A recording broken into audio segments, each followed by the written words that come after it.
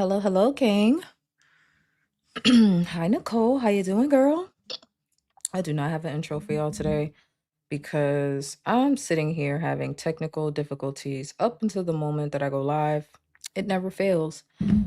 For some reason, my headphones aren't working in StreamYard in this particular browser, so I don't know if I'm going to be playing any videos today, or at least I'll try, and maybe you guys can hear it. And I'll be able to listen through a different browser, but I don't know. I don't know what's going on. But give me just a second. I typically like to have a video playing while I get my life together. Nicole, now, I don't know why you thought this live was yesterday. Girl. I would have been sick if I was rushing to get my life together for a live that did not happen. There's this YouTuber that I like to watch, and I swear for God, this man always schedules a live and then pushes it to the next morning. You know how sick I be? Do you know how sick I be at that? Hello, everyone. Hello, Freddie. Hello, Rita. Hey again to Nicole. Hey, Jen, Michelle. How you doing, everybody? How are you doing, gang, guys? Let me tell you, I'm not doing okay. I'm tired. I've done everything I need to do today except read my 10 pages and finish off my water. So if I need a couple of bathroom breaks, Charlotte's just gonna have to suck it up and listen to Darlene while I go to the bathroom. Hey Delilah, hey Delulu, hey Delili. Y'all are not gonna believe that my date for my goal weight got moved up a month because of Delilah. I don't want to hear nothing about it. I don't want to hear, oh, it wasn't Delilah, oh, it wasn't me. Yes, it was. Okay. My goal was supposed to be 242 142 pounds by July. And because I was on Delilah's stream, being a pickle, it is now June 21st. So I'll just process that. Okay. It's just all process that. Yeah, bring me one while you're at it, Nicole. I literally just finished my walk. Plus I had to put curtains up. I didn't have to, but I wanted it to be today. And I went to the gym earlier. I could fall asleep right here right now. Wouldn't give a damn. I sure could. Hey Tawanda, how you doing? I could fall asleep right now, wouldn't give a shit. But we're gonna go ahead and get into the live, get into the topic because y'all are on a bit of a time limit today. Um, what did I see before I got on here? What was I watching? Because I had a time limit in mind and something completely distracted me. Oh, I think it's what reindeer put in the community. It's always reindeer. It's actually 3 days old and I'm just now seeing it. Sorry for you guys if you ever post in the community and I don't see it in time because YouTube hasn't figured out that the content creator needs notifications of when things are being posted in the community. Dun dun dun. All right, so even though we might not be out of here on time, I'm going to set my alarm anyway and try to be an adult. All right. Did you guys see the homework that I posted for you? Hey Andrew, how you doing? Did you guys see your homework? Let me share my screen real quick. This is an 8-minute video. I guess we can get started with going through this video first, and then we'll segue into the topic I wanted to talk about. And let me also look at what Reindeer posted because I was like, ooh, this is tea. This is tea for today. If you haven't already, please like the stream. Let me see. Where is, oh my gosh. Oh my gosh. Oh my gosh. Hold on.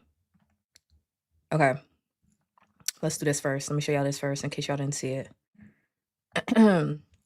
It says, according to ABC News, okay, less than half of adults in the U.S. are getting enough exercise, a new CDC report found. Only 47% of Americans are meeting the recommended 150 minutes of moderate physical activity every week, according to the report. Are y'all out there getting y'all exercising? Because I know, please. I was only getting, how much they said you need a week? 150 minutes? Okay, I was getting that. I wasn't getting that before having a trainer, but I've been getting that. I've been getting about, 3 hours a week, and now it's what's what's 90 times 7? What's an hour and a half a day times 7? Because that's what I got going on. I don't feel good, y'all.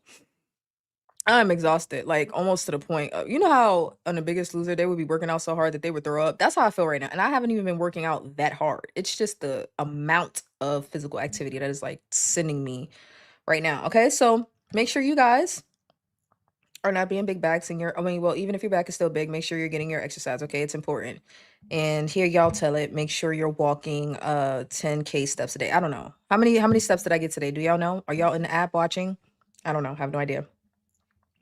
Um, and Delilah's gonna be cooking and cannot read the chat, but will be listening. Okay, shout out to Delili.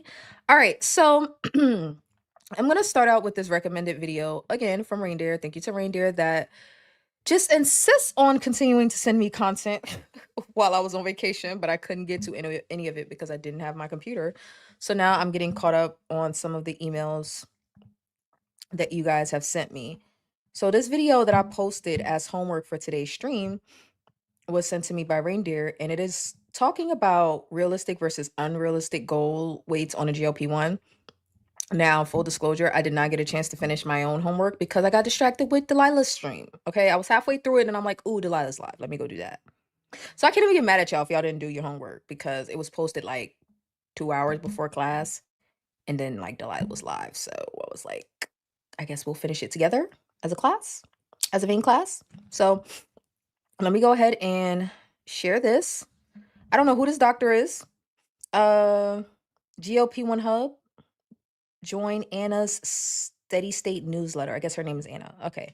All right. Let's see what Anna is talking about in regards to realistic and unrealistic goal weights on a GLP-1. The harder your body is going to fight back. And at some point, Question, is there an echo?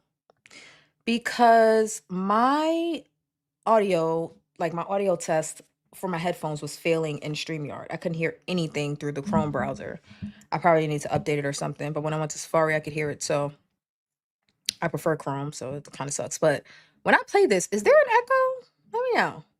medication is not going to override your biology. And that doesn't mean the medication is not working. So let's talk about what makes a goal weight realistic versus unrealistic on a GLP-1 and how you can actually reach and maintain a healthy weight that you can sustain long term, because this is not a short term fix. I'm Anna Reisdorf, registered dietitian, GLP-1 user, and my goal is to help support you in a realistic way on your journey so you can get the most out of these meds long term, not just fit into the smallest pants in the short term, then gain it all back again. So before we get into it, if you're on a GLP-1 and trying to figure out what's actually working versus what's just the noise out there, I send a weekly newsletter called The Steady State. It's where I break down research like this, plus exact strategies that I use personally on my GLP-1 journey, and I'll link it below. You can join that. It is completely free, and it goes out every single Tuesday. Plus, you get a free meal plan when you join. All right, so let's talk about these last 10, 20 pounds. So here's what's going on. You lose the weight. Because you are smaller now, your metabolism slows down.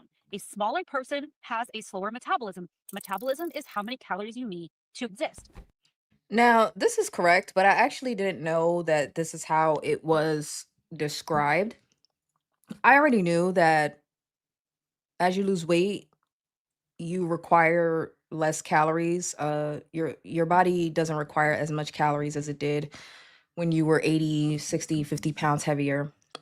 So I know that's one of the struggles that people have with losing weight. They forget to adjust their calories for their new weight, and sometimes people end up overeating. I know a lot of the times the issue that comes up the most that people talk about is undereating, but sometimes people like me, okay, that like to stay as close to maintenance as possible, even if I am cutting calories, sometimes I'll end up overeating because I'm not accounting for, in the past, I wasn't accounting for uh my lower weight and how, you know, I really just need less calories. Like I think right now I can maintain on like 1,600 calories, which is not a lot. It's not a lot at all. If you are smaller, you are moving less body mass through space. Makes sense? You need fewer calories. So that means your body is just burning fewer calories at rest. Your hunger hormones start to increase because the body does not like being in a calorie deficit because it wants to live. A calorie deficit means all of that storage fat that it worked for is going away, and it does not like that. Additionally, your body will become more efficient at staying at that same level, not losing weight. It really does kind of work against you, which is why weight maintenance is so hard. And even on a GLP-1, all of those adaptations are going to happen. The medication will help for a period of time, but it's not going to completely override your body's desire to stay at a certain weight. Like, it's just not miraculous, and you're not going to lose weight forever. So a lot of people I'm not gonna lie. So this is about where I made it to before I got distracted with Delilah's stream. I didn't really understand her point here. And if you guys know, you can let me know. I didn't really understand what she was getting at here. Like, your body's not gonna continue to lose weight forever. Well, duh, that's nobody's I mean, nobody's trying to lose weight forever, right? So, I mean, at first I thought she was describing some sort of stall, but now it sounds like she's saying something different. So I'm not sure what the point is as far as like maintenance and not losing weight forever. No, nobody's trying to lose weight forever, but let's continue. feel like, oh, this medication works so well at first, the first 6 months, maybe a year, and now it's not. It must stop working. I have to change the medication. I have to increase my dose. I have to do that. That's not true. If you Man, okay, hot take. Feel free to drag me if you must, but just do it while I'm live because after the stream, I'm not going to care. Hot take. If Okay, outside of the OGs that didn't know no better and just followed the instructions and titrated up too quickly, right? For everybody else that has better information now, in my mind, if your GLP-1 is no longer working at all after a year, something went wrong somewhere. That's why I excluded the people that titrated up too quickly because we know what went wrong with that. But outside of titrating up too quickly, titrating up when you don't need to, like you're still losing weight at the lower doses, but you continue to titrate up anyway. So you just end up on a 15 milligram for 8 out of 12 months. Outside of that scenario, if you're waiting until you're at a stall or the food noise is back or something like that, if you wait and titrate up accordingly, I don't even think most people even make it to a 15 milligram in a year. Like with the new individualistic titration. Like I'm damn near 2 years in and haven't even made it to the 12.5. So I know it's my life, it's not everybody else's, but yes, if your GLP-1 is not working after 6 months, a year, something went wrong. And maybe it's time to take a break and start over like from scratch, kind of like Dave did. Hi Sydney, how you doing? Sydney listening in at 3x speed to catch up. are able to lose weight on this medication, the medication is still working. So let's talk about people's unrealistic goals. Most people pick goal weights based on I'm so sorry. She just said something that did not make any sense. Hold on. Let's she just contradicted herself, I think. Let's go back a little bit. lose weight forever. So a lot of people feel like, oh, this medication works so well at first, the first 6 months, maybe a year, Right, and Jen. now it's not. It must stop working. I have to change the medication. I have to First she said, okay, see. I don't know. I don't have nothing against this lady. But first she said the example was the medication subjectively isn't working. And then she says you may think you have to change the medication, have to increase my dose, et cetera, and that's not necessarily true or that's not true. Then she says if you're still losing weight, the medication is working.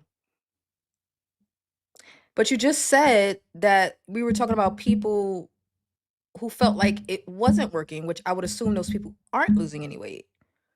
But then again, not working is subjective. So maybe she meant these people think they're not losing fast enough. Maybe that's what she meant. Maybe that's what she meant. Maybe they are losing and they're not accounting for the fact that they may just be a slow loser or they may be comparing their loss to someone else. Maybe that's what she's talking about. Let's continue. increase my dose. I have to do that. That's not true. If you are able to lose weight on this medication, the medication is still working. So let's talk about people's unrealistic goals. Most people pick goal weights based on what they used to look like maybe what they weighed in high school, what they think they should Yep, doctor. And they're watching my channel right now. And I be getting on them, doc. I be getting on them, doc. Okay, I be getting on them, doc. When they be like, oh, because that's the weight I was in high school. Oh, because that's the last time I remember fitting into a certain pair of jeans. Oh, that's the weight I was when I went to prom or when I got married 20 years ago. And I'm just like, the only part that she ain't saying is that sometimes that goal is still overweight. But let the lady cook. Let me let her cook. weigh ethics or arbitrary numbers. I should weigh 120 pounds. I had a roommate in college. He told me all women should weigh 120 pounds. That is not true at all. They don't pick something based on what is realistic. So an unrealistic goal is I want to weigh what I did at 22, or I just need to lose 10 more pounds. Like 10 pounds in terms of health doesn't actually make that much of a difference. Or you base it on BMI without like thinking about your body composition. And, weights can change, especially. Well, here's the thing, right? This whole goal situation, I picked my birth weight.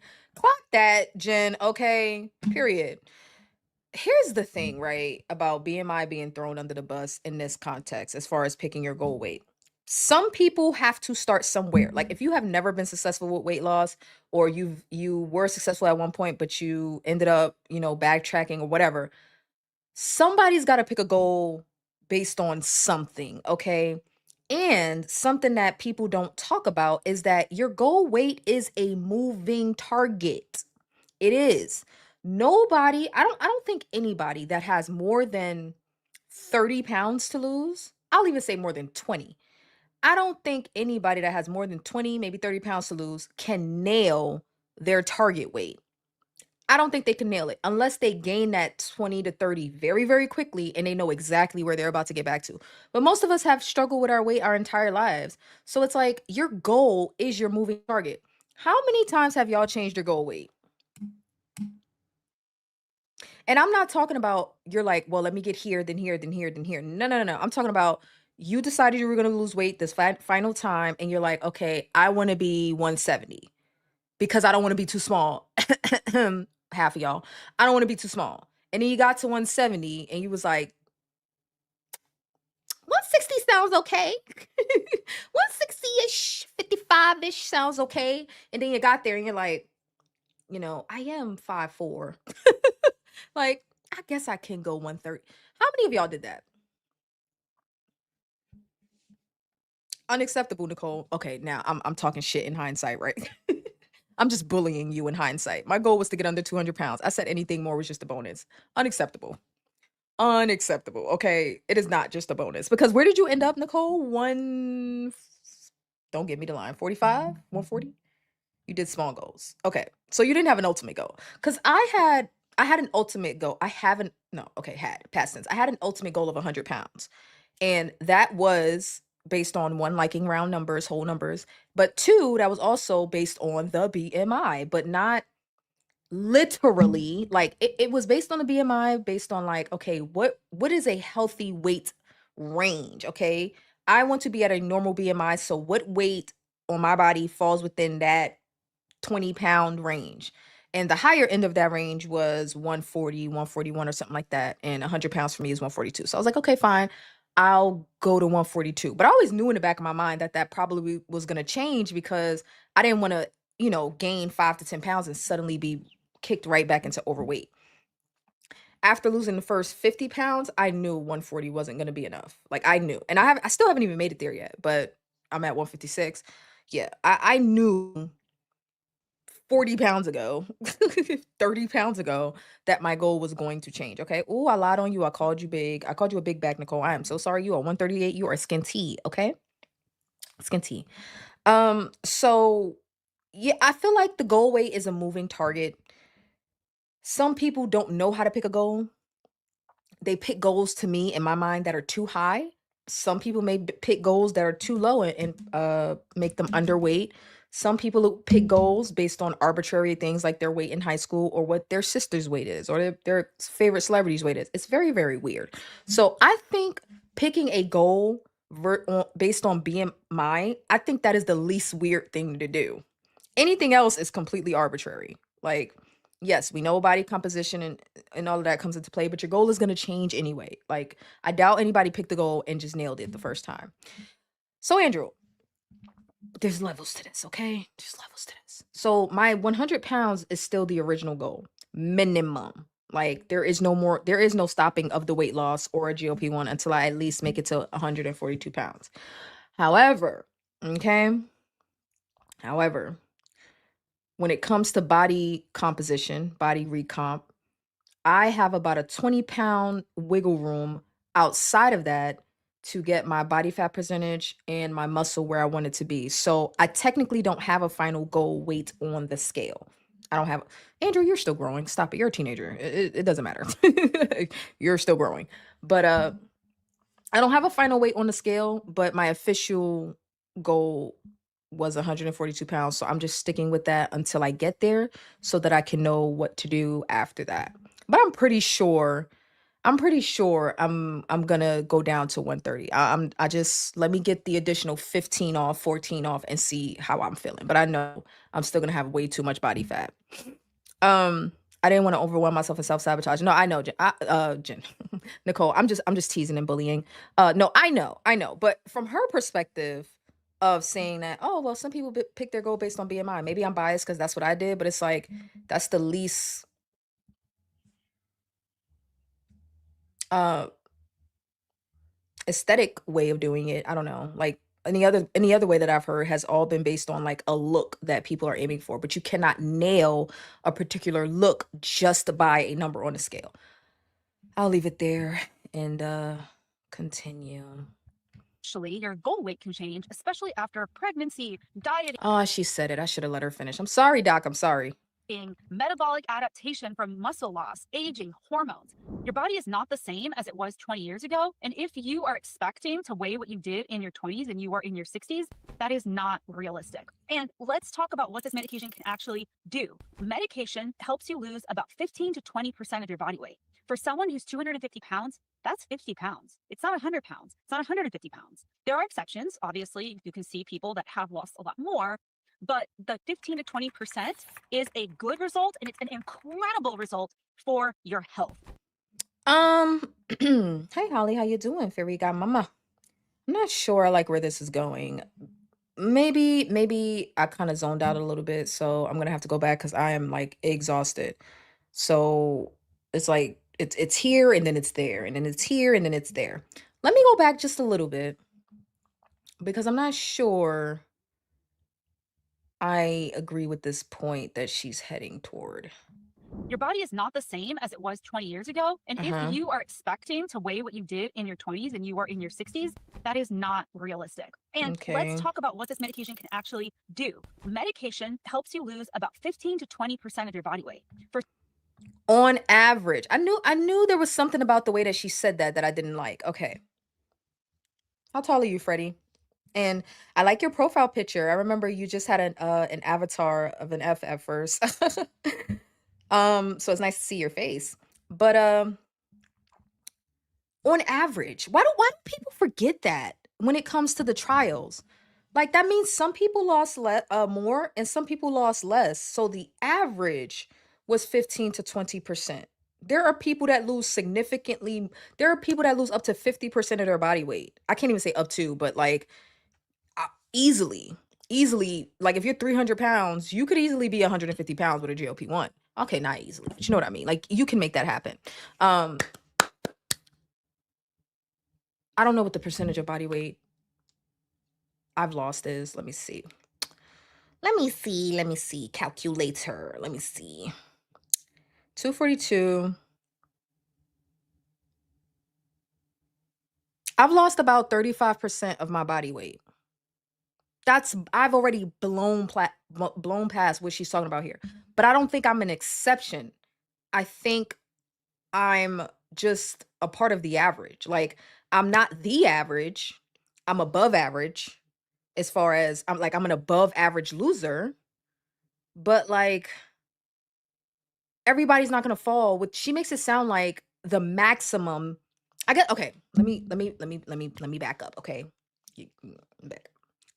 In my mind, like the stream if you haven't already. In my mind, she's making it sound like the maximum is 15 to 20%, and that is incorrect.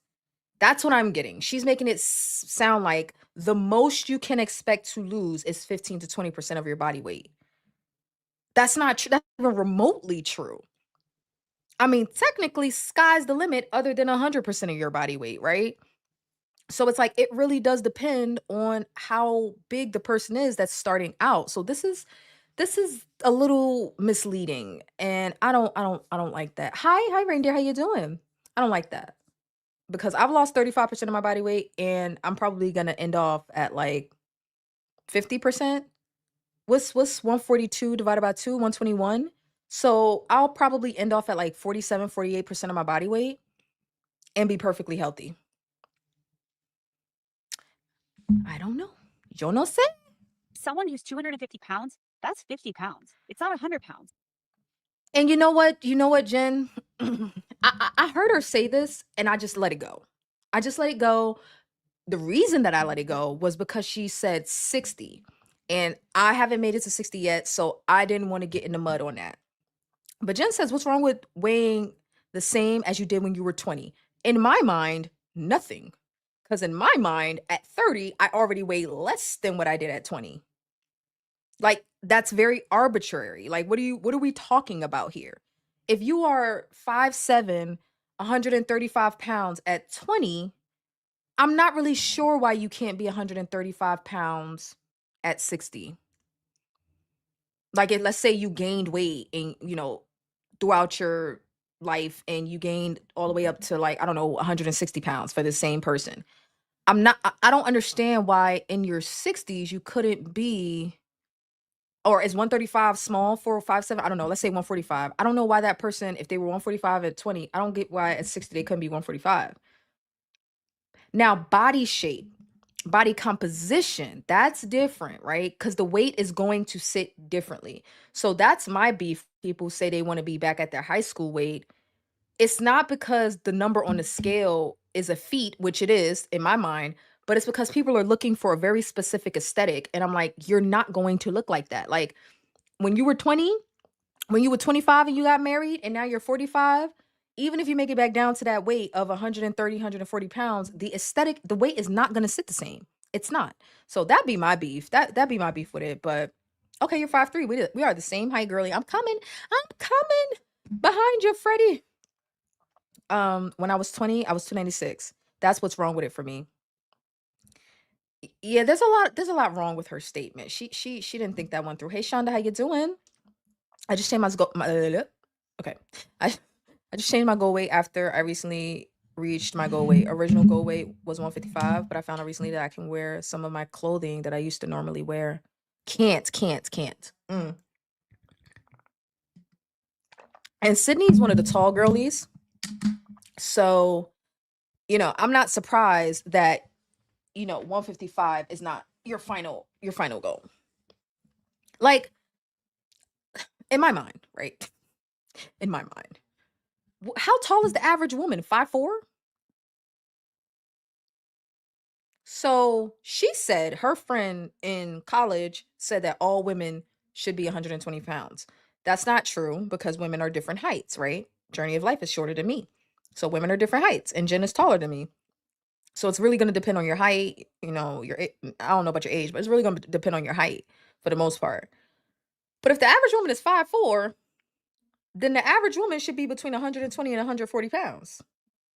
Now, 20 pounds is a lot of wiggle room, but I don't think the average woman is between 120 and 140 pounds. The average woman, the average American is overweight. So I don't know. So I've added losing another 10 pounds because um that was my weight for 90% of my life. My goal is now 145. I dig it. I dig it. All right, let's continue.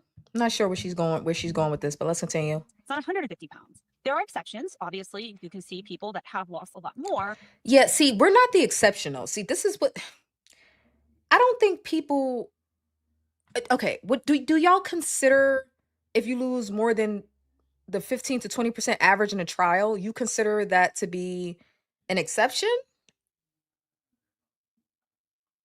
I don't know. I'm not good with math. So I don't know, like I don't know, cuz to me a lot of people would have to like I would want to know if those numbers to create the average were top heavy or not or bottom heavy.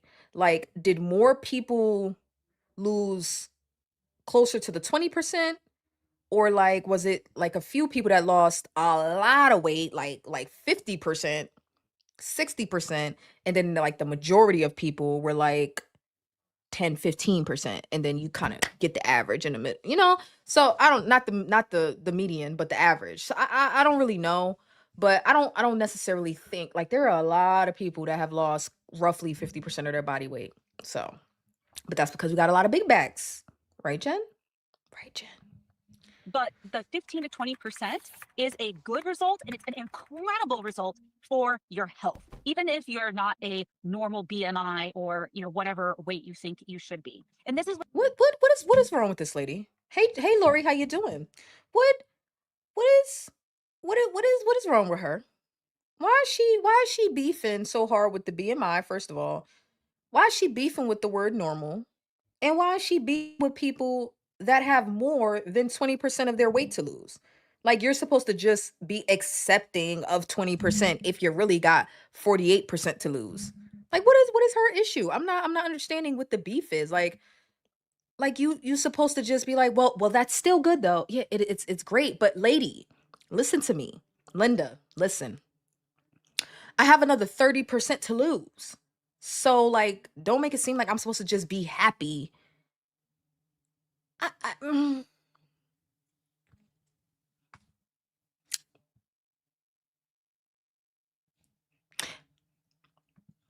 where people really get stuck and they think it's not working and they're extremely disappointed. It's because they're chasing a number that may no longer be realistic and what their body cannot maintain without like an insane amount of effort, an unrealistic lifestyle, all of that. I don't like why she keeps saying unrealistic. Oh God, I can't wait. Okay, maybe I should just hurry up because we're already 30 minutes in. I really want to get to my topic about this is what this is why I'm so it's a good omen. I was supposed to catch Delilah's stream today talking about being delusional. Okay, because we're gonna find a new word for it, but I'm fine with delusional for now. Like, having a mindset of just like, this is what I want and this is what I'm going to get done. And then having the naysayers that's like, but and it's like, listen, I hear you. I love you. I feel you. Okay. But you not feeling me when I say, this is what the fuck I'm doing. This is what I'm doing. This is the goal. It is what it is. This is why I've started a series called Imagine Giving a Fuck. Because that's how you gotta act these days. That's how you gotta act. That's how you gotta act. Okay, if you're not 30 yet, then maybe you got a little time. But I'm telling you, when you become one of us old folk, you start to realize that you should give less of a fuck about what people talk about. Let's continue. What a realistic goal weight is. Let's get away from the number on the scale. First is a good amount of muscle mass. So having 25 to 30% body fat for women and around 20% for men, that is incredible. Body composition, like how much fat you have versus muscle, matters way more than the number on the scale, because that is true health, like how much muscle you have. That's what's going to carry you through when you're 80. Weighing as little as possible might mean a broken bone when you're older. That is not the goal here. You also want to be able to maintain it without extreme restriction. If you can never eat a carbohydrate ever again, if you can never eat a piece of cake ever again, if you have to work out 2 hours every single day to maintain that weight, I'm sorry, but that's just not worth it. That is not a life worth living. Well, maybe I'm a little biased here because I am doing 75 hard. I'm only just about a weekend. I got some feelings on that. And at the end of this stream, we are going to do a debunk vanity session, okay? Where I'm going to say something that most people would consider probably outrageous and you guys get to come for my neck. Or don't. Maybe you'll agree. I don't know, okay? But it is completely open to criticism and critique and calling me a crazy lady, okay? So at the end of this stream, even if you leave, make sure you come back, spin the block, because we are going to have a debunk vanity session, okay? Where I'm going to say something completely outrageous, just the thought that I've had, and you guys are going to tell me how crazy I am or not, okay? Now, about this whole never this and never that, that's a bit of a dog whistle because nothing should, I won't say nothing. Ugh, okay. I'm not trying to subscribe to never. Congratulations, Lori. 43% of your body weight. You better go. Hey, girl. Okay. How's your wife? Wife. I believe so. How's your wife doing? Your wife's on a GLP-1 too, right? I'm sorry. I'm a little, I don't remember, Lori. I don't remember. But okay. What am I trying to say?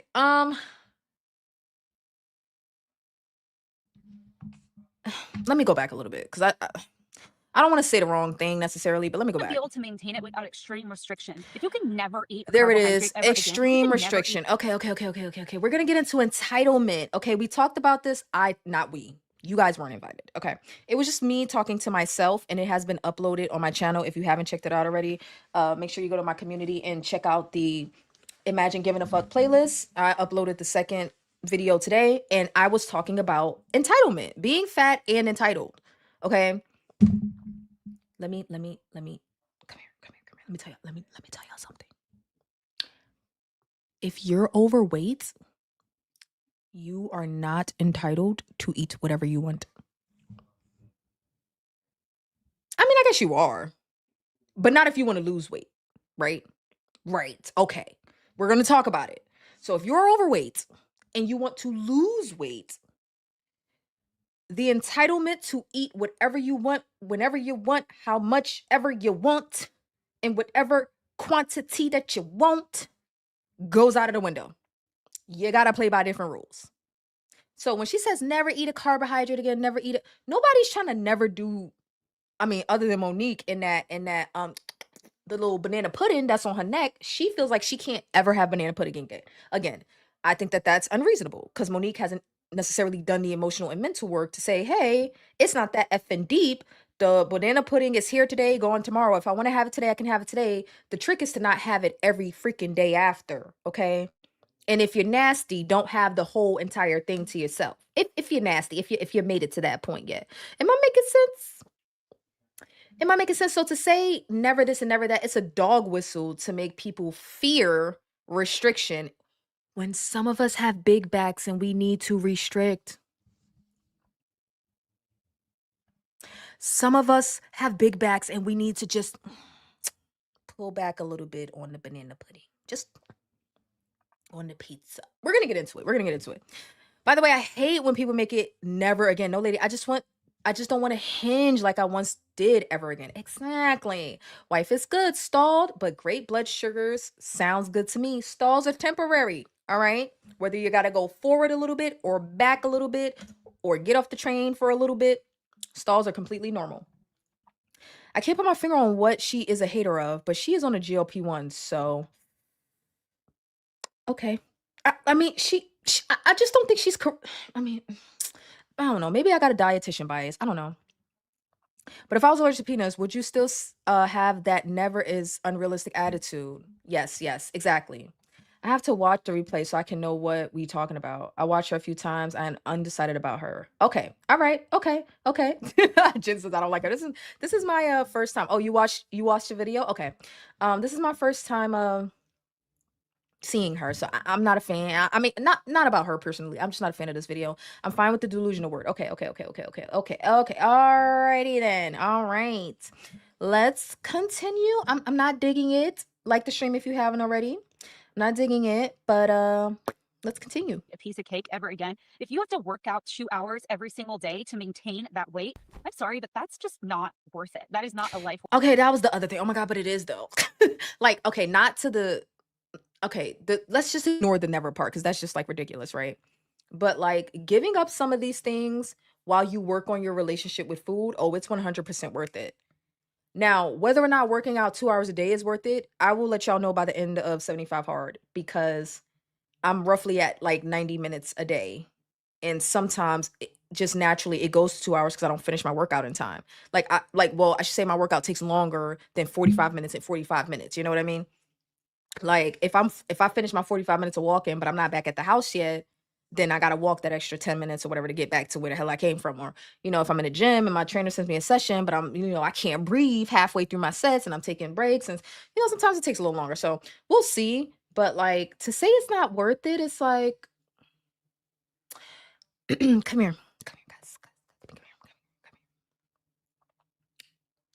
If you want a nice body and you weren't born with it, or not born with it, but like you weren't born with the genes to just naturally have a fit, muscular physique,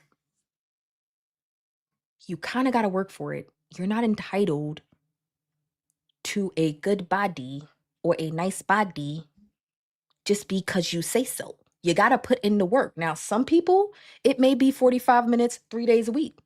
Some people, it may be 30 minutes, 7 days a week. Some people, it may be 2 hours, 5 days a week. We don't know. How often do athletes work out? Because they, depending on no matter what field they're in, unless they're a sumo wrestler, they tend to look immaculate. They have lots of muscle. They all shiny and glistening. They got tight butts. So it's like,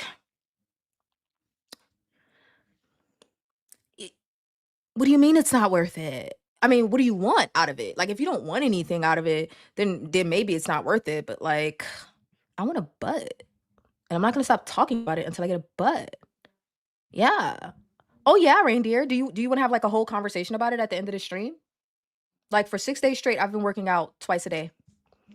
But I have to wait 3 hours apart. I'm not gonna segue, but yeah, your girl's a little sleepy. So if I start to stumble over my words, that's why. Okay. Because I just came back from my walk. Let's continue. Worth living, in my opinion. I don't know, you do you. But to me, anything extreme just doesn't seem worth it. I want to have a balanced life. I want to enjoy my life. I want to exercise and move my body, but I don't want to just be a slave to the gym and eating chicken and broccoli all day. So you want to be a normal. Who said I hate when people do this? I hate when people do this. Who said you have to eat chicken and broccoli all day to be fit? I actually don't eat broccoli at all. I want to be a broccoli girly. I was a broccoli girly when I was a kid. I don't know what happened. I think I got just like hooked up on like Swedish fish and hamburger candies. I don't know what happened. But I want to be a broccoli girly because I just feel like it would be good for my intestines, but I'm not there yet. But like this is not 2002 Atkins, lady. This is not 2002. Nobody believe, well, I can't say nobody. But in my mind, nobody believes that you need to only eat chicken breast and broccoli to be healthy. I don't think anybody believes that in 2026. Eater. And oftentimes, this might be 10 or 20 pounds higher than what your ideal weight is in your head. But you have good energy. Your labs are better, which means your health is better. You don't feel as much inflammation. So you're not so sore. Your knees aren't aching. Your hips don't hurt. And your general quality of life increases. And I really think that that's what we need to focus on. What is your quality of life that you are looking for long term? Because the goal is not the lowest weight that you can hit, it's the highest weight that can support the. Clock it. Hello me. Hello me says, I went to the DR for my shape. I respect the people who work out, take strength, mental and physical. We're going to get into some mental toughness if I have time to get into 75 hard today. Now, with that being said, hello me. With that being said, I am team. Okay, maybe not the DR because the DR be killing people. Okay, so I'm glad you made it out safely. But I'm team go get that body done. I just, okay, so hello me, tell me this. Did you have to work out to maintain it though? Did you maintain it? And if you did maintain it, what did you do to maintain it? Like, you can just say I worked out or something like that. Or did you not maintain it? And if you didn't, you could just say I didn't maintain it. Because that's oh God, hello me is gonna send me on a whole segue. Oh my God, oh my God, oh my God. Okay, so here's the thing. Here's what I feel about cosmetic surgery because I haven't had any, but I am a cosmetic, you know, adjacent girly. Like in my mind, I have the money for the cosmetics, but I don't. All right. Like in my future reality, I have the money to get it all done. Right. But listen, I am against I mean, women can do whatever they want. Women, men, everybody can do whatever they want. But I'm just gonna give my personal opinion. I wish women would not get overweight tummy tucks and BBLs. Like I wish women would be closer or as close as possible to their ideal weight before getting tummy tucks, lipo, BBLs. Because to me, people end up going from being overweight and looking overweight to being an overweight Coke bottle. You know what I mean? And it ends up looking a little bit of a mess. But but outside of that, like as long as people be safe, I feel like people should be able to do both, right? You should be ideally get the weight off and then use weight training to put the muscle on and use the cosmetics to sculpt and nip and tuck and clean up all of the cokey bottle edges if we're aiming for Coke bottles. I don't know. So that's how I see it. But I'm just one person, right? So shout out to you for saying I went and got that thing done because I was this close. I was this close before I found a GLP-1. In fact, I only found GLP-1 because I was looking for a surgeon. Okay. I was still gonna lose the weight first, but I was ready to get my lipo after losing my weight. Okay, so I'm just saying, I'm team get that nipped and tucked. I recall a certain creator saying the exact term when she got some anti-fat commentary videos done on her. Roasted broccoli is so good with garlic. Okay, so you're like gonna come cook it for me? Because I feel like I'm gonna ruin that. Was I in the stream? I remember us talking about that topic. I don't know. Um, I had planned to read that book. Oh, y'all talking about Delilah's book club. Um, so okay, all right. Let's continue. Y'all having a conversation amongst Life that you yourselves. really, really are looking for. So instead of picking a number and like some random number, ask yourself first, can I get enough protein and nutrients to support my body at this weight? Am I maintaining this weight without white knuckling, with never being able to have a cheat day? I don't want to call it a cheat day because it's just a normal eating day. Do I feel strong physically? Are I don't like her. I shouldn't say that. That's not nice. Like, leave it to me to take an hour to review or react to an 8-minute video, but it's like she leaves you with so much to say. It's like this is why this was homework at the last minute, because this is like half of my uh what I wanted to discuss. my labs improving? Is my cholesterol down? Is my diabetes better? All of that. For the record, she's tripping balls. I'm not considering how I'm going to maintain my protein at my goal weight before I even start losing weight in the first place. Like, why would she even suggest that? Like, before you pick a goal weight, consider whether or not you can get your proper protein at that weight. No. I just need to get this fat off my back. I need to unbig this back. Like, we'll worry about the logistics along the way, right? We will alter and work on and fix our eating along the way. And hopefully we got it out by the time we get there. And if we don't, we're gonna keep doing the work. But I'm not gonna pick my goal weight based on like, how many grams of protein will I need at that weight? Will I be able to eat that much protein at that weight? No. Yourself, right? That is your health improving. And your body will often like tell you where it wants to stabilize. It's definitely giving health at every size. That's what this is giving. And forcing it, pushing, lowering your calories, that's just going to backfire. So I want you to kind of take a moment. And if you're stuck chasing the last 10 pounds, you're like, I lost 60 pounds and now I have 10 more to lose and it's not coming off. Help me. It may not be a fat loss problem. It might be a goal setting problem. And sometimes the shift is not like, how can I lose more? It's what can I sustain long term to maintain this success? And if you want more practical advice, make sure you. Well, lady, let me tell you this. If I get down to 152 and I can't budge past that, guess who's titrating up? Like, why do I have to accept being 152? Hey, Twan, how you doing, girl? Why do I have to accept being 150? I don't have to accept. I am 5'3". I am bite-sized, okay? Okay. Like, I am a fun-sized girly. I don't have to accept being overweight at all. I don't have to accept that. Yes, things improved. Yes, that is wonderful. That is great. Let's keep it going a little bit. She's talking about, 10 pounds, that doesn't make that much of a difference. I agree if you're within a normal weight range and you put on 10 pounds. Like, okay, I get that.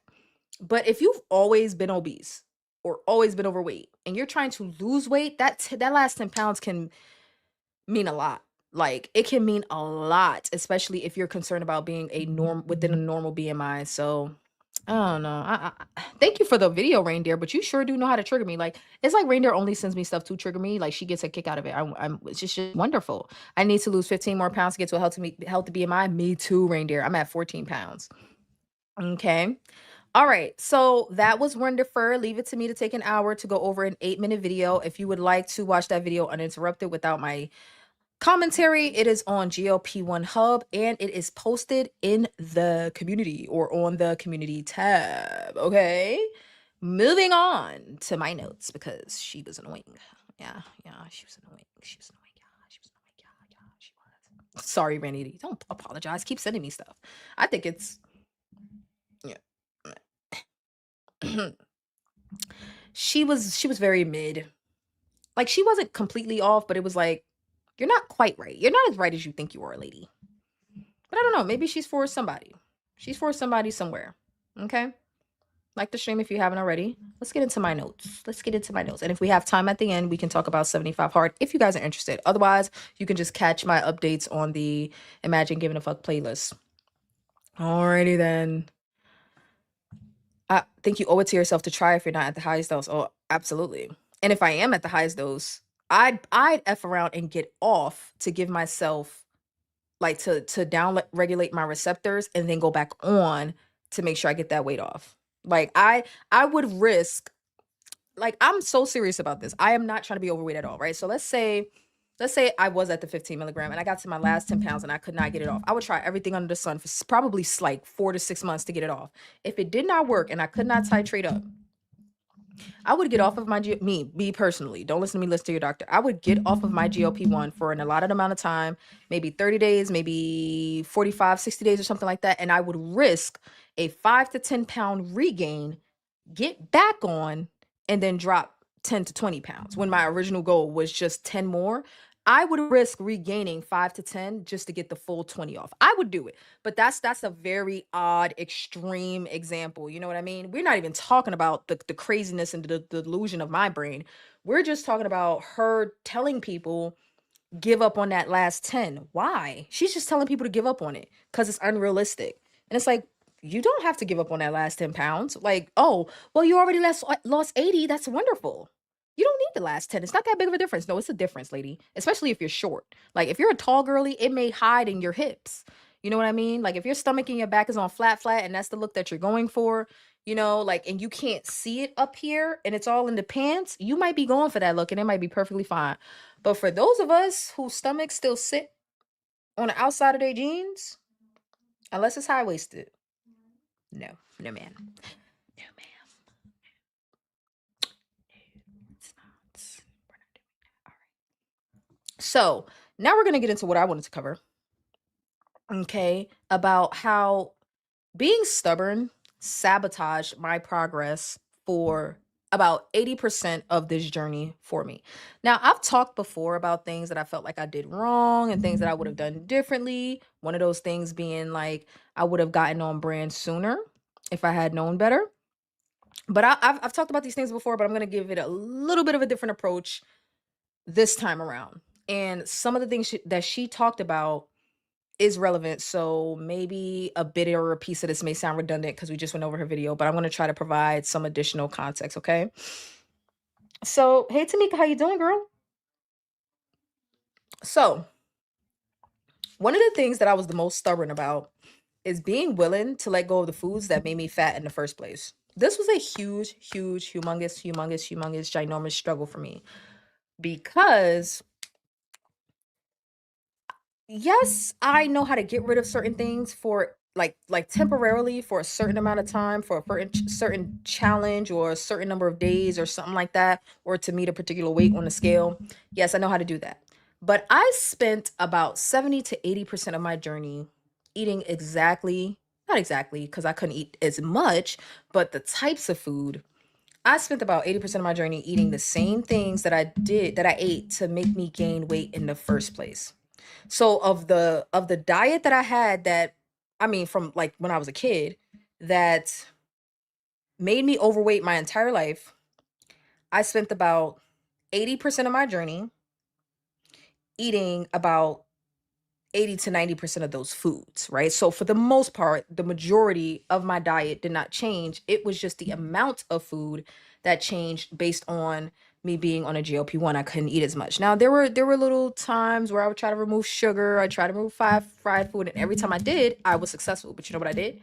I went back to eating those things. It wasn't until last June where I started to remove a lot of those things semi-permanently. Like I say semi because some of those things ended up coming back recently and then having to get removed again. But remember when she said, if you're going to be restrictive about this and if you're going to take this down to zero and you're never going to have this again, then it's not worth it. Well, that's not true for everyone because there were certain things that I got rid of permanently initially. And then when I brought them back, I immediately remembered why I had to get rid of them in the first place, like candy, other than chocolate, because I don't have a big chocolate candy problem. But all the other candies, we talked about this before, I got rid of it last June, and I brought my consumption down to zero. And then when my consumption started to creep back up, started to feel like I couldn't control how much candy I was eating again. So it's like for certain people, some things are just not on the table, or at least not right away. And when it comes to having when it comes to not having the best relationship with food or the best relationship with sugar, as most Americans experience, you don't get to if you decide you want to lose weight, right? You don't get to try to keep the same diet that made you big in the first place. Okay. Now, I get that sometimes we focus too much on restrictions over balance. That was another thing that I struggle with. I was extremely stubborn about. Okay. People would talk about balance and moderation, and I'm like, but I can't. But I can't. And the truth was, it depends on what the food is that we're talking about, or the item, or the drink. It really depends on what we're talking about. So when we're talking about candy, I can't really moderate that unless we're talking about 2 to 3 pieces per year. If we're talking about that, then maybe I can work with that. But it's just easier for me to not have it. But when we're talking about like chocolate candy, I don't really eat chocolate candy I don't desire it very often, so I don't have a problem. Ice cream. I don't desire ice cream very often, so I don't have to restrict it because I only naturally want it 2, 3, maybe 4 times a year. I only really like it when it's cold, when the weather is cold, oddly enough. So certain things, like for example, pizza. Pizza was one I struggled with for decades of my life. There have been times where I have removed pizza completely, and then there are times where I've tried moderating pizza. Hey Chichi, how you doing? And then there are times where I've overindulged, and I have finally found a place where I'm like, I was able to find a balance with my favorite food being pizza. I was able to come up with conditions for myself that make sense for me. So I want a very particular style and type and quality of pizza. And if I can have that every once in a while, I'm straight. If I can have authentic Italian style pizza with motherfucking flour flown in from Italy. Now, if I'm in Europe, it's a lot easier to just get around the corner. But if I'm stateside, I need that flour to be flown across the pond, okay? If I can get that like 2, 3 times a year, 4 times a year, something like that, like once every 2 to 3 months, I'm straight. So some things I found I can moderate. Some things I found I don't have to moderate because I already don't eat them enough. And then other things, it's like we're just gonna completely and utterly restrict, remove because I have no control over my consumption of those things. So again, when you have a big back brain, right? Your body wants you to have the things that made you big in the first place. Sometimes you have to have stricter rules. Sometimes you have to have stricter conditions. Some people don't need that, but a lot of us do, and we're not being very honest about that. I definitely wasn't being honest about it until, in my mind, 6 months is very recent. Not taking weight training and physical activity seriously is something else that I was extremely stubborn about. With the context of like I was dealing with some SAD during the winters, and just being heavy. It's so hard to work out when you're heavy, right? It's so hard to be active when you're heavy. And I would start and stop and start and stop and start and stop. But now that I'm damn near at maintenance, I really wish, okay, I'm not beating myself up about it, but I really wish that I had taken my weight training much more seriously. Like it was always in the back of my mind, but I just couldn't. And now I know this had a lot to do with my dopamine because, with the whole anhedonia and stuff like that, I didn't really get the jump I needed for exercise until I got on bupropion. If you're not caught up on all of that, if you remember the videos are still there.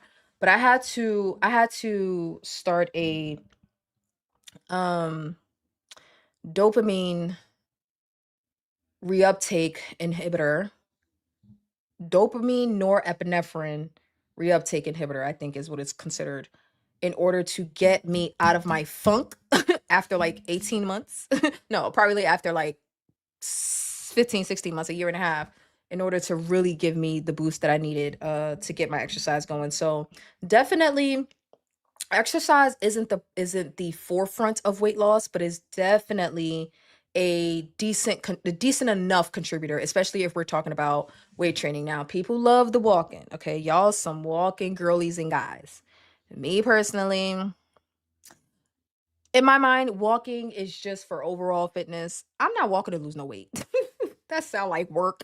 That sound like I gotta walk all day, every day to make that happen. I'd rather just lift some weights. But I do believe in walking for just my overall health. Still struggling a little bit with the hips. I don't know what's going on there. Like I was doing okay in Europe, and now that I'm home, I don't know if it's because I'm more aware of my walking that the pain is more obvious. I don't know. But, and I figured out today that walking backwards is not nearly as painful as walking forward. So I was, I had like 10 minutes left in my walk, and I was like, well, let me turn around and walk backwards and see what happens. And it was like a breeze. It was amazing. Um, yes, I can bust down Tatiana. It doesn't have to be gluten free, but I'm sensitive enough that US I don't even want to call it US flour, but however we process it here or wherever we're getting it from for traditional American or New York style pizza, whatever flour they're using puts me on my ass. I can't I can eat it, but I'm a suffer for it. Like I can eat it, but I'm gonna pay for it. But when I go to Europe, or if I go to an authentic Italian pizza place here that has their flour imported, I can eat pizza like a normal human being and go on with my life like a normal human being, okay? But because it's so delicious, I still have to moderate it. That's what that's about, okay? Hot girl walks and no baked goods allowed in this house. What is a baked good? We don't do those on 75 hard. What is that? Like, I'm over here arguing with ChatGPT about putting 3 sugar cubes in my coffee. It's allowed, ChatGPT, okay? And I didn't say I was doing it every day, but it is allowed. I can have 25 grams of added sugar on my USDA HHS diet, my food pyramid diet, whatever, whatever. Y'all don't need to be privy to my beef with ChatGPT. Okay, so the other thing that sabotaged my progress that I was very stubborn about was focusing on temporary changes versus building a new lifestyle. Oh my God. Temporarily getting rid of sugar, then adding it back. Temporarily getting rid of Coke Zero, then adding it back. Temporarily working out and then stopping and then starting and stopping. Temporarily tracking my calories and then stopping. Temporary this, temporary that, temporary, temporary, temporary, temporary. Okay. Like it took, man, took a long time. Like 2 years is a long time. July will be 2 years. It has taken me quite some time to realize that this is just my life now. And it's, like I'm coming over the hill. I'm coming over the hill. Like I'll be there by summer. I'm coming over the hill to the realization like that this is just my new life. Like there is no turning this around. There is no going back. There is no things getting easier. There is no like there's no version of this where I get to just relax. I have to fight to keep my weight off forever, GLP-1 or not. And I'm not even convinced I want to stay on one anymore. Okay, whatever. I've been talking about this for like a month now. I'm not even convinced. I don't know. We'll cross that bridge when we get to it. When I'm officially like when I know I don't care about the number on the scale dropping anymore. Then we can talk about what I'm gonna do for maintenance. But like, y'all, I am just now. I am just now getting around to the idea that like, listen, this is low key like the way things are. This is just the way things are. I have to work out. I don't have a choice in the matter. I mean, I have a choice, but like the choice doesn't get me to where I want to be, which is like a super hot fire body. Like I could choose to not limit my processed foods and sugar and stuff like that. Like I could choose to overindulge in those things, but like making the wrong choice in that decision makes my back wide. Like when I just went on vacation. I'm like, I have to do y'all.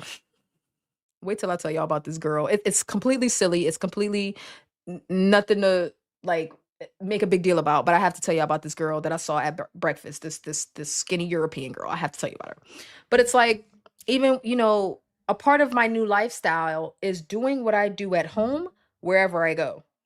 So I am dismantling and disbanding and debunking the idea of letting yourself go on vacation. I mean, you could do what you want to do. Make your bag big if you choose.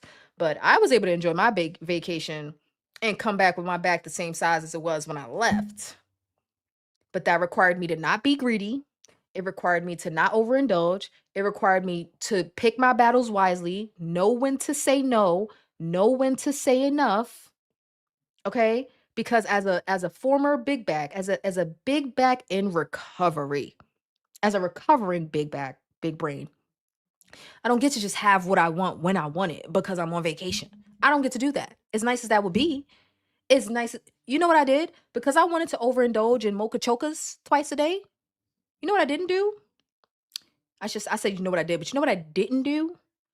I didn't overindulge in like other things during my trip, right? I didn't overindulge in pizza. I didn't overindulge in pastries. I didn't even candy. I did eat some candy, but I wouldn't say I was overindulgent. I was just like picking at different types of candy or whatever. But like because I wanted to overindulge and not overindulge, but because I wanted to enjoy my mocha chokas, because I'm going back to a former habit of only having Starbucks when I'm on vacation. That was a habit of mine like 2 to 3 years ago. I'm going back to that because the Starbucks would just be doing too much stateside. Like it costs too much, I drink it too much, I don't got time. But it's like on vacation, I don't get to just stop living my life and make my back big again and have big back behavior. I don't get to do that. I don't get to do that. Not if I want to maintain my results, okay? That's a perfect way of thinking of it, V. I need to get into the mindset that this is permanent. Me upgrading to version 2.0. Absolutely. Okay. Absolutely. Nicole says I still allow sweets, baked goods, just gotta go home with someone else. So I'll eat a piece and then it's got to go. Yeah, I will. So that's the other thing. I will eat it somewhere else. Well, not right now because I'm doing 75 hard. But outside of 75 hard, if I go to a restaurant and I want dessert, I wouldn't mind having dessert. If I go to a birthday party and there's cake, I wouldn't mind having cake. I'm not about to bring the donuts in the house though. I'm not about to bring the donuts in the car. None of that. None of that. Okay. None of that. None of that. Um, just got to get better flour from the store to make a healthier pizza. Yeah, that would work for me. I'm just lazy. Let's start there. Like, let's start there. That would definitely work for me, but I'm just lazy. And plus, I would just rather the restaurant do it so that I can enjoy it. And then whatever I don't finish, go home. Like I can just leave it there because I don't take it with me. I don't take leftovers from a restaurant. Typically, like 98% of the time, I'm not taking the leftovers because I'm not gonna want to eat it.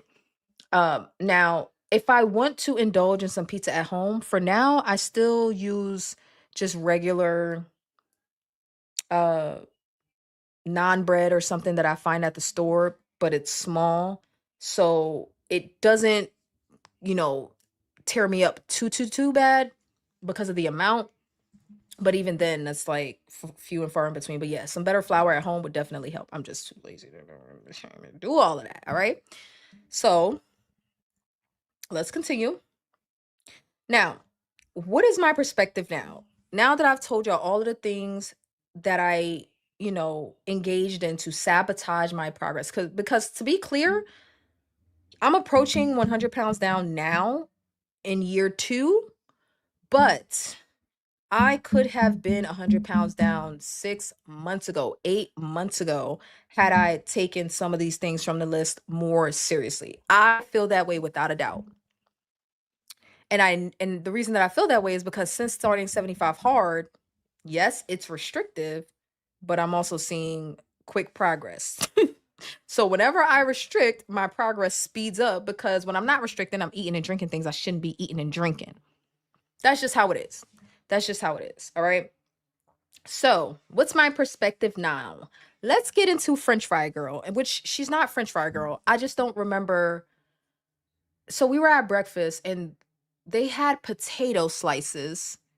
Now, they called it hash brown, but it wasn't like what we would consider hash brown. It was like potato wedges or not even what we would consider potato wedges. I don't know. It was like sliced potatoes. It was breakfast potatoes, right? Y'all.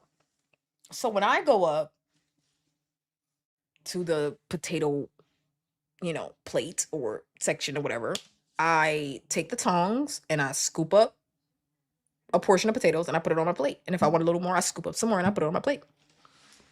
This one day I went to breakfast and there was French Fry Girl. There was Potato Girl. This girl, and I'm calling her girl because she was young. She was young. I don't know if she was like super young, like underage, but she was young. She goes up to the potatoes. She's thin, fit, she looks like a normal European girl.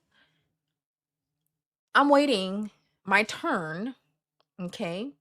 Me and my non-back, my non-big back. I'm waiting my turn. And I already got the skinny mindset going, right? I already got the skinny mindset going, but by this point, my birthday has already passed. Being a diva has worn me out. I'm in Prague now. So my eating has slipped a little by this point. This girl goes up to the potatoes. She takes the tongs. She takes one piece. She puts it on her plate. She takes the second piece. She puts it on her plate. She takes the third piece and she puts it on her plate. And then she stops for a second. She thinks about it. She takes the fourth piece. She puts it on her plate and then she walks away. And I couldn't believe it. Who counts their breakfast potatoes? I didn't know that was a thing. Who counts their serving of breakfast? Now this is the fat me witnessing this. This is my fat brain, my potato addicted brain, which in reality, GLP-1s solved my potato addiction, but I refuse to accept it, right? So imagine there was a cure for like crack addiction. So that physically you don't want it, but emotionally you still keep trying to go get crack, right? That's me and potatoes. That's like I physically cannot enjoy potatoes the way that I used to before GLP-1, but damn near 2 years later I still be trying to eat some goddamn potatoes just for me to get 3 bites in and I can't finish none of it. Okay, I'm sitting there like, that is how you stay skinny.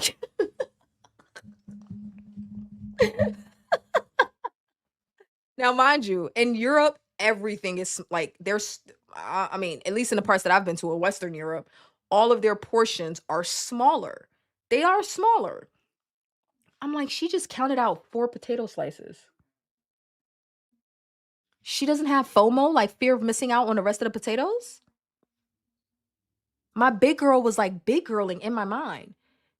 And I'm like, that's how you keep it skinny. Okay. That's how you keep. Now, do I think she was worried about her figure in the moment? No. I think this was just normal to her. Like this is just normally how she eats. You know what I mean? And it just showed me that there really is a difference between people that are, now I'm gonna go out on a limb and say naturally skinny. I don't know. She could have been 300 pounds in her life and lost the weight. I don't know. But she didn't seem like it, right? Her behavior and her aesthetic said, this is just what I do, and this is just how I look. And I'm like that showed me that there is a difference in the way that the brain functions between people that overeat and people that eat just enough for them, right? There's a way that there's a difference in the way that they interact around food. Y'all think I went up there and counted out my potatoes? I was like, I'm not doing that. Because my skinny was like, girl, count your potatoes out. That was a good idea. And then my big back was like, girl, your birthday has passed. There's nothing cute you need to fit into. Okay. Scoop the potatoes. They're potatoes, right? Just scoop it. Okay. And then my skinny was like, but this is the principle. You're supposed to be developing new habits and a new lifestyle. And the skinny lifestyle says you count your potatoes. Okay. I scooped it. You think I ate it though? Again, like eyes bigger than my stomach. I put, a scoop on my plate, maybe double what she had. I didn't even eat it. But it was the principle of like, I'm not about to sit here and count on no potatoes. Okay. So maybe, I don't know, maybe I'm still struggling a little bit. Maybe I'm still struggling a little bit. I don't know. But French fry girl had me a little bit in my feelings. Just a little bit. Reindeer says that's strange. You can do it off the shot. You have to build more healthier lifestyle changes for it to happen. I am off and done and doing just fine. Congratulations to you, girl. Okay. I definitely, well, I don't want to say definitely, but like I would not be surprised. I'm not sure that I could continue losing off of a GLP-1. Maybe I could if I tried hard enough, but I'm lazy. I'm not willing to try that hard. I'm just gonna go ahead and tell y'all the truth. I'm not willing to try that hard. But maintenance, I'm not so sure that I can't maintain. Okay. I'm not so sure that I can't maintain outside of a GLP-1. So that's the difference where, like, I get a little flip floppy about people getting off versus staying on. Originally, I felt like you gotta get on, like, if you get on a GLP-1 to lose the weight, you gotta stay on it to keep the weight off. I think that outside of Eli Lilly, we're now, based on personal experience, getting more information about how people are actually doing.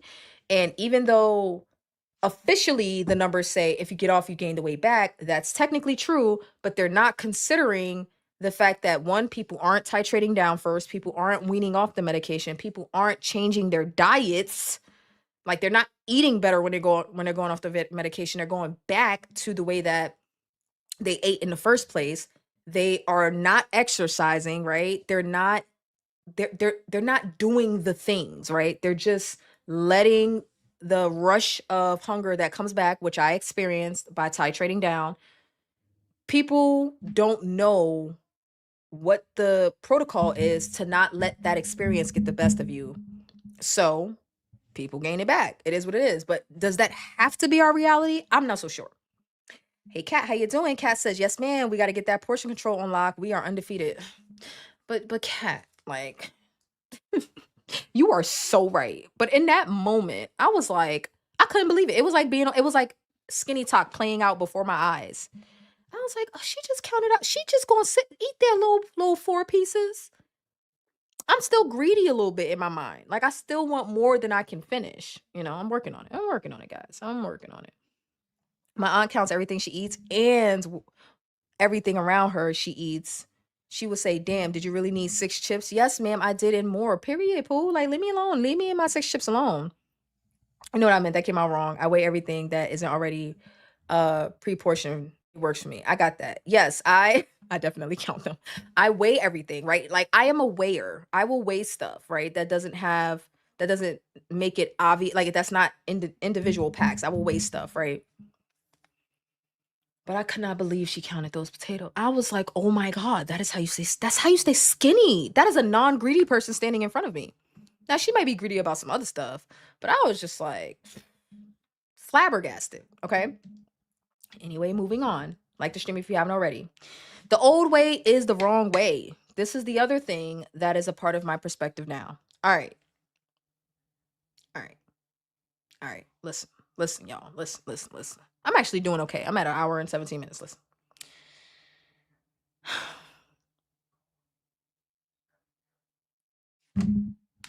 People want so bad.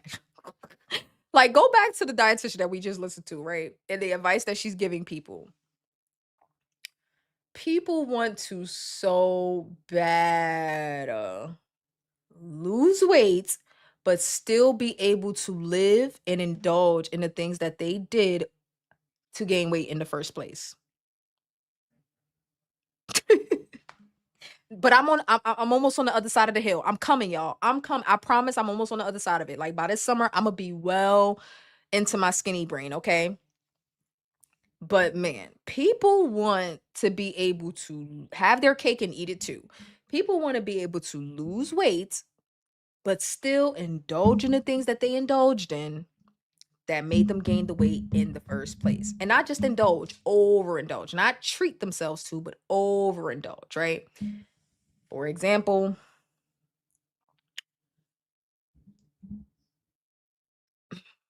the cheat meal, right? She talked about the cheat meal. I don't believe in cheat meals. I don't like the concept. I don't like the idea. Now, before I would feel like, well, there's no such thing as a cheat meal because cheating will lead to a spiral. Now I feel like there's no such thing as a cheat meal. I'm pretty comfortable just eating what I want to eat because I've already accepted that I can't be all the time. I can't eat what I want and when I want, right? Like, if I want to eat whenever I want, then I have to restrict what I pick. If I want to eat what I want, then I have to restrict when I decide to eat it. Does that make sense? So if I want to eat pizza, I got to be particular about when I eat the pizza. Does that make sense? So, like, when it comes to a cheat meal, I don't believe in that. I feel like people should just, if you it takes time. Like, if you put in the work, right? Assuming you don't have an ED, but you just have a poor relationship with food. If you put in the work, I do believe we can get to the point where, like, it's okay to have some things at certain times, right? However, you don't get to play by the rules of the people that never had a weight problem, never had a health problem. You don't get to like, you don't get to play by the rules of the person that's 22 gets to eat whatever they want and never gain any weight. You don't get to play by that person's rules. You also don't get to play by The Rock's rules. You don't get to have a 16 stack of pancakes because you have a 5,000 calorie diet. You don't get to play by them rules, okay? So the old way is the wrong way. The old way, whatever it is for you, is what got us to be big in the first place, and we just got to come around to letting a lot of that stuff go.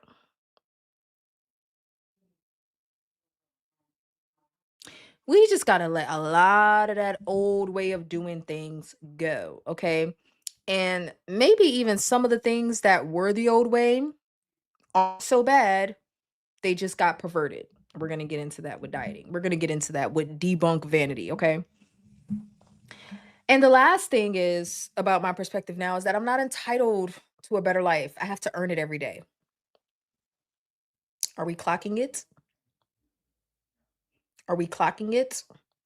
For example, imagine being a fat activist that is 450 pounds and feeling entitled to bigger clothing, bigger plane seats, uh, better access and comfort in certain areas of life, but you're 450 pounds, 400 pounds, 350 pounds.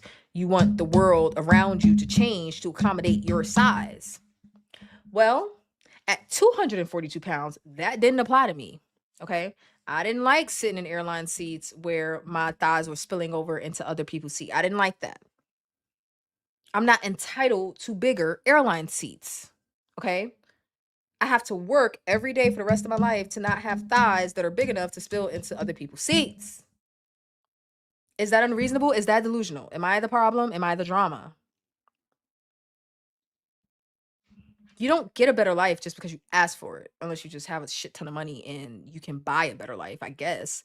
But like, you okay, some people think they just get on a GLP-1 and life is automatically just supposed to improve for them because the loudest voices on social media are the people that got on GLP-1s and they didn't have to do much work.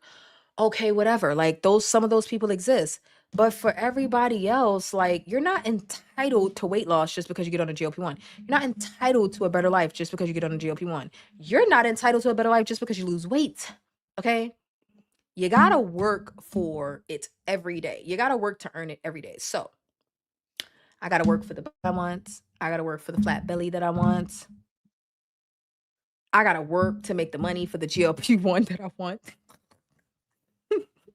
I gotta work to get the rest of this weight off. It's like work, work, work, work, work. And then once I got the weight off, I gotta work to maintain it. I gotta work to put the muscle on. I gotta work and work and work and work. And I'm not entitled to any of it.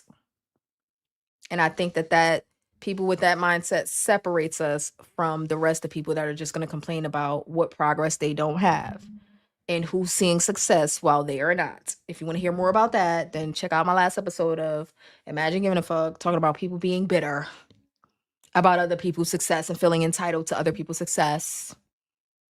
Yes. Okay.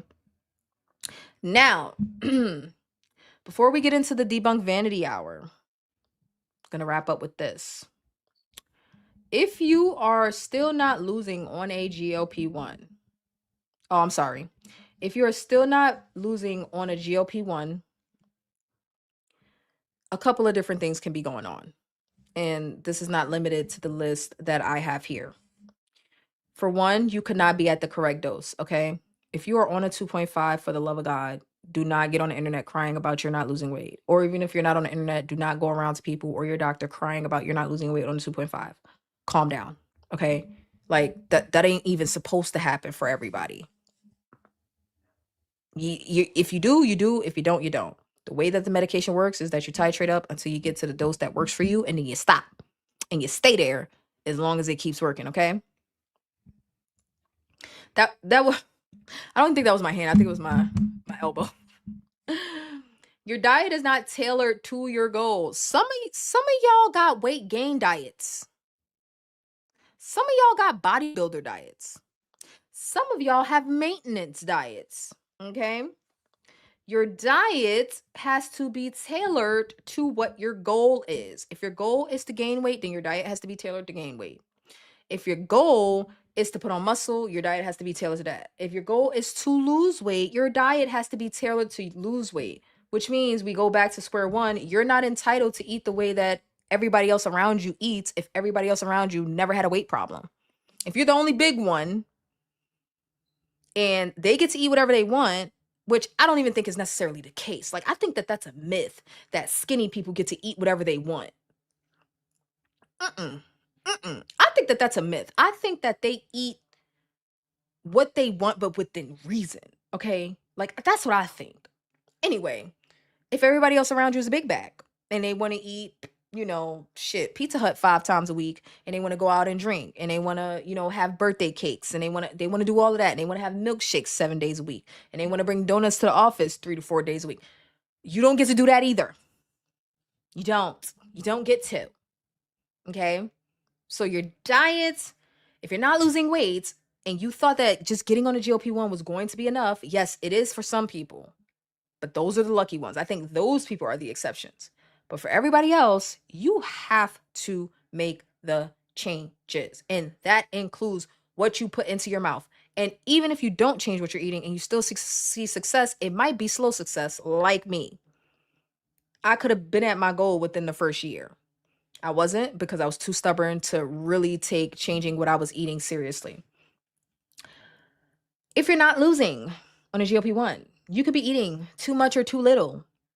I realized that I was eating too much, and part of that was me being greedy. Now, part of it was me having my calorie allotment too high, not accounting for the fact that I lost weight. Okay, for anybody that doesn't know, as you lose weight, you require less calories to maintain your body weight. So you have to adjust along the way. If you don't know how to do that, look at a TDEE calculator, putting your age, your height, your gender, your blah, your this, your that, and it will tell you how many calories you need for maintenance. But if you're not a calorie counter, fine.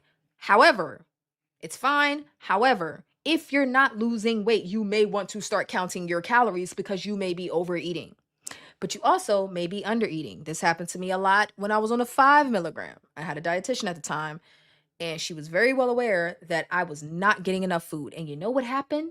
I stalled. I didn't lose any weight. Okay. So too little food and your weight ain't going nowhere. Too much food and your weight ain't going nowhere. It don't matter that you're on a GLP-1. I mean, it matters for like other stuff like blood sugar and inflammation. But if you eat too little or too much, your weight's going to be stuck. It just is what it is. All right. If you're not losing on a GLP-1, you may not be active enough. Okay. Some of us are lazy boots. Now choose your activity of your liking. I prefer to just rip the Band-Aid off and say, go ahead and get your weight training done. Okay. I will be goddamned if I don't finish my water tonight because I'm up here messing around with y'all. Hold on. Give me a second.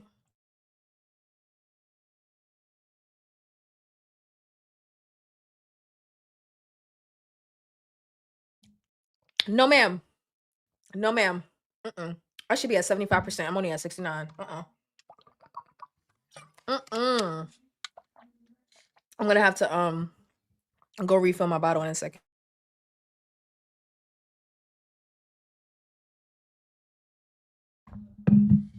This is what happens on 75 hard when you don't time things appropriately.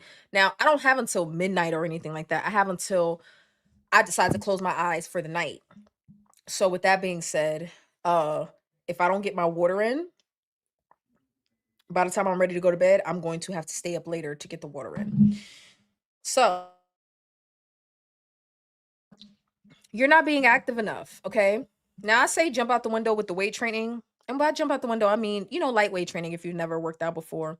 The quicker you can deplete your muscles of that glycogen, the faster your body can get into fat burning. Your body is always going to choose the sugar first, so you may as well eat it up with the weight training, all right? That's how I feel about that.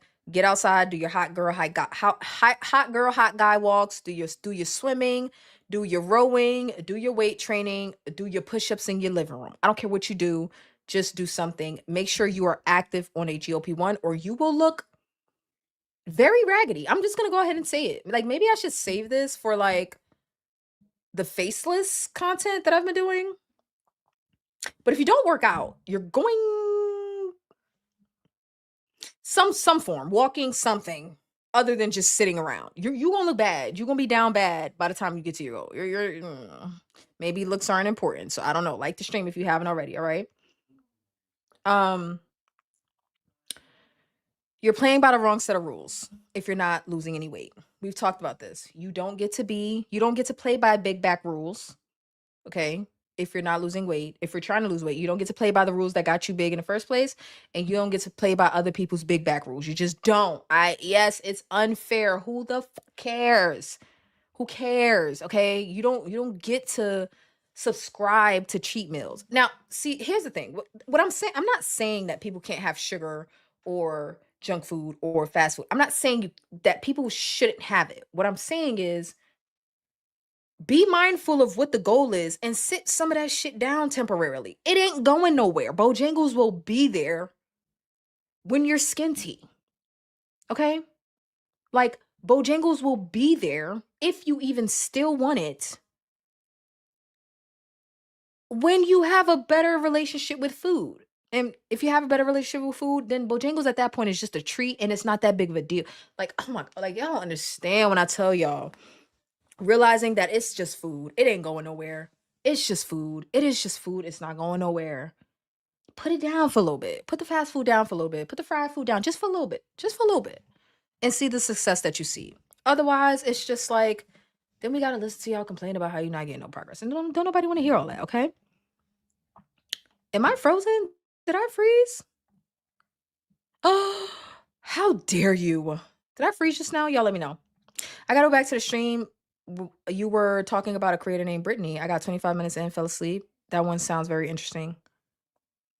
I'm not sure which one you're talking about, but if you're talking about the original stream where I covered Brittany, then that one was a while ago. But if I mentioned her recently and you're talking about a stream where I mentioned her recently, then I don't know which one that was.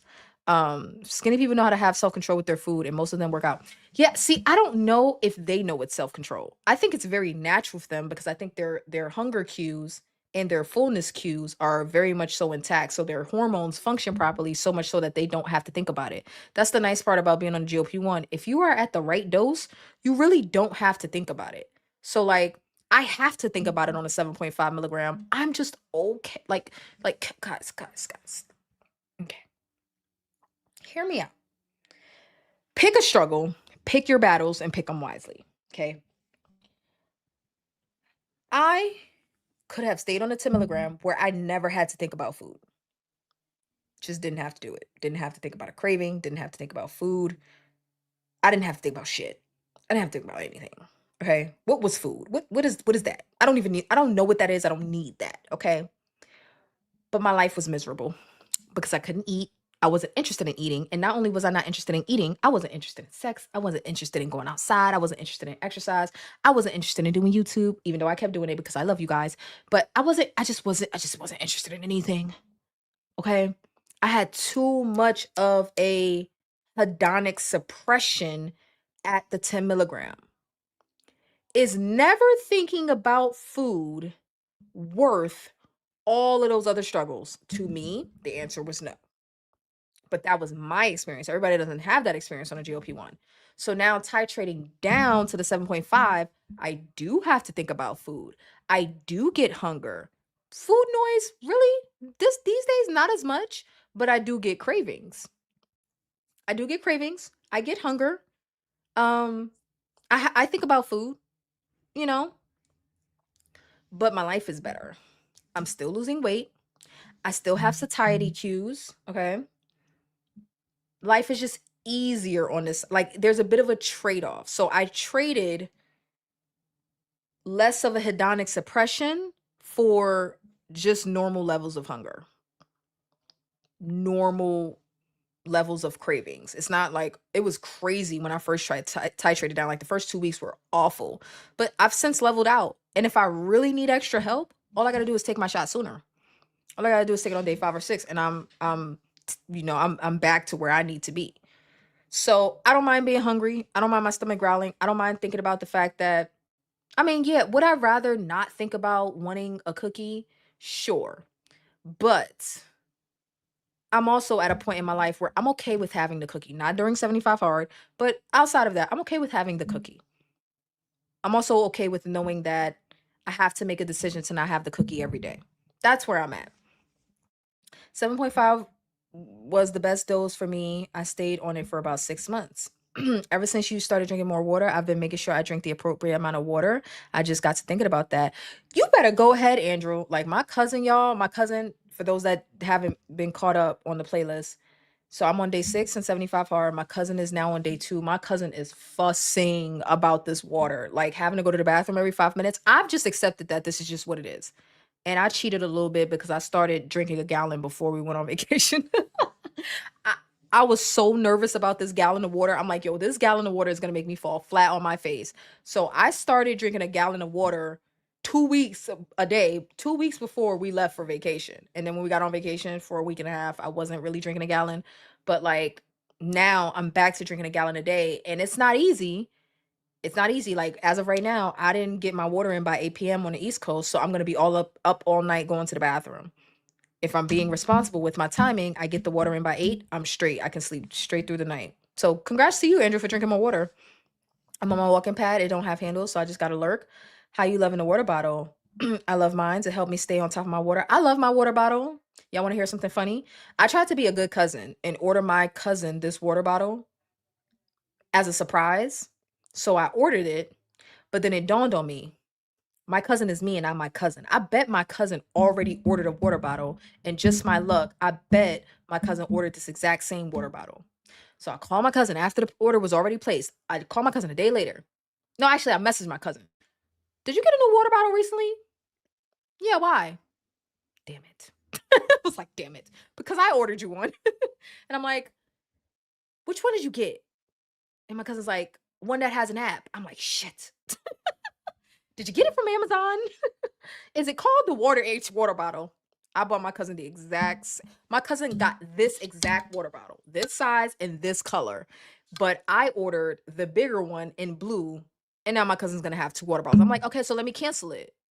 And my cousin's like, no, but I need it. I'm like, you don't need it. You already have one. Like, why would you need a second one? But I need it though. This is what I get for not checking. That's my fault though. That's my fault. I should have checked. Yeah, yeah. I should have. I know better. I know better. Like we need to go see a witch doctor because we're a little too in sync. It's to the point of like where it's spooky. Like for example, we said we were not exchanging Christmas gifts, right? But we both secretly bought each other Christmas gifts at the exact same time. If I'm not mistaken, it was on the same day. So we both had gifts on, on their way to each other at the same time, but didn't say a word. Like, oh, cousin, I'm gonna get this for you. Like, we were both trying to surprise each other at the same witch doctor. Hi, Journey. How you doing? We witch doctor. We need a witch doctor. We need somebody to break the spell because it's giving gay. Like I just so gay. So gay. Oh god. Boss baby's in the tub. Hey, boss baby, splash, splash, sploosh, splish, splash. Okay, that was not for you, Journey. Boss baby knows what I said. Don't mind your business. Okay. It was a stream where we were debating with about the shots or something. Oh, okay. So that was a while ago. That was a while ago. Okay. I think I could find that stream. If I find it, I'll let you know which one it was, Shonda. All right. So, and then the last thing is you're not entitled to junk food. This goes back to the cheat meal. There is no cheating. Like, I'm not saying everybody has to be a nun about this stuff, but like, or a perfect about these things, but it's like, there's no such thing as cheating, okay? I am team after some time of constructive restriction. Hear me out because that was bars. Deliberate, constructive restriction after you have improved your relationship with food. I am team have the cookie if you want the cookie. Just use a cookie as an example for whatever it is. I'm team have the cookie if you want the cookie. After you've worked to improve your relationship with food. Okay? And be honest about your trick. Oh, I'm sorry. That's there I go banging again, guys. Sorry. Jen, don't yell at me. Okay. But be honest about your triggers. Be honest about your triggers and be honest about whether or not you're greedy. Be honest about those things. But yeah, you're not entitled to junk food. And in America, we definitely feel that way. Like the junk food eaters in America, I know a couple of y'all are not really like y'all don't really indulge all like that. But like those of us that are about that junk food life, yeah, we really can't imagine our lives without it. I can now because I'm just like, bro, it ain't that fucking serious. Like, it's getting in the way. It's in the motherfucking way. It's in the way. So it's like, go over there. I don't want you gotta pick a butt. You gotta pick a battle, pick your struggle. If you want to get to where you're going and you want to get there on time or quicker, you gotta just you gotta leave some of that stuff alone. And somebody is not a villain because they tell you to put down the brownies or the protein. Like just because it says protein on it doesn't make it a healthier brownie. Like, you know what I mean? So you're not entitled to sugar. You're not, okay. If you want to see your progress come faster, consider what you're eating. Okay, mic drop. That's the end of that. Now, we're going to segue into the last part of the stream. And I'm not even 2 hours in yet. So this may go on for 20 minutes. It may go on for 30 minutes. It may go on for an hour. Okay. Haven't decided yet. It's up to you guys actually. This is if y'all even participate because y'all might not. Y'all might be busy doing other stuff. You might not participate, okay? Protein Pop Tarts. That sounds gross. Like just slapping protein on everything does not that don't even sound good. Protein coffee. Ew. I mean, okay, now if y'all are protein coffee people, I'm so sorry, but that sounds gross. Like unless it's already mixed. You know what I mean? Like if it's already mixed, then okay, maybe. But like if I go to Dunkin', don't put no protein powder in my coffee or no protein shake in my coffee. Like don't do that's nasty. Don't do that. Don't do that. But if it's a protein powder that's coffee flavored or something like that, or it's already combined, then maybe I could get with it if it tastes good, okay? All right. So here's the bunk vanity hour. And I say hour as if it's really gonna be an hour. I don't know. It's up to you guys. Get your fingers ready to get to typing, okay? Or you can just agree. That would make this so much easier so I can get to go take a shower. I'm still in my gym clothes. I can go take a shower, finish my water, read my 10 pages, and go to bed, okay? Here's the prompt that you can either debunk or agree with. Dieting does work. Yes, it does. And the hot take is those of you, whether it's you or people in the ether or people in general, right, that say you've tried everything or you've stuck closely to diets and they did not work, I don't believe you. Now remember, before you unsubscribe, what you're supposed to do is respond. Okay, that's what you're supposed to do. So I'm gonna say it again. The prompt is diets do work or dieting does work. It does, right? And for those of you that have said that you have tried everything or stuck to diets closely and didn't see success, I don't believe you. Tamika says agreed. Jen says agreed. I can't believe Jen agrees. Me and Jen don't agree on nothing except fat shots. Okay. Andrew says I agree. Like, come on, people. Andrew is so impatient.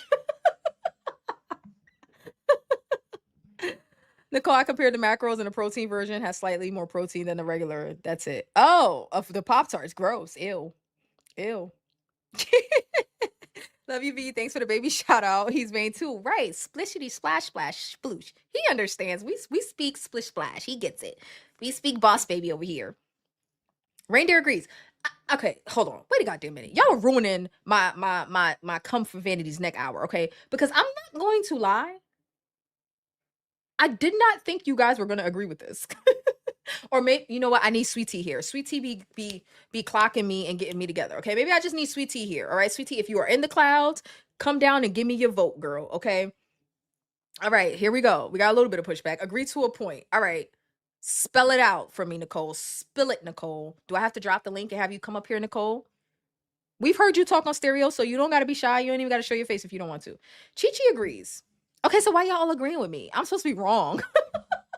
But okay, so since y'all agree, let me just tell you where I'm coming from. But if anybody's in the cloud watching that disagrees, please drop down to tell me what you disagree with. You can type it, or if you would like to just say it out loud, either on or off of camera, just let me know in the chat and I will drop the thingy for you, right? Hormones, hormones, hormones. Okay, I will address that. Okay, all right, got you. Yeah, that's why I need sweet tea here to gather me, right? Okay, so I'm gonna address that in a minute, Nicole. Okay, so here's why I thought of this, right? And we don't have an echo chamber over here. Sometimes when I'll say we as in content creators, but this can apply to people in general. When you have an idea, it can seem like such a aha moment, such a great idea, until it is challenged and then it falls apart, which is a good thing because that means you have to go back to the drawing board and refine your idea or toss it out altogether, right? Now, we've seen echo chambers in this space, and we've seen people that don't like to be disagreed with. We all know that I am one of the few spaces where you can actively disagree. So I figured, why not have a debunk vanity hour? I was thinking about this recently. This whole idea of dieting works, right? Part of it has to do with me reading the book on mental toughness that has to do with 75 hard. 75 hard is a part of that book. Part of it has to do with that, and part of it has to do with the diet that I have chosen recently, okay? So I'm going to repeat it for Delilah. Delili Delulu, okay? So Delilah, this is the debunk vanity hour if you disagree. Otherwise, you can say that you agree. The prompt is dieting does work. And for those people that say they've tried everything or followed a diet closely and did not see success, I don't believe you. That's the prompt. So if you disagree, you can let me know. If you agree, you can let me know. But here's how I got protein water sounds gross. I'm sorry, that sounds gross. Unless it's like protein powder in water, but how do you proteinify water? That sounds disgusting. So, I was thinking about this because I was reading a book for one. But the thing in particular that got me was the fact that y'all know I chose Journey. You better say it a little louder for those in the back because that's not the part that people want to talk about, okay? Maybe not the people here because I wasn't expecting y'all to agree. But the other people, okay? That's not the part they want to talk about. So I'm gonna leave that comment on the screen so I don't forget it, right? So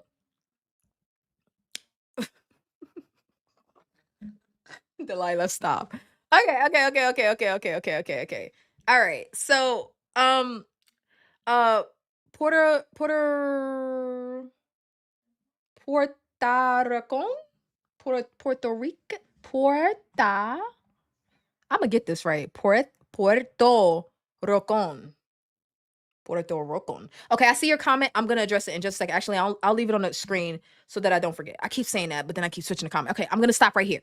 All right, so let me just let y'all know where the thought comes from, and do not be shy about disagreeing. Okay, this is what this is for. This is for you guys to disagree and challenge my thought process so that I can potentially go back to the drawing board and reevaluate my thought process on this, okay? So y'all, for those that don't know, I'm doing a challenge where I have for 75 days, I have a certain set of objectives that I have to meet every single day without fail.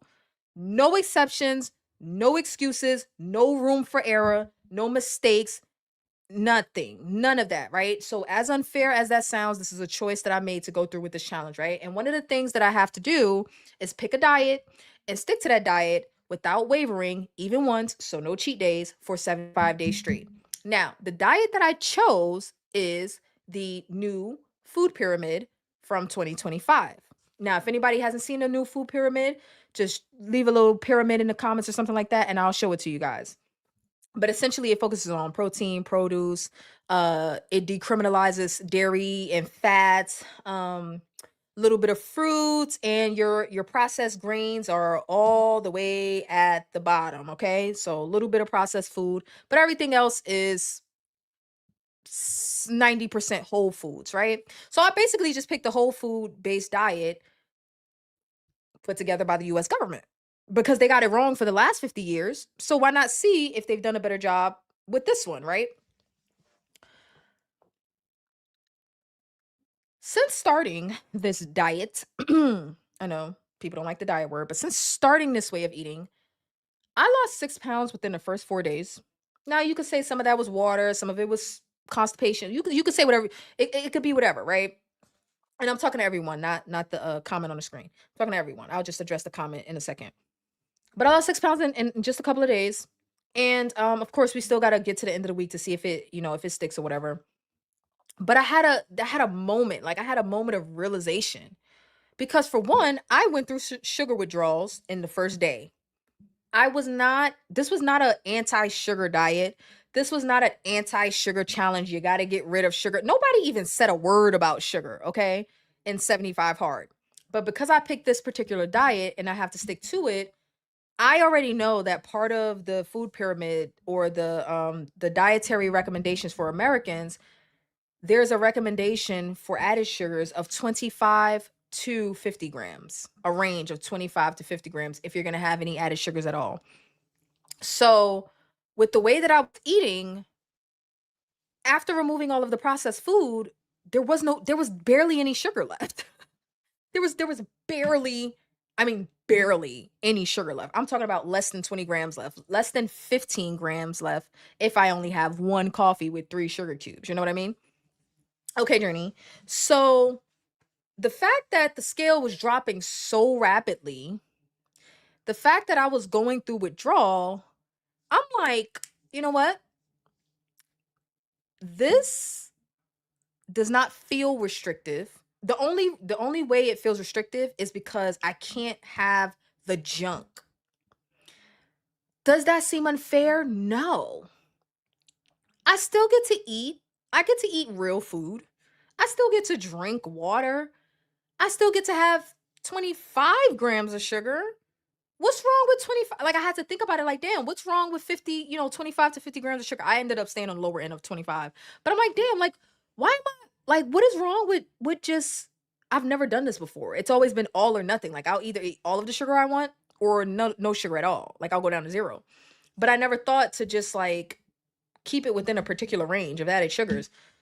And I'm like, well, what's actually wrong with just eating a couple teaspoons of sugar? Added sugar a day, like total, because I think the average American probably eats like 150, 200 grams of sugar, like something insane, like something crazy. Y'all can look it up and correct me. But one, the scale was dropping tremendously fast. Two, I clearly was going through withdrawal. But I also felt like, you know what?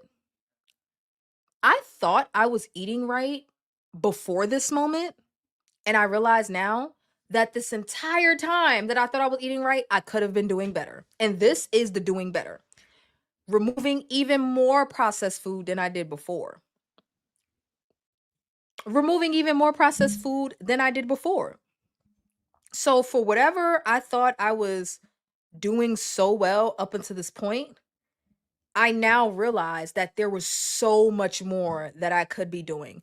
Hence the point of me saying, you know what? I don't think people are dieting the way that they say they are. Like maybe people really are dropping their calories, right? But there's more to the story than that. When we talk about the quality of food and the type of food, most people still think that you can eat what you want as long as you eat it within 1200, 1300 calories, like as long as you maintain a calorie deficit. People will still argue that. We've seen it on this channel. People will argue that you can eat what you want as long as you maintain your calorie deficit, right? So with that in mind, I think that that is backwards. And that's where the hormones come in, right? Because if you say you're following a diet and your diet allows for cheat meals, but your cheat meals are going to work against your hormones, then that ain't really following the diet. That's not really following the diet. If you're following a diet, but your calories are so low that you're crashing your metabolism, that ain't really following the diet. If you're following the diet Monday through Thursday, but Friday through Sunday, all bets are off, then you're not really following the diet. You know what I mean? So my prompt is that I do think that diets work if you pick the one that is based on your goal, right? It's going to differ person to person. And if you follow it the way that it's supposed to be followed. So for example, for me, because I'm trying to lose weight, the diet of a bodybuilder would not work for me. Or the diet of a person that's trying to gain weight would not work for me. A 3,000 calorie diet wouldn't work for me. A 350 gram of carb diet wouldn't work for me. So I don't think that dieting is the problem. I think how it's done and how it's looked at as like a half measure is the problem. So now if y'all disagree, that's where I'm coming from with the original prompt. So now again, if y'all disagree, just let me know in the comments. Okay, so I'm going to let me go back to Nicole real quick and then I'll go back through the comments. So hormones. So Nicole partially agrees or agrees to an extent, right? I'm still gonna maintain my stance that dieting works, right? Could your hormones sabotage your diet? Or is that what you're saying, Nicole? That you could do the diet right, but because of your hormones, you're not losing the weight. To that, I would say, how did you gain the weight in the first place? Because if you gained the weight because of Cushing's disease or some sort of hormonal condition that has nothing to do with the way that you eat, then I would agree, right? But if we're talking about hormones as far as sugar cravings, craving certain food and things like that, craving a certain number of calories, hunger hormones, satiety hormones, what I'm going to argue, Nicole, is that if you eat the foods that stimulate satiety, this is not a problem. If you limit the foods that stimulate hunger and eat the foods that promote satiety, unless you are, 300, 400, 500, 600 pounds and your stomach is stretched out, so sheer volume is the issue. I think Journey was saying, yeah, she ate healthy, but she just overate the healthy food, which is not the diet.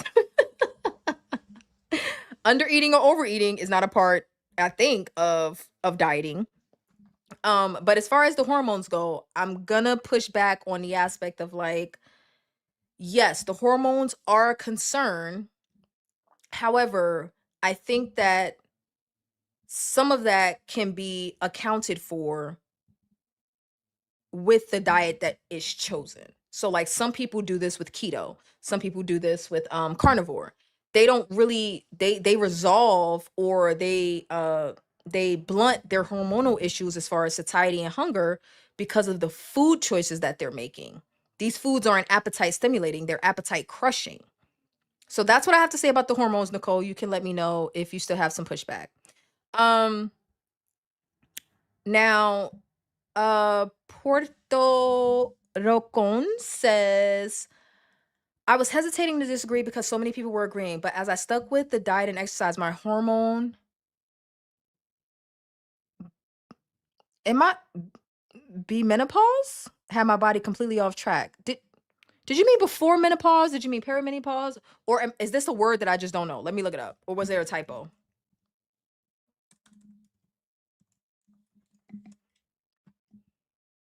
Oh, I think there was just a typo or something. You can let me know.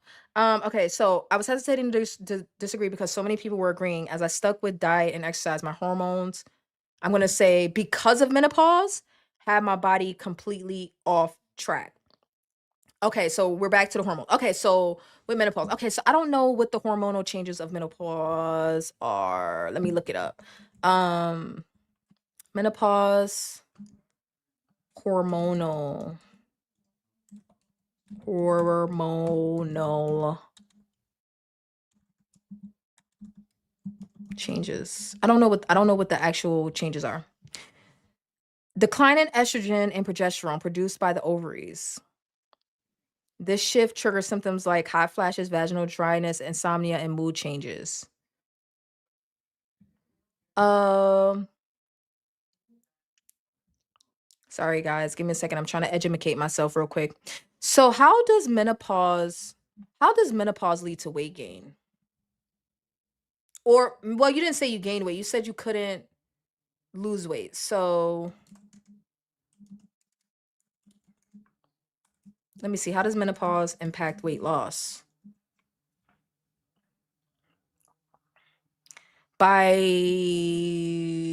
So menopause makes weight loss challenging by lowering metabolism and reducing lean muscle mass, largely due to decreasing estrogen levels. This hormonal shift causes the body to store fat differently, specifically promoting abdominal fat accumulation. Consequently, women often face slower metabolism, increased hunger, and greater difficulty maintaining weight. Okay. Reduced metabolic rate, declining estrogen, and reduced lean muscle mass means the body burns fewer calories, causing fat to accumulate more easily.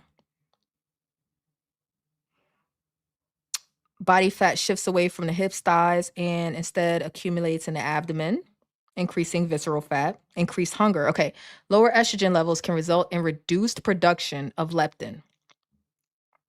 Now that's important. That's that hunger. Okay, so that's important. All right, so lower estrogen levels can result in reduced production of leptin. So what I was just saying to Nicole about having appetite suppressing foods or satiating foods, right? Leptin would be um an appetite regulating hormone. And if your leptin is out of whack, you can't quite tell when you've had enough food. So that is important. I actually think that happens in Cushing's if I have the right condition there, leading to increased hunger. That's important. Okay. All right. Now, here's what I will say to that. Here's what I will say to that. How many of you tried to lose weight outside of menopause? I'm going to say the menopause hormonal shift makes total sense. Now, what about the people that aren't going through menopause? Because men don't go through menopause, and younger adults don't go through menopause. And also people that are, what's after menopause? Peri is before, right? Is it post? I don't want to get the term wrong. Um, Postmenopause. Okay, so what about the period after postmenopause? Does this still apply? You guys let me know. All right. Oh, it's like Jubilee. I disagree because when I was 7, I fell down and well, my mom started making me homemade low-fat. That's not funny. Low-fat cookies instead of the store-bought ones. That's why I'm right and you're wrong. Okay, so I disagree because when I was 7, I fell down and well, my mom started making me homemade low-fat cookies instead of the store-bought ones.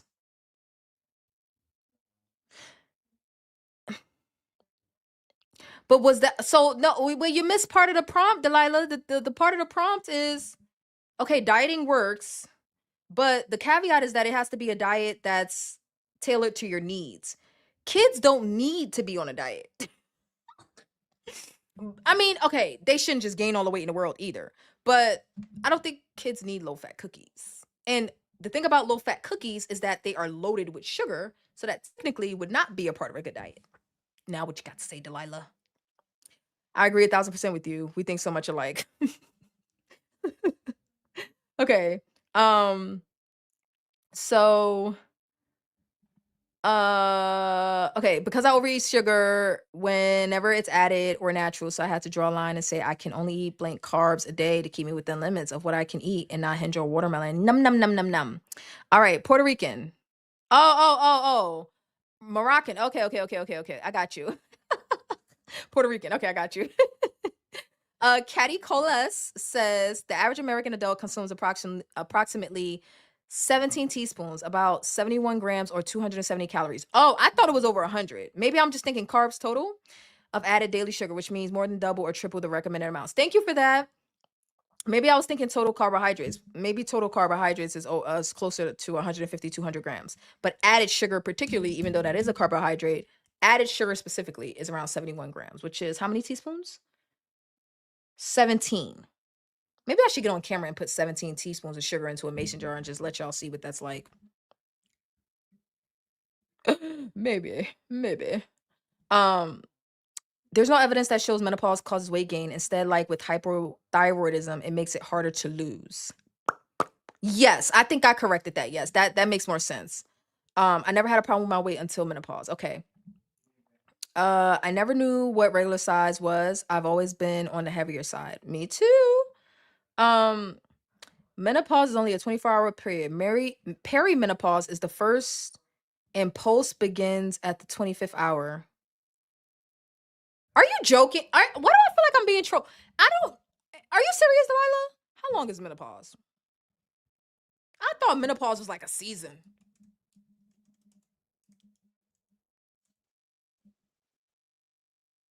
It says menopause symptoms. Okay, the symptoms typically last about 7 years on average, though they can persist for 10 to 14 years.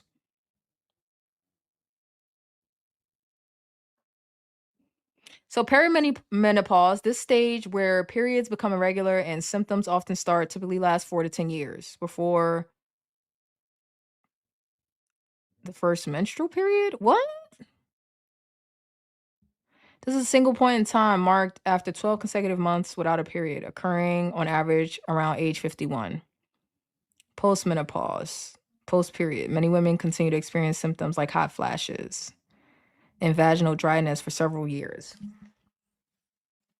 Um, yeah, I don't know. Lila, what you talking about? Uh, it did happen, but the point was like on Jubilee, no one actually addressed the problem. Instead, they trauma dumped. Yeah. Oh, I failed. I was supposed to be like Jillian, like I didn't play my role right because I was trying to like indulge. I mean, in, not entertain. Yeah, maybe entertain your point, but I didn't play my role right. I was supposed to be Jillian and be like, "That's not what we're talking about." Like, that's not what we're talking about. I was like Jillian Light. Your mom shouldn't have fed you fat free cookies. Like Jillian would have went into how the industry convinced your mom, the food industry convinced your mom that fat-free cookies were good for a kid. See, that's what I'm sleeping. I'm sleeping on it. That's what Jillian would have done. All right. Are organic food items loaded with more sugar? What do you mean? Like organic fruit, organic produce?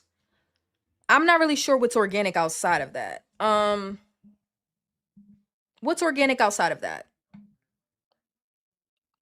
What would be organic? I actually don't know the answer to that. I'm not really sure. Sorry, I just saw Nicole telling me to go up to her response. Are you talking about hypothyroidism? Is that the one that I missed? Nicole said hypothyroidism. But what were you responding to? I forget. I'm sorry. Um, that well was 6 inches deep. Oh my gosh. Okay. When I was younger, I and started a diet. Like, for example, Jenny Craig ate their food and exercise. I did lose the weight, but it was hard to maintain. And once I stopped eating their food, then tried keep keto. Yeah, that's the other part. Like, so diets work until we stop them.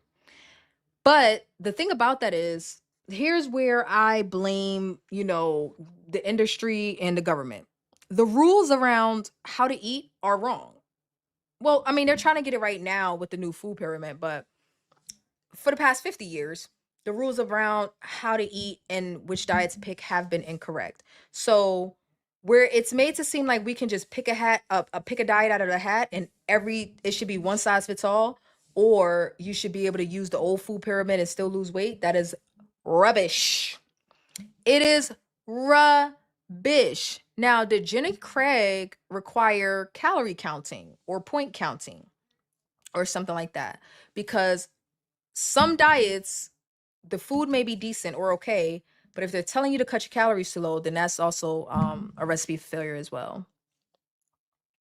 Um, I wanted to say that is a small percentage of people who's having that problem with menopause. It's not everyone that's having that problem, so it's mostly to not eating right. Okay, anything can be organic.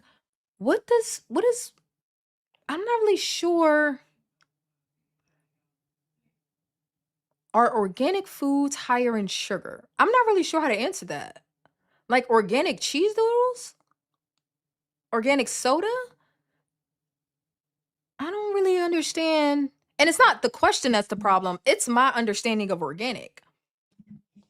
I mean, in my mind, organic just means in its original form, I think, not processed. I don't know. What is organic food? I don't know. Hmm. Okay, organic food. refers to produce, livestock, and products grown using methods that prioritize ecological balance, soil health, and biodiversity, regulated by standards like the USDA National Organic Program. It prohibits synthetic fertilizers.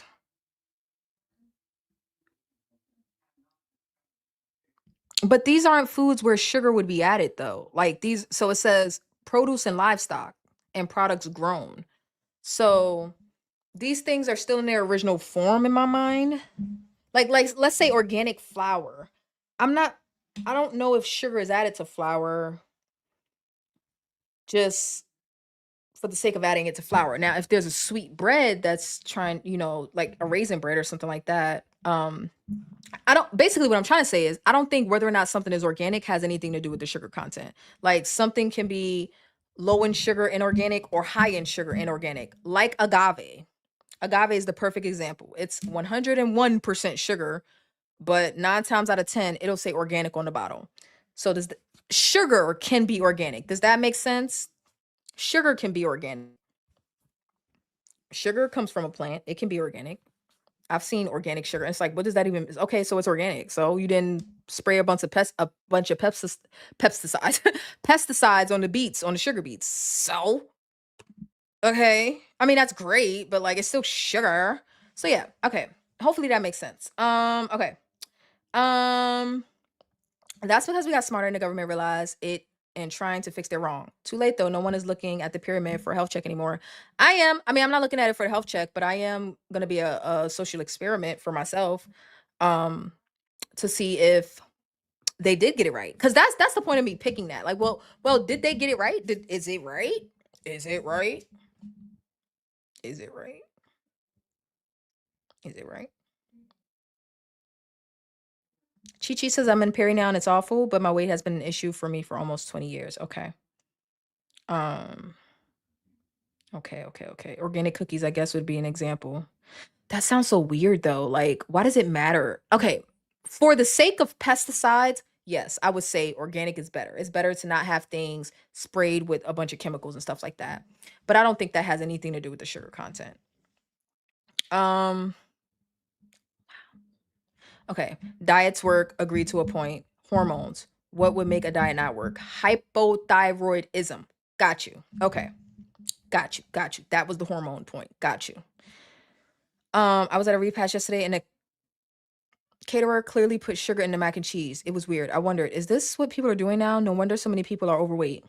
Sydney, you gonna get some people upset. Okay. Yes, that's exactly what it is. That's exactly what it is. That's the point. That's exactly what it is. It's protein, produce, dairy, fruit, and nuts and seeds, and processed grains like rice, pasta, white breads, and all of that is all the way at the little bottom or whatever. Okay, so back to this. Listen. What time is it?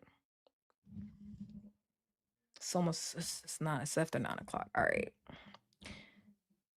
Let's start wrapping up before I start going down this rabbit hole based on Sydney's comment.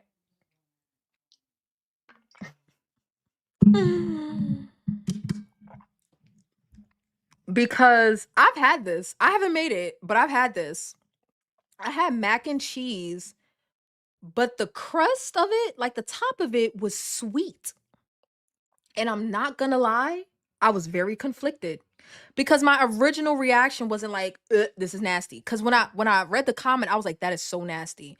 But I had to remember, like, oh, I've had this. Like it wasn't mixed into the mac and cheese. It was like a crunchy coating on the top, as if somebody had maybe sprinkled brown sugar on top or something like that. I was very conflicted. All right, Andrew, have a good night. We're clocking out too. I'm starting to wind down. I was very conflicted. I was like, I would never make this.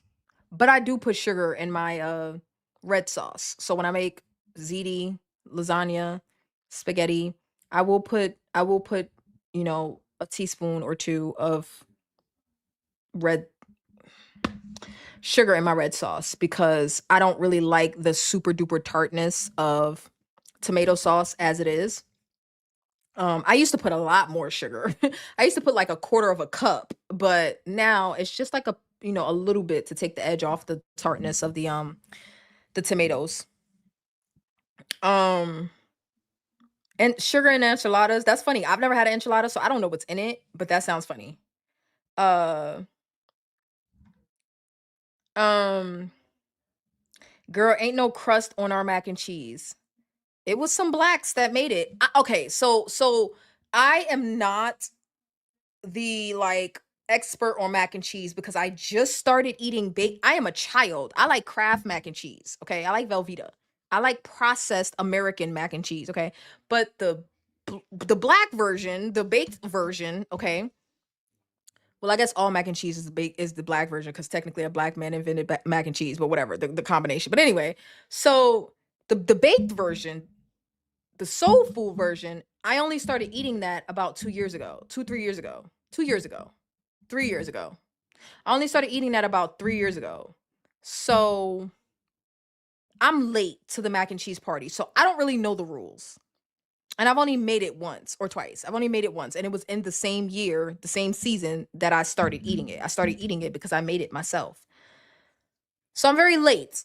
27 years of my life, 28 years of my life, I did not eat Big Mac and cheese. So I don't really know the rules. So when I tasted it, I was like, this is sweet. Oh, I'm sorry. I was like, this is sweet. It wasn't nasty, but it wasn't something that I could eat. I was just like, that's different. That's like, is there brown sugar? Is this caramel? It was like brown sugar was caramelized on top of the mac and cheese. And this was a particular day where like, so when I used to live in the same complex as my family, I got a plate made for me. I forget who cooked. Somebody in my brother's in-laws cooked, and there was mac and cheese on the plate, and it was sweet. And I was like, It wasn't nasty. I'm not gonna lie, it wasn't nasty. It just wasn't something that I would be willing to eat again. But it was interesting. I was like, that's different. I can't say nothing because I don't know the rules of mac and cheese, okay? I crush croutons and sprinkle all the time. Okay.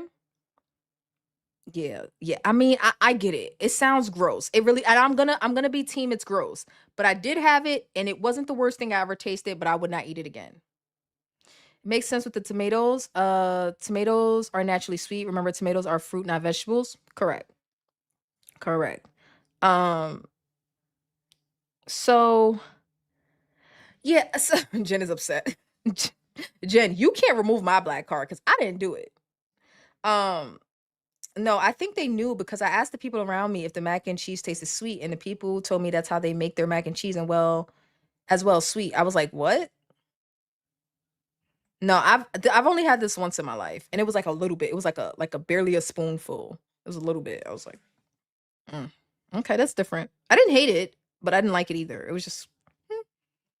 I mean, I'm also a sugar addict, so it was like I wouldn't have done that, but it's not the worst thing I ever tasted. It wasn't the worst thing I ever tasted. Uh, that sweet mac and cheese was different, nasty, yuck. Yeah, you know, I am not the expert on mac and cheese. I like give me some powdered cheese and some macs in the box. Give me some elbows in the box with some powdered craft with some milk. I love it. I don't make that, right? Because I just feel like that is way too childish. So I don't cook it. But in my heart, in my project heart, I love it. I will grab my coat and go home. Don't worry, Jen. I would never make you sweet mac and cheese. I might make you some sweet spaghetti, but it's gonna be like sweet and spicy. It's gonna be mostly spicy, but it'll be like a little. You'll be able to know it's a little sweet. And let me tell y'all something. Okay, so before I get out of here, let me tell y'all this. Oh, back to let's just finish up with the prompt. Okay, so I will concede that hormonal disorders, conditions, and diseases are an exception. But this is a concession that I've made before. So I didn't think that I had to say it again, but for the record, right? So for those that were like concerned about the hormones, I think that that's legitimate. I do. But outside of those conditions, right? I think that I still stand on I don't think people are dieting the way they say they are. And if they were, I do think these things would work if people would stick to them. Now, whether or not it's sustainable is a different story. What makes a diet sustainable? Well, it depends on how you want to eat for the rest of your life. That's what makes it sustainable or not. So, debunk vanity hour turned into I agree with vanity hour, but we're going to keep doing this until I get y'all to come for my neck, okay? We're gonna keep doing this till I piss y'all off, all right? Because we're not just gonna sit over here in some sort of echo chamber. It's not my fault that I'm amazing and I'm correct, but like I'm gonna find a way to be wrong. I'm gonna find a way, all right? So now I had a point that I wanted to close out with, but I forgot what it was. Let me go back to your comments. Shockingly, as much as I like sweets, okay, that's what I was gonna talk about. So the fact that I have not been eating as much sugar, right? I had Rouse or Rails, I don't know how to pronounce it, pizza sauce today. It was unbelievably sweet. It does not have added sugar in it. I could not believe it. I've had this pizza sauce months ago and it was delicious. It was amazing. The reason I pick it is because they don't put any added sugar in it. I have been low sugar for 6 days and it tasted like, now granted, maybe it wasn't the sauce. Maybe it was because I was using a new crust and maybe the crust was sweet and I didn't know. I don't know. But in my mind, it was the sauce. This sauce tasted like a candied tomato. It tasted like ketchup. Like I'm not gonna lie. Like one time years ago, I got rid of sugar, and I used to be a ketchup. Oh my god, I used to be a ketchup and French fry addict. This was before GLP-1. Ketchup addict. Like I'm talking about, if I had a night out of drinking, I would stop what I'm doing to find some ketchup and French fries. But one time I had gotten rid of sugar. No, I had gotten rid of ketchup because getting rid of ketchup was the only way I could get rid of the chicken tenders and French fries. Like I could, like the ketchup was the issue. The ketchup was the addiction first. So I got rid of ketchup. Man, I tried to reintroduce it and it tasted like a pack of sugar. It was so nasty. It took me years to reintroduce ketchup into my diet. Years. I should have just left it alone permanently. But man, it took me years. It took me years. So now here I am again. Now that I've reduced my sugar, I'm not even a full week in, and tomato sauce and ketchup taste like sugar, and I don't like it. I don't like it. Now it's not so bad. Like the ketchup portion is not horrible yet because I've been eating hot dogs and it's been okay. But that pizza sauce got me not wanting to eat it again. I'm gonna try it one more time with a different crust. I'm gonna try it one more time. But it tasted like a spoonful of sugar. I did not like that. I didn't like that. Sweet Tea will disagree with V. Oh yeah, she would disagree with me about the dieting part, but she would have just said what Nicole said. She would have said the hormones. So, but still needs some pushback. Sweet Tea would have gave me crazy pushback. Sweet Tea would have said I was coming for people. If you watch this on the payback, Sweet Tea, I love you. Sweet Tea would have said I was coming for middle aged women in menopause. Sweet Tea would have made it seem like I was on the attack, and it's like no, y'all are supposed to be on the attack. Rory says, "Have you seen sugar-free ketchup?" No, I have not. That is a wonderful idea. But does it taste like artificial sweetener though? I don't know. I have no sugar added ketchup on my table. Oh, I didn't know that was a thing. Okay, maybe I need to get that. It's gross. I mean, okay, I'm not at the point where the ketchup is gross yet, but I have been there. I have been there. But the tomato sauce or the pizza sauce is it's horrible. It's horrible. Like, and I was going through jar after jar of this stuff like a couple of months ago, and now I'm just like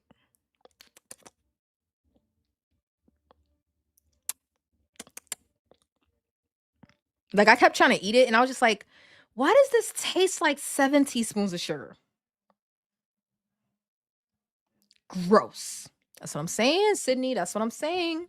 That's what I'm saying. I dropped 6 pounds. I've been under 20 grams of sugar. That's basically okay. 20 grams of carbs total would be keto range. So I'm not in keto range, but it's giving keto because I'm waking up nauseous. So I would not be surprised if my ketones are higher than usual, or if my ketones are high enough to put me into ketosis. I would not be surprised because I keep waking up nauseous, and the only time that has ever happened to me has been when I was on keto. There's no such thing as sugar-free ketchup. It's no added sugar, as tomatoes are naturally have sugar. Delilah, don't be a dick, okay?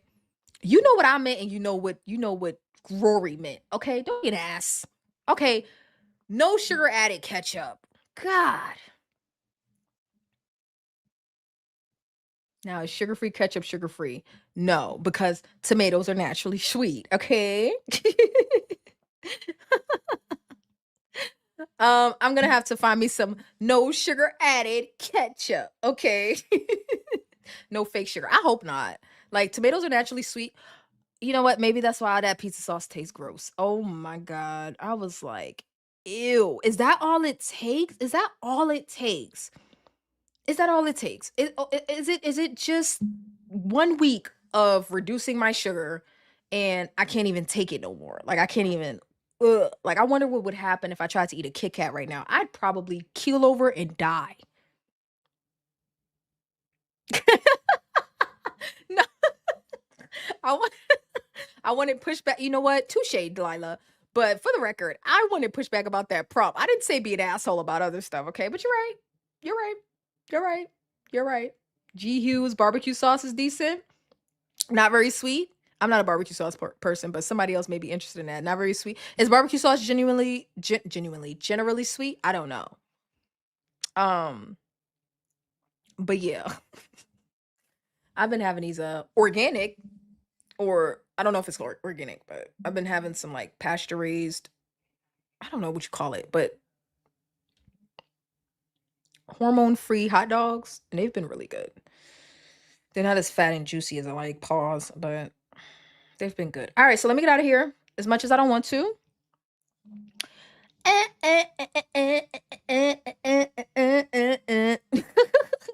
I'm a fussy britches. Where do you think I get it from? I ain't saying no names, Dad, but where do you think I get it from? I am a fussy britches, okay? And I'm literal as like ask Tommy. It gets on his last nerves. I'm extremely literal. So it's funny that I was like, I am Delilah in that moment, like 98% of the time. So it's funny that I was like, you know what we meant.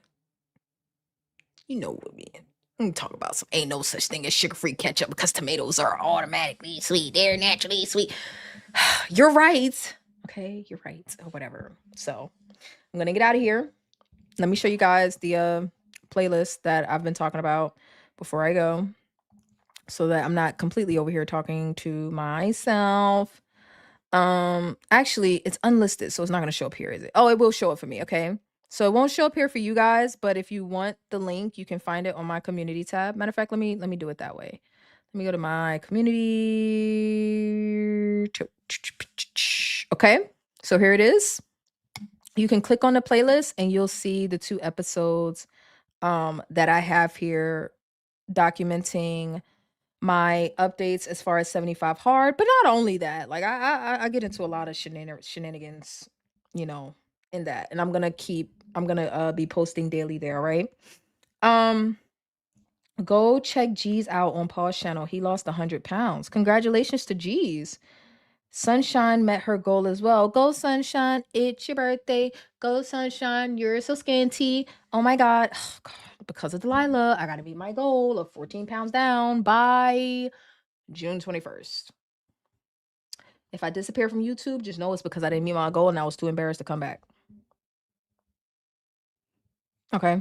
And let me find this stream really quickly in regards to Brittany. I'm pretty sure I know which stream that was, because I know which stream it was because I shared it. In that stream, I was getting at it with G's and Jen. Let me see. Um mm, Let me see if this is the one. I was getting in Brittany's ass because she said if you're still hungry on a GLP-1, your dose is not high enough. Some shit. She said some crazy shit. Hold on. I shared it, so I know it's here somewhere. Let me see. Oh no, it wouldn't have been this far back. Hold on. I done fucked up. Wait a minute. Wait a minute. Hold on. Y'all don't mind me. Talk amongst yourselves. Where okay, so this one. This one is when I was reacting after that Britney stream. So this was 6 months ago. Okay, so let's do that. Let's go. Where was I 6 months ago? 5. 6 months ago, respectfully. Um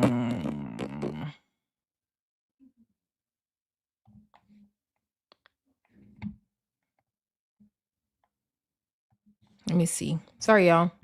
Trying to find a stream for Shonda right now. Pretty sure that was it. I'm pretty sure this is the stream of me responding. Hold on. Why is it taking so long to load?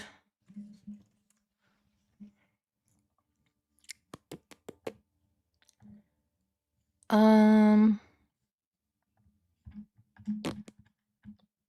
was here for that stream with when we were talking about Britney?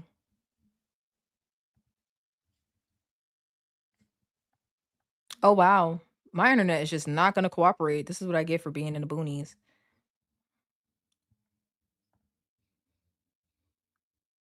No, it couldn't have been that one because that's a vertical. All right, one more shot. Hold on. It should have been the one right before it. What the fluff? Respectfully. Countess.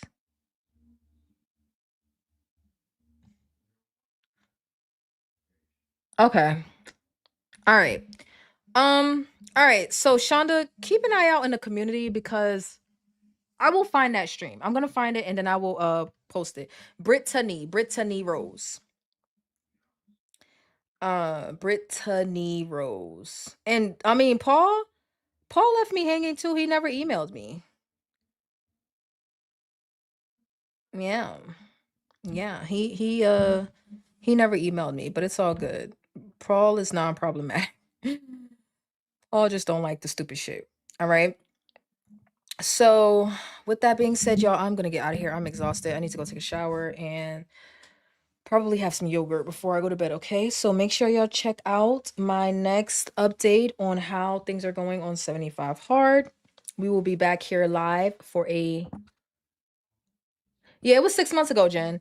But I found me reacting to that stream, but the stream is gone. Like, where the hell is the actual? Let me show you what I'm talking about before I get out of here. Cause I wanted y'all to rewatch this anyway. Like we were lit. Okay, like let me tell y'all something. Let me just play a little bit of this for y'all. Like I was gonna get out of here, but why not? Oops, nope. Uh, let me show you this. Let me show you this because we was over there lit that day.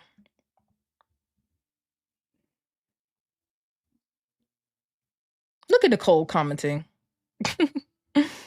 Oh, I just tried this. I remember it wouldn't play. Why won't it play? That is so weird.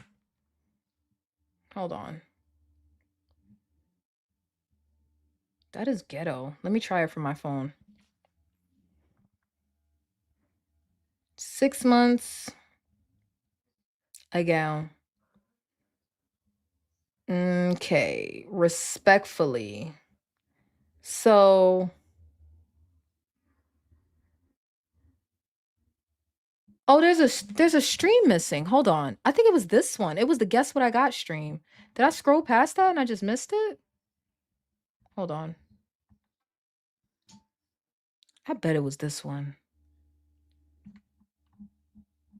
Where is the Guess What I Got stream?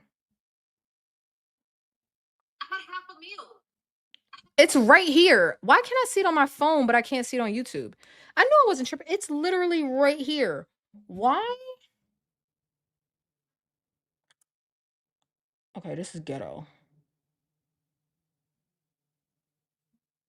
What happened in this stream? Why can't I see? Oh, it's unlisted. That's why. Okay, let me make it. I probably unlisted it because we was turned. We was turned. No, I found it. It's unlisted. That's why I can't find it on my channel. Okay, hold on. Let me take this down. I gotta make it public.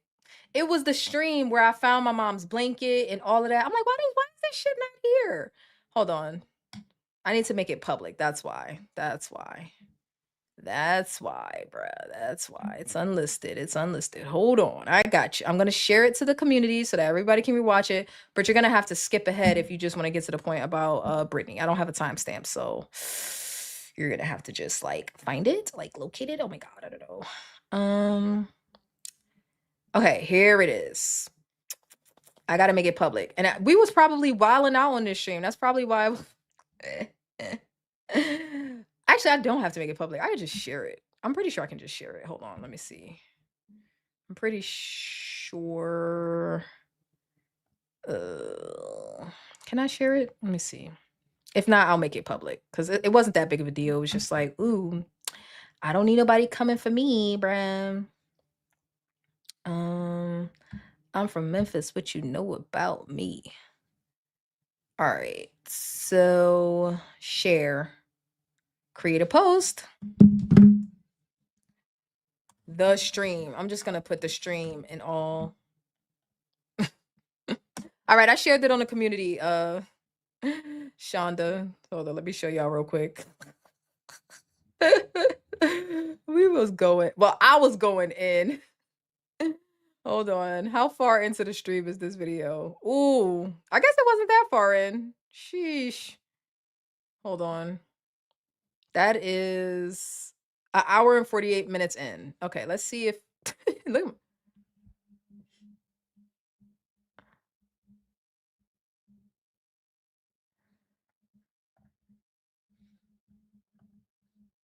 Oh shit, y'all can't see this. Sorry, it's on the wrong screen. Hold on. I was sharing the wrong screen. Hold on. This one. Okay, here. Up to 10 minutes, but does anybody really watch a 10-minute video? So it's hard to say everything that you want to say within that minute space. I can't tell you how many times I like re-record something because I spent too much time talking about one thing or whatever. And so I was filming this TikTok and I said, you know what? There's so much I could say about this and so much that is on my brain that I feel like I should just have a real raw chat on YouTube about it. Oh, I'm sorry. My bad. Shonda, were you talking about the one where I was reacting to this stream? Because that one is public.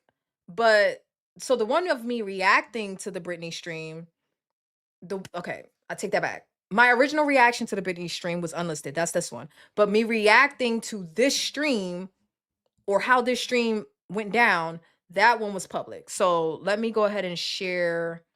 I think I already shared the response to it because it was already in a community tab. Oh, it was on a playlist. Okay. All right. Yeah, right. Exactly, So that is why we Delilah. are here. That is what we're going to do.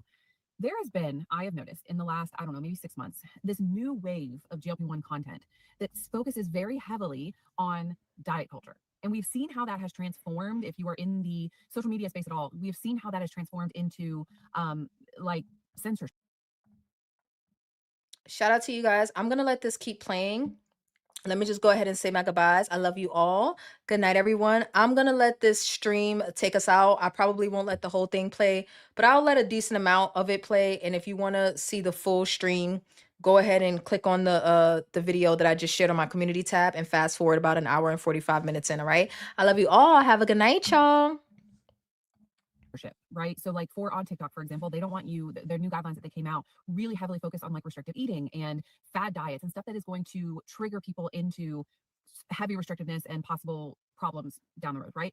And so we've seen this evolve over the past 6 months where we have put ourselves back into the diet culture box.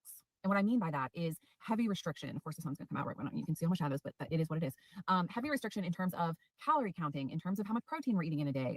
You know, I myself am guilty of this. Literally yesterday, I posted a video talking about how much protein you should eat, how much fiber you should be getting in your diet, all of that. And yes, that is all very important, right? And there are guidelines for what you should or My bad, y'all. One more thing. Let me clear it up. So the stream that I'm playing happened about 6 months ago. I was reacting to a content creator by the name of Brittany Rose. She made a comment about She was talking about some GLP-1 stuff and how you gotta just submit to your GLP-1, right? So she made that comment. But some time ago, like recently, I shared another stream. Let me just show y'all this real quick. I know y'all are headed now, but let me just show you this real quick. I shared another stream on my community, which was this one that says respectfully. And it was because there was a little bit of like backlash. Leave, Holly. I just keep bringing stuff up. There was a little bit of like back and forth at the time that I was reacting to Brittany. Hey Paul, how you doing? There was a little bit of back and forth while I was reacting to Brittany, so I came back and did a second stream, basically saying, "Listen, I'm gonna say what I want to say. I'm gonna react how I want to act. My temperament is gonna be what my temperament is gonna be, and that it just is what it is. I'm not here for no kumbaya with every single content creator, and we should be able to push back however we want." So this response stream to my original stream was kind of lit. I think this is the one that Shonda was watching. So Shonda, if you were watching this one, respectfully. Okay, so let me let this one play. I'll take y'all out on this one. But if you want to see, I'm gonna play this one. But if you want to see what I'm talking about, the original stream I just shared on my community. So I'll let this one play. You all have a good night. And if you want to stay behind or just keep your phones in or something and listen to my reaction, then you'll be able to do that.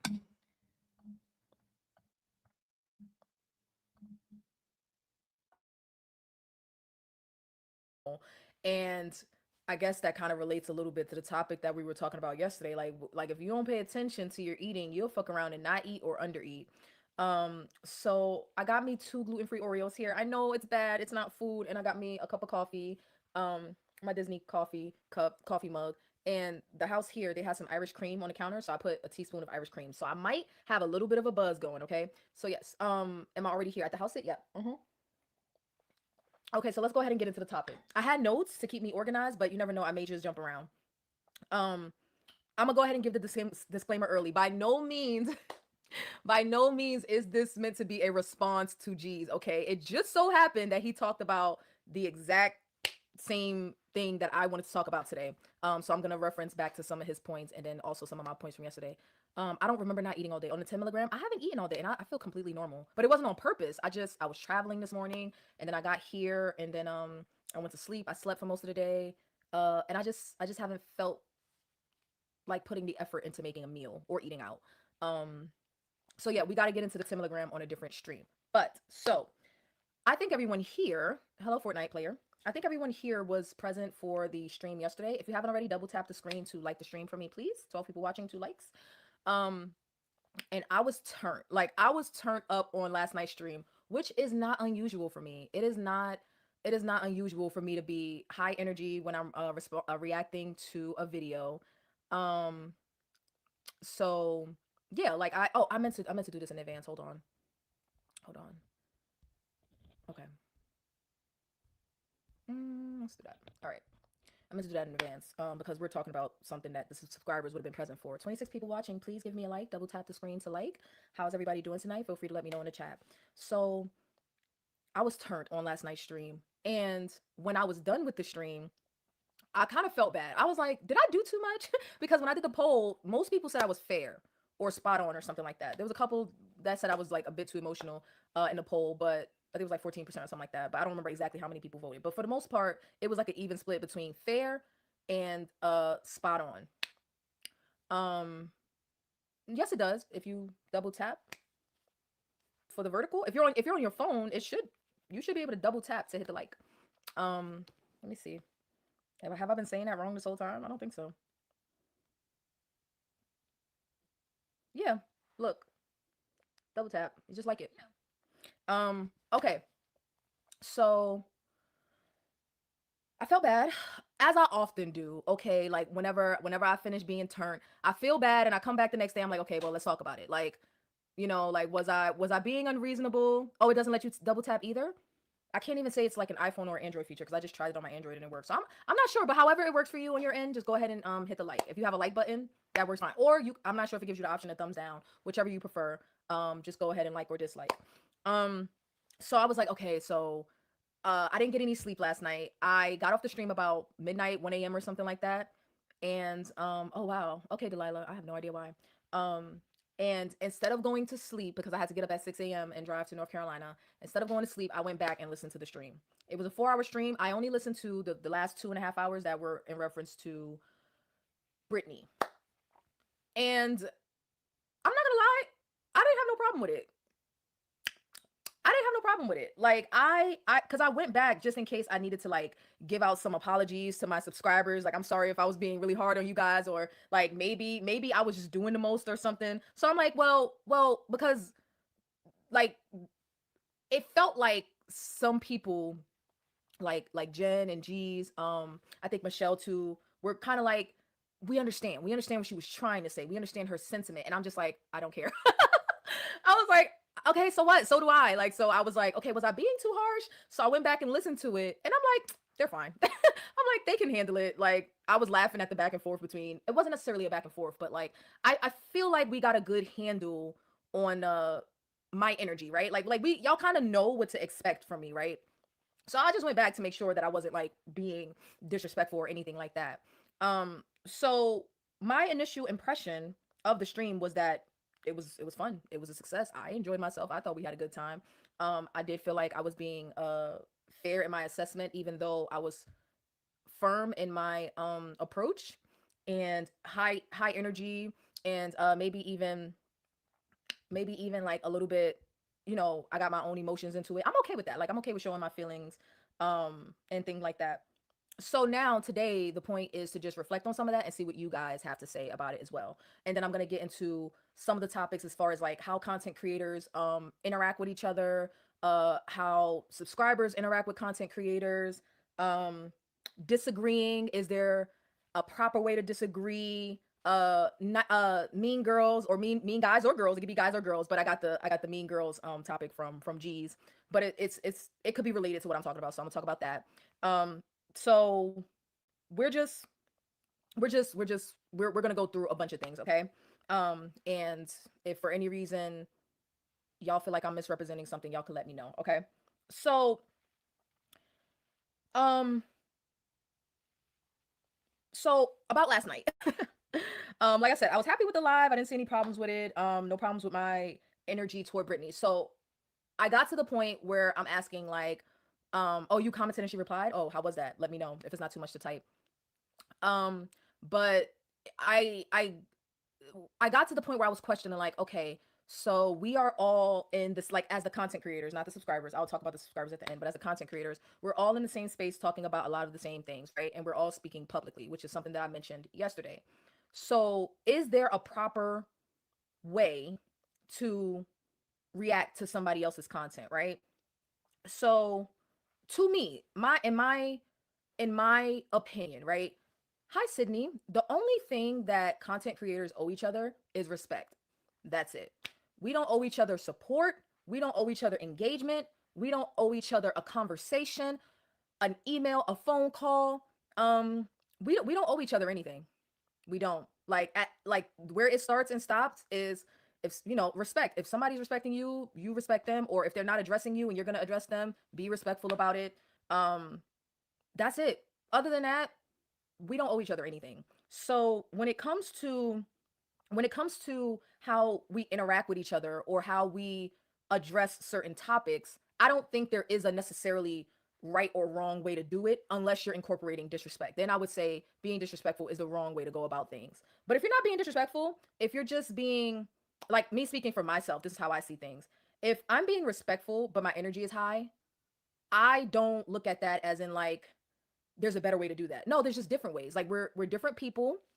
We are different people. We have different approaches and we have different energies. Nobody has the energy that I have. And I'm okay with that. Like, nobody has the fire, the passion that I have. Nobody's as loud as I am. Nobody's as, like, nobody probably even has as many squirrel moments and sidebars and distractions as I am. We're gonna get into shade as well, Jen. It's on the list, and I'll answer your question. So I don't feel like I don't feel like I don't I don't feel like I'm obligated, or anyone. I don't feel like anyone is obligated to kumbaya and kind of like tread carefully or softly, if you know what I mean. Now, there's a reason why I'm separating. the content creators from the subscribers, because even though you may see content creators in other people's chats communicating with subscribers, we're a different group of people. You know what I mean? Like, we are subscribers too, but at the same time, when it comes to the whole content creation thing, there's a little bit of a different standard, or at least I feel like there should be. Now, when you just I spoke on this a little bit yesterday. When you decide to speak publicly, especially on social media, there is no gatekeeping how someone responds to you. It is what it is. Like, there is no gatekeeping or like policing how someone addresses comments that are made publicly. So when it comes to Britney's video, she gave her stance publicly. Once she gives her stance publicly, this goes for me, this goes for anybody. Once you give your stance publicly, you open yourself up to criticism. There are no rules regarding how someone else is supposed to criticize you. So I don't necessarily agree with the stance of like, there's a way to do it. And I'm not being shady. I'm getting that specifically from G's. Like I said, I'm using his live as a jumping off point because we had a lot of the same things to talk about.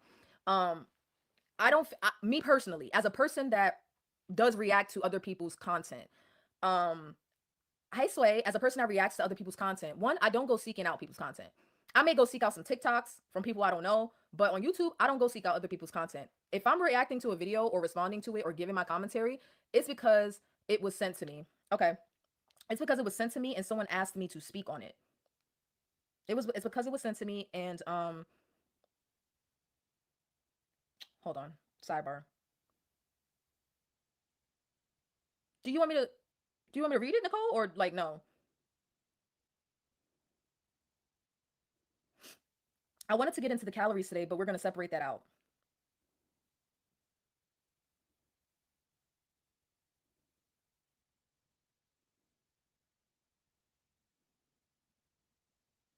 Um, I still okay. Sidebar, because I got 50 sidebars in the chat. I'll go ahead and read it because like I don't want to get into her like I don't want to revisit the calories now, but I will read this because Nicole shared it with me. So in reference to the video that we went over yesterday, um Nicole left a comment. Nicole Ray, because there's multiple Nicoles that watch the channel. Nicole Ray left a comment saying, I don't agree with this. To me, your diet is just the food you eat. You have to change your food choices and exercise to be successful. You can't just rely on the medicine to do all the work. The medicine is just a tool. You are the one that has to put in the work. And calorie counting is good for us because it helps make sure we're in a calorie deficit and helps us learn the amount we should be eating. You can't eat and do the same things you were doing before and expect different results. We have to make changes. So I was gonna say Journey. Johnny. Brittany responds saying, that's not what I said though. I said that eventually you realize that GLP-1s do that for you. They take the quote unquote work out of it for you, and you'll notice if you listen to your body that you will naturally want to make healthier choices and move your body. And Nicole says in response, you should have clarified that a little bit more, because you clarifying it that way I agree with. And I would say that I'm calling bullshit. Now, I'm behind in the chat. Am I really? Um, Let me know. Am I caught up? Or did I miss somebody's comment? So I just read Nicole's interaction with Brittany. Um, this could be a stream in and of itself. So to her response, I would say, like, to saying that because this stream isn't about me disagreeing with her. This stream is about me evaluating the way I reacted to her video. But to this, I would say, when she says they take the quote unquote work out of it for you and you'll notice if you listen to your body, I think that she's leaning heavily on intuitive eating, which is not a one size fits all thing. And I think that that stance deserves some pushback. That, and see, I was trying not to put it that way, Delilah, but that's exactly what it is. That's why I'm just like, whatever. Delilah says that's a great way to not stand 10 toes down on that hill you were dying on. We got a lot to get into. So thank you, Nicole, for sharing. Thank you for sharing the feedback that you got. Um, so let's get back into what I was addressing, right? Because we're gonna talk about that as well. I'm going too fast? Okay, so I'll read it again. I'll read it again. So Nicole says to Brittany, to her video, I don't agree with this. To me, your diet is just the food you eat. You have to change your food choices and exercise um, to be successful. You can't just rely on the medicine to do all the work. The medicine is just a tool. You are the one that has to put in the work. And calorie counting is good for us because It makes sure we're in a calorie deficit and helps us learn the amount we should be eating. You can't eat and do the same things you were doing before and expect different results. We have to make changes. Um, in response, Brittany says, "That's not what I was saying, though." What's not what you were saying, first of all? I said that eventually you realize that GLP-1s do the work for you. They take the quote unquote work out of it for you, and you'll notice, if you listen to your body, that you will naturally want to make healthier choices and move your body. That's not what she said. That's not what she said. What she said was, if you have to think about what you eat, your dose isn't high enough. That's what she said. That's what she said. She said nobody has to count calories. Nobody. Nobody. Not some people. Nobody. That's what she said. That's what she said. So thank you for sharing that, Nicole. No, Jen, it's fine. I talk fast. I was about to say, if you didn't catch it that time, I would just forward it to you. So thank you, Nicole. All right, so let's get back to me addressing yesterday's stream. So essentially, I don't feel like any like there is no, in general, right? There's no policing or gatekeeping how anybody reacts to or responds to something that's put out there publicly, period. When it comes to talking behind the scenes, private messaging somebody, emailing somebody, to me that only comes up if you have a problem with the person. If you're just reacting to someone's content, you don't have to, like, if you post a video publicly, I don't gotta email you like I got a problem with what you said. No, why would I do that? Like, why would I? No, like, I don't have to do that. Nobody has to do that. Now, if you say something about me and I have a problem with you, then I can email you and say, hey, what's the issue? Or do you have a problem with me? Or I have this problem with you. I don't like that you did this personally. But if it's public, I believe a public response is appropriate, or a public pushback, or a public challenge is appropriate, especially if someone is going to say out of their mouth, I am dying on this hill, right? So let me not jump ahead of myself. There is one thing that I want to that I reflected on when I was listening to the stream and I didn't like the playback value, that I want to take accountability for. So I talked about me asking a question in a previous stream about whether or not losing weight makes content creators, like some content creators, a royal bitch. And I brought it up again in reference to, not calling Brittany a bitch, but I brought it up again in reference to the type of attitude that I felt like was being displayed. Well, in hindsight, I could have picked a different terminology, because what I realized is I don't want to make it seem like I'm just referring to women. One, I don't want to make it seem like I'm talking about her, because you know how even though you don't mean to say something or imply something, it's still implied. Like, if somebody wanted to call me out on that, they wouldn't be wrong. You know what I mean? Like, I could say till I'm blue in the face, no, I wasn't calling her a bitch. I wasn't calling her a bitch. But I still put, like, her attitude in that context, and that wasn't what I was trying to do. So I think jerk is a better word. Not, again, not calling her a jerk, but at least, if there's some implication, then it's not me saying bitch or whatever. Um, I think jerk is, or asshole is, a better description of, because I want to be able to include like men too, like content creators, period. Do content creators in this space become assholes or jerks once they lose their weight, right? That was the question. So I want to take accountability for putting the whole right, the replay value might not be great, even though y'all got it right. So that's why I always listen back to make sure I'm not like out of pocket. And I felt like that was out of pocket because, one, I don't want to make it seem like I'm just talking about women, but why put myself in a position to have to explain it, right? I didn't think that all the way through. So I'm taking accountability for it now. So we're gonna go with jerk, okay? Now, that's about it though. As far as accountability or feeling like I should have said or done something differently, I enjoyed the stream. I did think that I was fair. I know that I was pushing back hard, but that was on purpose. I know that I have a lot of energy, but that's on purpose.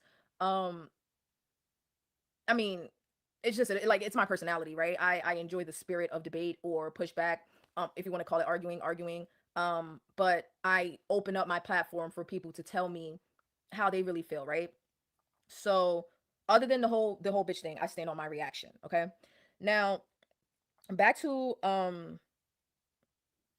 policing, how like how we interact in this space.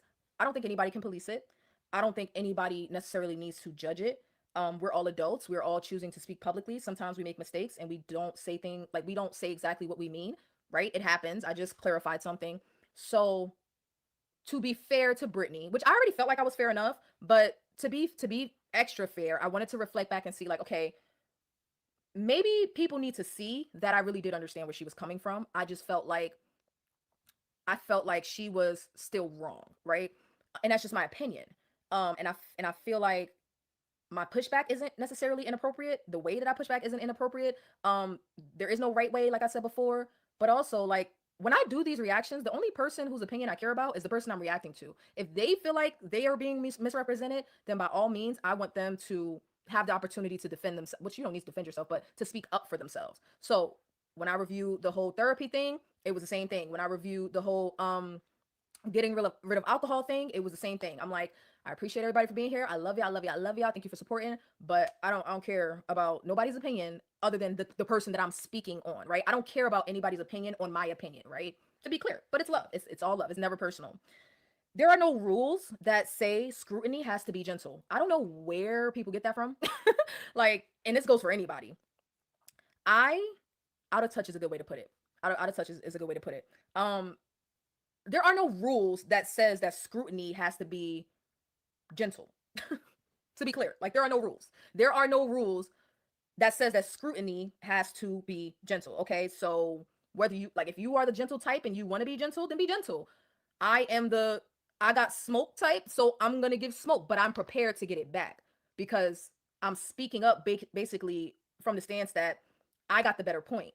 If you got the better point, then I need you to defend your point, and we can let the audience decide. But it never actually works out that way. Somebody sends me a video, says they want my input on it, so I give my input. The content creator never they either watch it or they don't watch it, and then I just move on to something else, and that's the end of it. So there are no rules other than respect. I would say and respect is a courtesy. It's not even a rule. Like, it's a courtesy to be respectful, but other than that, you handle people how you see fit, or you handle. And that's the thing. It's also not about the content creator. It's about the content, right? Like, it's not personal. I oftentimes, before I react to somebody's video, I'm like, I like this person. Like, everybody that I've reacted to have been people that I like or liked at the time that I was reacting to their content. So it's like, just because I like you don't mean I can't. Oh, hey, Jasmine. Just because I like you don't mean I can't push back strongly on a point that you're making that I think is a bad point. Okay, so it's never personal. It's never about them. It's about what they chose to say publicly, and then invite criticism, right? Because everybody, not everybody, but some people will put a video out there that they know is going to be a little bit controversial, and then they say, let me know what you think in the comments, but then they don't want to hear what nobody got to say unless it's agreeing with them. We're going to get into echo chambers later. So instead of having to go through all of that, getting my comment deleted, getting blocked, and all that stupid ass shit, I have my own platform. I'm just gonna respond to it as I see fit because somebody else put it in front of me to respond to. All right. So just keep that in mind. If you see me reacting to somebody, 9 times out of 10 is because I was asked to do it. It is what it is. And people know what they're gonna get from me, which is realness and honesty. Okay. So my style is my style. I encourage those that find, and I'm not subliminal. I name names, okay? So if you gotta wonder if I'm talking about you, then I ain't. Because if I am, I'm gonna say your name, okay? I'm not throwing no subliminals or anything. I don't do that. We're gonna get into that with the whole being shady and stuff. I don't do that. If I'm talking about you, you're gonna know I'm talking about you. Right now, I'm just speaking in general about some points that I wanted to talk about. So my style is my style. If my way of reviewing other people's content makes anybody uncomfortable, then I would just encourage to fall back until I'm doing a stream that's more your speed, is what I would say, right? Because not everybody watches everything. Not everybody that watches my pre-uploads watches the live streams. Not everybody that watches the live streams watches the pre-uploads. Not everybody watches, like, a crash out or a reaction video or a Darlene video. Not everybody watches everything, right? So if I have an energy that anyone feels is misplaced, you have two options. You can speak up and we can discuss it and get to the bottom of it.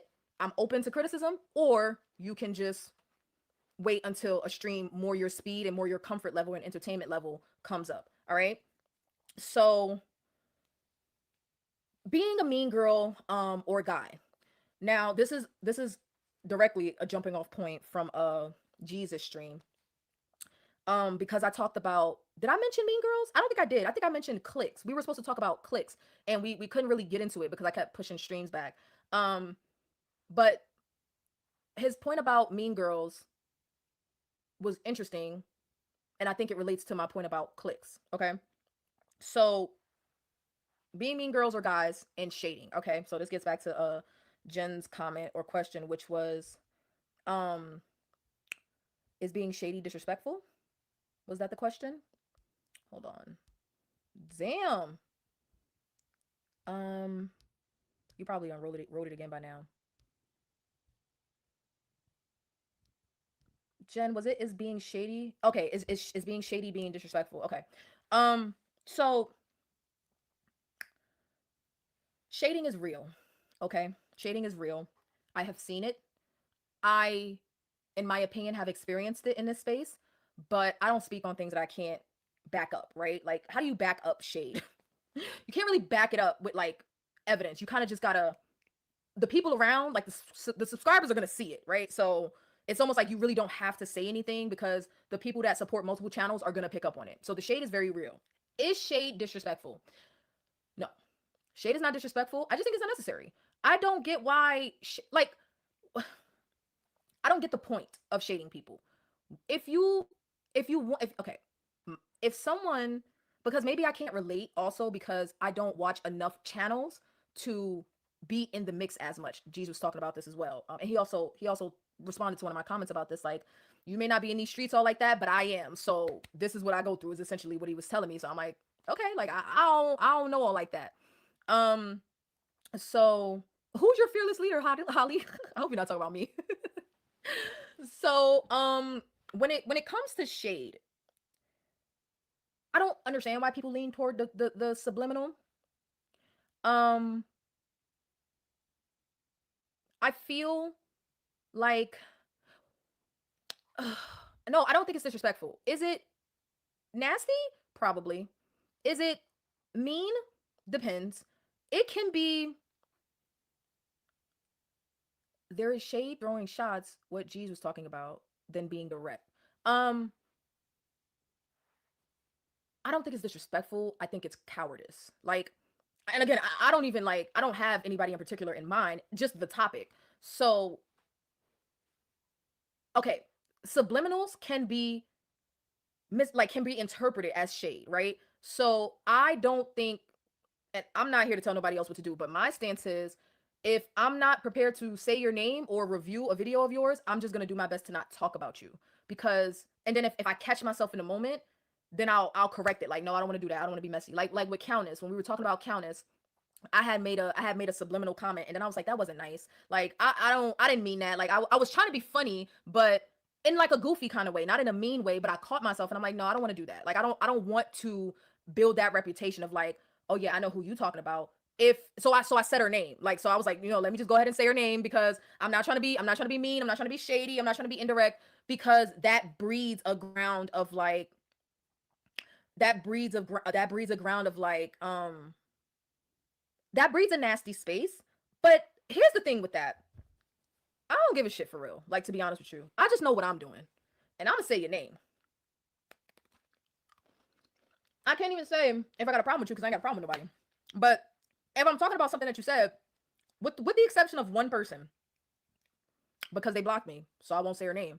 But with the exception of one person, I'll say your name. Like, if I'm talking about you, like, oh, I saw something on your channel, or something that you said on a panel, or something that you posted, there's no beef. So why not say, like, if a content creator is talking about something publicly, why can't you say that you're addressing what they said publicly? Why do you have to end? And I'm not talking about anybody, but why what is the, we're talking about being nice, nasty, and mean girls and mean guys and all of that. Like, why be indirect about what you're trying to say? Just don't say anything. But people do what they do. For me, no, I don't think shade is disrespectful. I just think it's unnecessary. Can it be nasty? Yeah. And the reason I feel that is because we know that people are very cliquish in this space. And I have noticed that there are a lot of larger channels that rock with each other tightly. And again, another point from Jesus live. He made some great points. It was a fun live. He talked about, you know, he talked about bigger content creators not showing love to the smaller content creators. I've noticed it. I just don't care. I don't think he cares either. But, and this is, again, like, it just is what it is. Like, I thought it was a good point, but it's like, yeah, we notice it, but it's like, some of us don't care like that. It's just an observation. But when you won't show up to somebody's channel, yet you're willing to talk about them indirectly, it gives shady. It gives shady. And is there something wrong with that? I ain't about to do all that.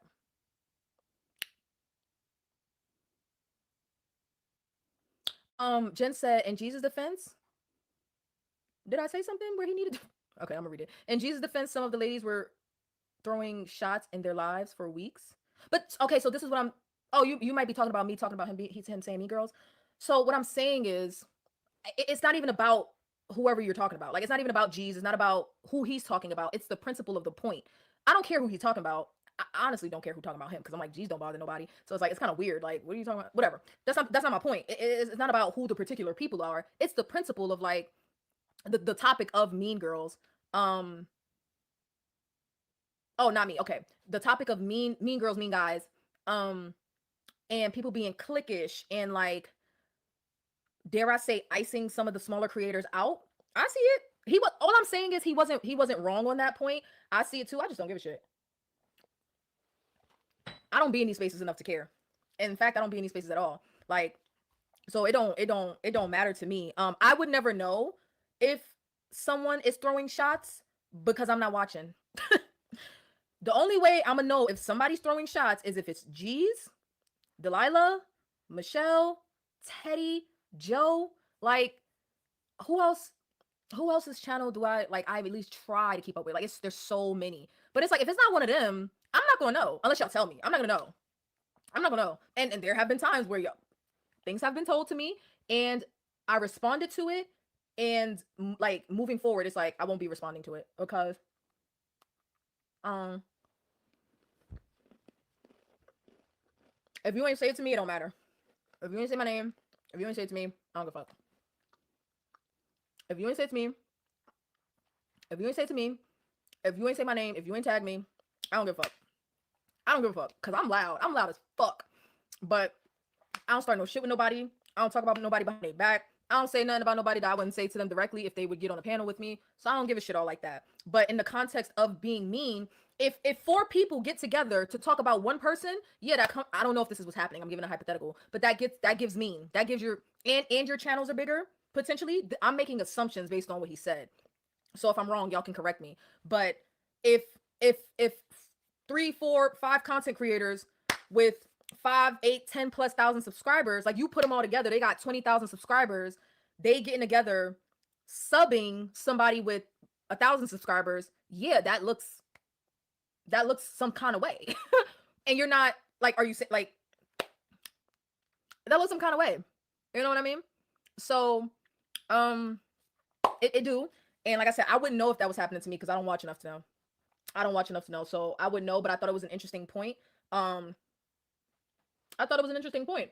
And I didn't finish your comment, Jen. Jen said, Jen said, in Jesus' defense, some of the ladies were throwing shots in their lives for weeks, and it would look weird for him to say what he could have really wanted to say. Why though? Other than the fact that he's a man, and he probably just don't want to address no women anyway. And I don't want to make this about him though. But now I'm curious, since you said it. What would you consider throwing shots, Jen? Like, everybody knows who you're talking about, but nobody will say their name. Is that throwing shots?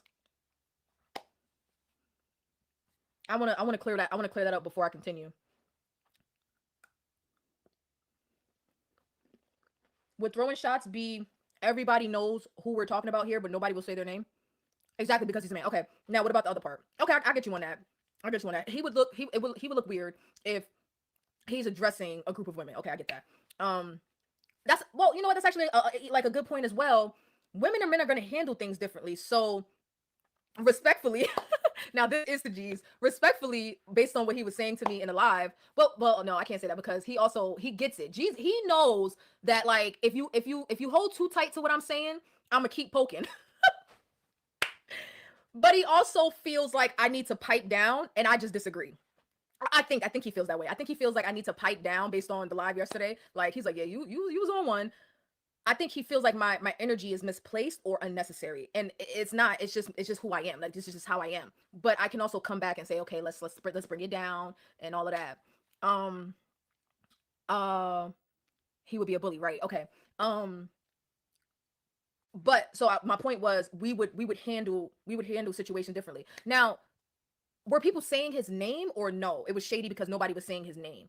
Because I feel like, here's the thing. I feel like when you say somebody's name, that's not shade. That's my opinion. So I don't know if they were saying his name or not. But if you're saying somebody's, like, to me, if you say my name, I'm depending on what the context is, I'm probably gonna respond. But I don't necessarily consider that shade if you're saying my name. If you're saying my name and not really saying what you mean, it could be shade. They weren't saying his name, so that gives shady. I have it literally here in my notes. It wasn't about him or what you're talking about, but it was about the topic of being, mean guy or girl. via the means of shading. Like, I say names to avoid shade. Like, I make it clear who I'm talking about to avoid shade. That's how I feel, but not to say other people have to feel that way.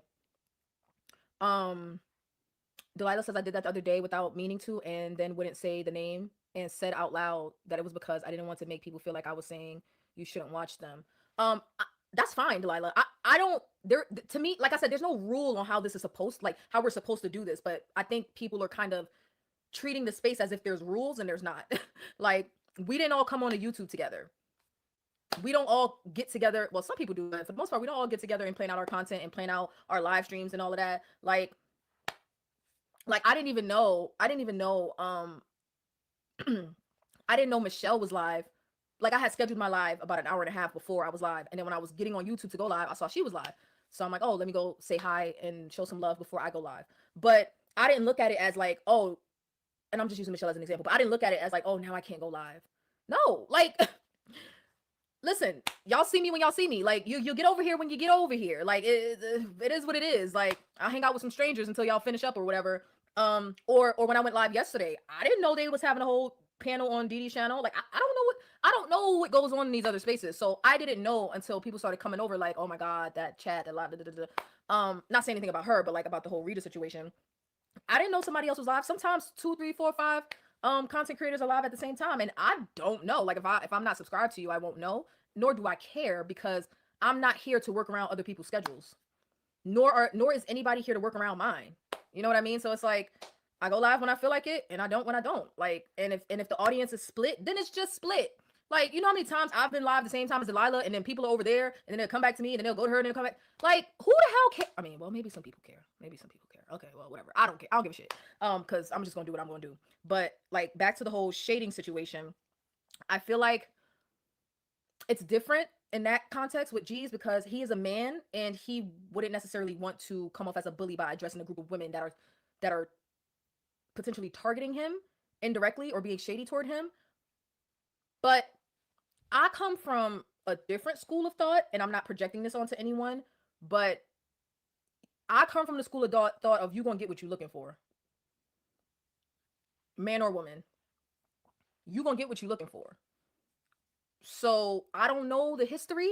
I'm not trying to get in it. I'm not trying to start no shit. It was brought up, so I thought it was a good point in reference to what I'm talking about.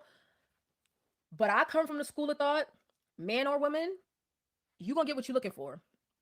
Like, there's only so long you can indirectly throw shots at a person before they say something. And if they say something, they say something. Whatever. You know what I mean? Like, I think that not saying names gets disguised as like, oh, I'm just trying not to be messy. Then why are you talking about it? If everybody here knows who you're talking about, but you won't say their name, why even talk about it? You know what I mean? I'm not talking about G's. I'm just saying in general, like, because I understand now why he wouldn't say people's names or whatever, because, you know, he's a man and that's gonna look funny. But it's like, I wouldn't look at him crazy. This is just me. I wouldn't look at him crazy if one day he came on here like, I'm sick of you motherfuckers, whoever's bothering him. Women, men, kids. Like, I'm sick of you, because that's what I would do. That's what I would do. Now, I get not giving everything your energy, so I also understand that. But like I said, I come from the school of thought of you're gonna get what you're looking for if you keep messing with people. So, oh well. So I don't, like, back to my other point, I don't think public opinions or public content needs to be addressed privately, right? So, like, I don't think if someone puts up a video that everybody can see, that you have to email them behind the scenes to work it out or whatever. Or no, you don't have to do that. You can say nothing, or you can react to it, or you can go throw subliminals, which I don't recommend. But, you know, whatever. I'm honestly just speaking for myself, and we kind of got sidetracked with the whole G's thing. Okay, now the final thought on the mean girl thing. I don't think I'm a mean girl, but I'm open to hearing you guys out. I did see a couple of people say they don't like the term mean girl. Let me know what y'all don't like about the term mean girl. Sydney has a sidebar, 9-scale victory today when I comfortably wore a dress to a brunch that I couldn't get over my hips a few months ago. That made me feel great. You know what my 9-scale victory is for, like, the summer? The fact that I can cross my legs. I can cross my legs. Now, I can only do it one way. I can do the right over the left. I can't, but I think this has to do with my flexibility. I can't do the left over the right. So congratulations to Sydney on getting the dress over her hips. That's a big deal. I love it when I can fit into a dress that I couldn't fit into before. I love it. I love it. I love it. Um, so what do y'all not like about the term mean girl? It don't affect me either way. Like, I don't feel no type of way about it. But considering I was being I was high energy yesterday, like, to be clear, I don't think I was being mean. Right over left only. Yeah, I can only do it one way. I can't do it the other way. I don't think I was being mean. And I don't, to be clear, I don't think Jeez was saying that I was being mean at all. I don't think he was saying that. But it was a good point. It was a good topic or whatever. So I want to talk about it. I can't stop crossing my legs. They're crossed right now. Sydney ate shrimp and grits at brunch. Okay. I'm a city girl. I don't like grits. That's some southern stuff. To me. I don't care one way or the other about the term, except that it makes me want to watch the movie. I understand the term. That's why it doesn't bother me. I understand. Well, people can mean different things, but I think I understand the context of the term. Can you tell shot day is tomorrow? Oof, shot day was yesterday for me. When I say this 10 milligram got me toe up from the flow up. Jeez was saying earlier that the 10 milligram is something special. It is. I'm on my 4th injection, and I've been taking mine every 5 days instead of every 7. I'm gonna go back to every 7 now that I have some in the fridge. But man, when I tell you a world without hunger, like a world without a desire to eat, it is crazy. Is Nicole still here? Nicole, I think Nicole was one of the people that didn't like the term mean girls. I'm not gonna move on till you guys answer me. What do y'all think about the term? What do y'all think about the term mean girls? And if you don't like it, what is it about it that you don't like? And if you don't want to answer that, do y'all think I qualify? Because I'm not trying to, but I am open to some feedback on it. That's why I like to do this after I've been turned on a live stream. I like to bring it down and be like, okay, I'm not completely crazy. Like, I might be turned up, but oh, I thought no, not y'all. G's had mentioned in the space in general, people can be mean girls. Not y'all. And when he said that, I'm like, I wonder if that, not that he was talking about me, but I was wondering, like, do people think that about me? Not that okay, like, I was gonna say, not that I give a shit. I'm always saying I don't care about something. I care, like, but it gotta make sense though. Like, you would have to, like, that's what I'm asking. Like, if somebody felt like I was mean, you would have to tell me what I said that was mean. Do y'all feel like the space has mean girls or guys? I guess my question to Nicole is, does she not like it because of the movie? Because I never saw the movie. No, I think she just doesn't like the representation, maybe. I mean, she could answer. Delilah doesn't think I'm a mean girl. So that's one person. I think mean girls' behavior is talking to other people about someone who thinks they are your friend, and really you're just going around talking about them. Friend is a strong word. Yeah. I mean, so if people aren't your friends, can they be mean girls? Can they be perceived as mean girls? Because I was saying in Jesus chat that I haven't found the mean girls yet, or they haven't found me, but that's because I don't spend enough time watching stuff. She did say earlier she thought it was about us. Oh, Nicole? No. Oh, wait. She didn't think Jesus was calling us mean girls, did she? Did she think Jesus was calling us mean girls? I don't think he was calling us mean. Was he? I don't think so.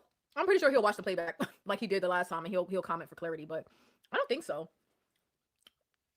Did you think I was saying that we're mean girls, or that he was saying that? I think he was speaking in general, or maybe he had some people in mind. I don't know, but I don't think he was talking about us. I don't think so. But I just want to know if I'm a mean girl, because I don't think I am. But if somebody disagreed, I would definitely hear them out. You think he was? Oh, okay. So Nicole thought I was saying that we were mean girls, and okay. Wait, Nicole V, you took the words out of my mouth. Y'all got me confused now. I'm saying, okay, I'm gonna let y'all work it out in the chat. But what I'm saying is, I did not, I didn't think of who he was talking about because I didn't care. I don't think he was talking about us, but I don't know. But it was a interesting point of mean girls in the space, and because I had not encountered that, I wanted to talk about it. So I'm wondering, do I qualify as one of the mean girls? I didn't eat all day today, Journey. So I'm snacking on 2 gluten-free Oreos. I'm on my second one, and I'm just licking the icing, frosting now. Just playing around with it. I have no appetite. And I got a cup of coffee with some Irish cream in it. So I got a little bit of a buzz going on. Um, so no to me being, I mean, y'all are biased. Strangers in the Clouds. I have 16 people watching. They're gluten free. You think you would like it? They're actually good. They're really good. They're nothing like a regular Oreo, but they're close. Um, okay. Strangers in the Clouds. Come down wherever you are. So we got Nicole, Sydney, Journey, Delilah, and Jen commenting. That's 5 out of 15. The other 10. Alexis is here. Hi, Alexis. Um, make it a fasting day. I messed it up because I had a coffee. Well, I had a latte on my way down, so I didn't think it through. It wasn't a planned fasting day, so I didn't mind having the coffee. But then when I got through the whole day without eating, I'm like, shit. Had I not had the coffee, it would have been a fasting day. Hey, Alexis, girl. Um, I don't keep cookies in the house for that reason. Yeah, I tend to not keep them around, but every now and again, I like sneeze a little treat. Um, okay, so I'm gonna say no because y'all didn't answer. But I need some like, because we're gonna get into echo chambers too. We still got a couple things to go over, right? So the last thing that I'll jump off of Jesus stream about was when I said I told him I watched it back and I was laughing. I was saying that we all have tough skin. And he was like, "Yeah, you were on one." And I'm like, "I was." And I felt like I didn't feel like Jen was trying to get me to calm down, but I felt like G's, not that he was trying to, but I felt like G's was getting the impression that I was too invested when really I'm just a high energy person. Um and sometimes I wear my emotions on my sleeves. But like I don't think I was saying anything wrong and I don't think my approach was wrong.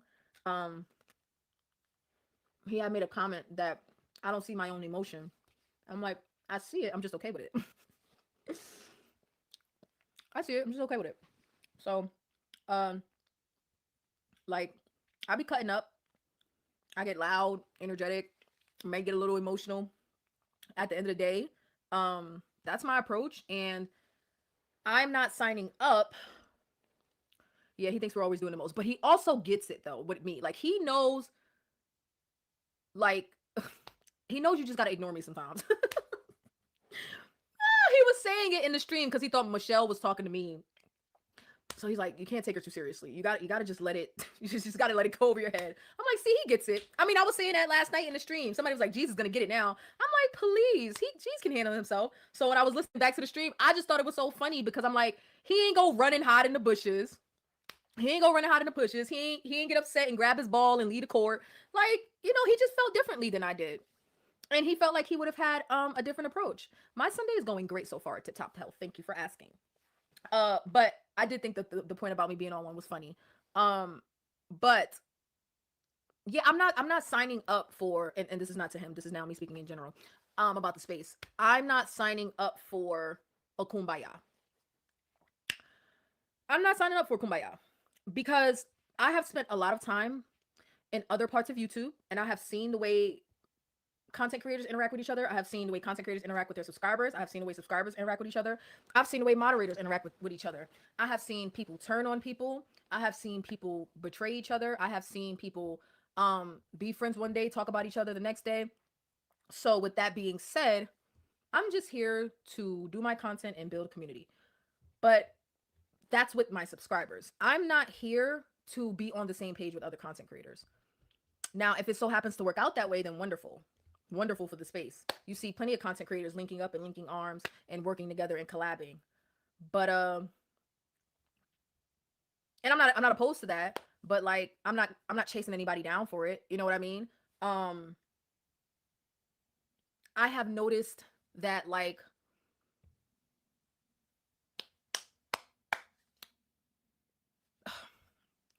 whatever. Anyway, whatever. My point is, I'm not here I'm not here to uh I'm here to do things how I want to do it. I don't know how to say it. Like I'm here to do things how I want to do it, which means like like most of the time, like my channel isn't about responding to other people, but because people like my input, they ask me to do it, so I do it and I enjoy doing it. It's as simple as that. So if your channel happens to come across my desk, or your video happens to come across my desk and someone says, hey, I want to know what you think about this, or hey, this may be worth reacting to, or hey, take a look at this, let us know what you think, hey, can you review this, it's gonna get done.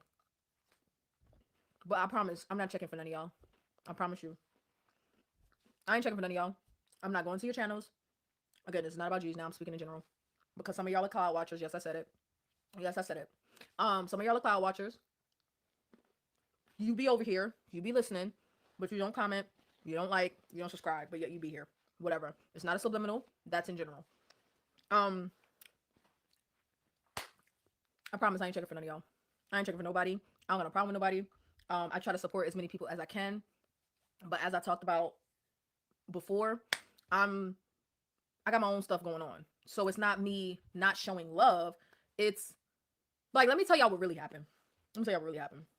So when I first started going live and y'all were all finding me, I didn't realize so many people had channels. I didn't realize so many people had smaller channels, like not smaller than mine, but like around my size. I didn't realize there were so many smaller content creators in the space.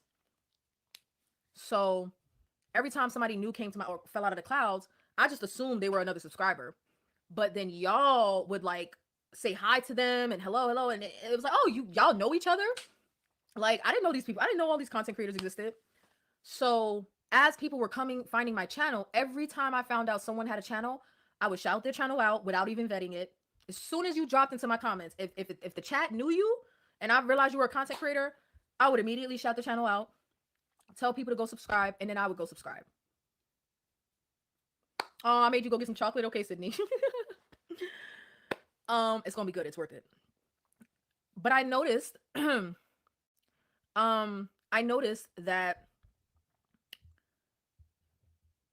if y'all were okay, y'all know we be lit over here, right? Like we do. We really do be lit. But those first few, like even before I started doing verticals, those first few live streams have thousands of views, if not hundreds, right? Because that's when I was more consistent with my channel. So people were finding me quick. And it was like every other day, like people like other channels were finding me or whatever. So I'd be like, oh, go here, go here, go here, go here, go here, go here, go subscribe. But I noticed, and I didn't think about it at the time. I noticed that other people don't do that. Not that they're supposed to or obligated to, by no means. I was just that was just how I naturally responded. But I noticed that when I would go to other spaces, that's not how people rock in this space. People don't shout other people out unless they're already like in the clique. And if they do shout out somebody that is, not within the clique, they're very selective, which is fine. I don't give a shit. But I was just like, oh, okay, like, so that's not normal to just be like, hey, go subscribe here, like that's not normal. So I was like, okay, well, I'll stop saying that or whatever. But I also noticed that like a person may have me blocked, or a person may show up and pretend to be in full support in the chat, but if they do get an email from me, they don't respond. You know what I mean? Like they're in full support publicly in the moment, but like behind the scenes, they like, nah. You have no true idea how much I freaking hate watching vertical lives, but I keep coming back because I love this community. Yeah. You and Delilah are both good at doing that. So grab me a piece too. Oh my gosh. So anyway, the point is, one, I couldn't get to everybody's channel. That was first of all. Second of all, I noticed that when I was doing those first lives, people were showing up, like certain people were showing up semi-regularly, and then they stopped showing up altogether, which is fine. Ain't nobody we're not obligated to support each other at all. Like, don't get it twisted. So, but I was still going out of my way to show up to certain people's channels, and I'm like, why am I in their chat and they not over here? Like, what am I in their chat for and they're not over here?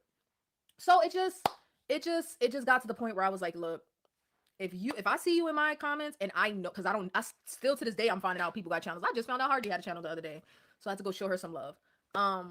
But if you're in my chat and you're showing up to my channel and you're supporting my channel, I at least try to go show up. I at least try to go show up. But for everybody else, that's them. Like they do their things. They ain't got nothing to do with me. Like I said, I wouldn't know if anybody was talking about me or subbing me because I don't be in them spaces. Okay. But Delilah says, V, you have no true oh no, I read that one. Nah, V, we all have life. Have a life, we get it. We can't just be out there every other we can't just be out there to everyone every time. We just do what we can, and that's that. Yeah, that's pretty much it. That's pretty much it. So feel free to criticize me. react to my videos, comment on my videos, or criticize my videos, uh, just don't lie on me. Just don't lie on me.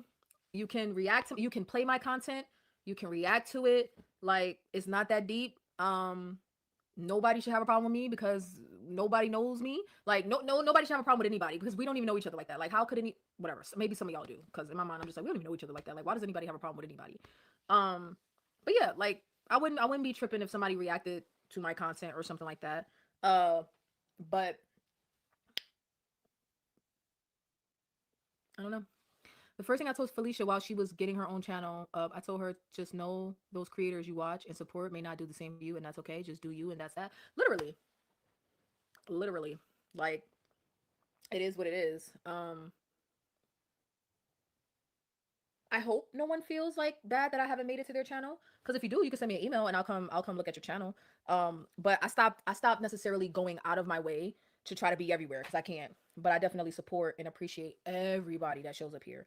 Um, and to be honest, nobody's off limits. Like, if I can be on a live stream and go back and forth with Jim, back and forth with Delilah, back and forth with whomever, ain't nobody off limits.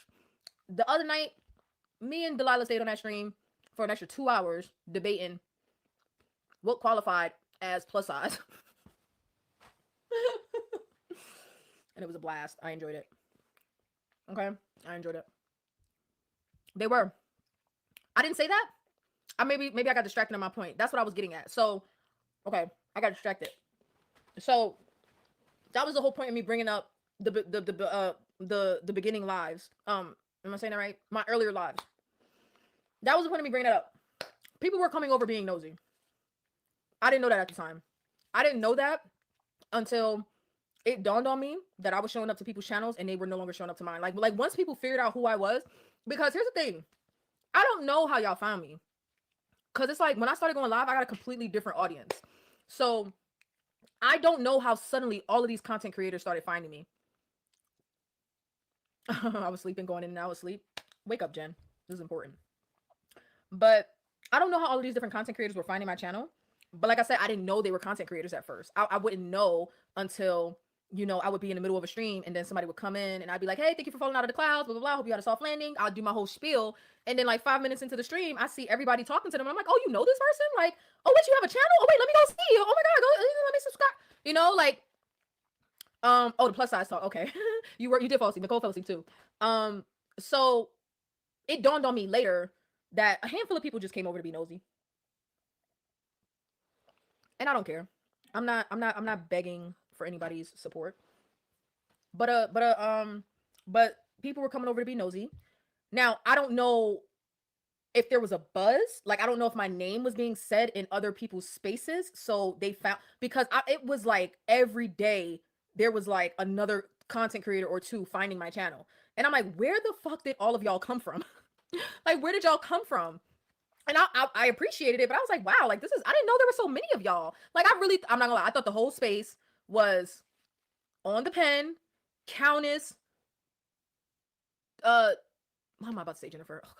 Oh God. Brittany, Allie, Downsized, the biggest channels, the biggest channels. I thought they were like the whole space. I did not know none of these other people existed until I started going live and people started dropping into my chat. I didn't know. So I don't know how I don't know how they were finding me. But I didn't think about it at the time. It dawned on me later that, yeah, people were coming to be nosy because I can tell by who stayed and who didn't. I can tell. I don't care though. I don't care. I don't care. I don't care. And like I said, I know that some people are cloud watchers, and that's fine. I don't care about that either. I never heard of you before that came to my feed, and I seen Jen and said, if Jen is a moderator, then V must be cool. Do you know what's so weird about that? I I I mean, Jen was just in my stream a couple of times when I made her a moderator. She was my first channel member. That's why I made her a moderator. She was the first one to become a member, so I made her a moderator. Alexis was my very first moderator, period. But that's because she came up on my panel. She was the first one to come up on my panel. But Jen, I didn't know Jen was known in these streets until I started going to other people's chats, because even at that time, I wasn't going to nobody else's channels. I wasn't, I was over it. Like, this is before I knew about a G's, a Teddy, a Delilah. Like, before I knew about any of y'all, I already wasn't going to some of the biggest channels anymore, because it was just too much. I was over it. So I didn't know I didn't know when I made Jen a moderator, Jen is like known in these streets, like in these comments. I did not know that. I did not know that. It wasn't until I started seeing some of y'all around regularly, and then I would go to other people's channels, and then the exact same people would be there. And I'm like, oh, y'all been around. Like, y'all been knowing all of these content creators, all of these channels. Okay, I didn't know. I know. Um, I think because Jen was here, it triggered you to my algo. I have no idea. I have no idea. But the overall point was about the whole supporting channels thing. Like, you know, I try, I do what I can, but like I said, I was doing my Trizepatide research and you popped up. That's good. That means I'm in the algorithm. That's good. But like I said, I welcome anybody, because I play people's content. Nobody has said anything yet. Nobody has complained yet. At least not to me or to YouTube. Um, so if someone does complain, then I will know. But so far nobody has complained. And I think for the like I think I keep I know I'm respectful. I might be passionate, but I don't disrespect anybody. Journey of Life says, for me, I followed you because you were the only younger person on this journey I seen. Plus, you seem cool, so I stuck around. Yeah, you're in a lot of my your J profile is in a lot of my earlier live streams. So I just started to get familiar with certain names. And then there were other names that were they popped in for, you know, those beginning live streams, and then haven't seen them since, and I don't really give a shit like that. Um, I would go to people's channels, the energy wasn't the same, and it's like, oh, okay, whatever. So excuse me, but I'm not here. I'm not here to link arms and sing kumbaya. Like, it is what it is. I support those that support me, and that's the end of it. Um, I haven't left. You're stuck with me, Nicole. So revisiting some of Brittany's points, right? Because we were talking about her. Um, so with a more turned down energy, right? Revisiting some of her points. If you haven't already, please like the stream. You can like or dislike, whichever. Just double tap or hit the like or dislike. Um, so she said that people should not have to think about what they eat or how many calories they're eating or anything like that. And some people yesterday were saying they understood her sentiment. Now, I actually thought I was done bringing up Jesus Live, but he actually did talk about this video, so I guess I gotta reference his point again. He said that he felt like she was trying to convey a message of focusing on mental health. I call bullshit, not bullshit to G's, but bullshit to um bullshit to why do I keep forgetting her name? Brittany. Journey, you're very loyal until them sardines come out. And I'll be thinking hard. I'm like, if I do this, Journey's gonna leave. I'll be thinking hard, girl. But you outnumbered. You are outnumbered. Um, but I love you anyway, and thank you for all of your support. Journey will watch anything of mine. Journey even went back to some of my older content. She will watch anything but Darlene. So yeah, she'll forever be Journey of Crowns. Uh so to the point about mental health. I didn't think that she was trying to make a mental health point necessarily. I think that she was disguising her real point with talking about mental health, right? And I've noticed that this is something that some content creators do when they're making a controversial point. They won't just say what they mean. They will disguise what they're saying as like, I'm only saying this because I care about you.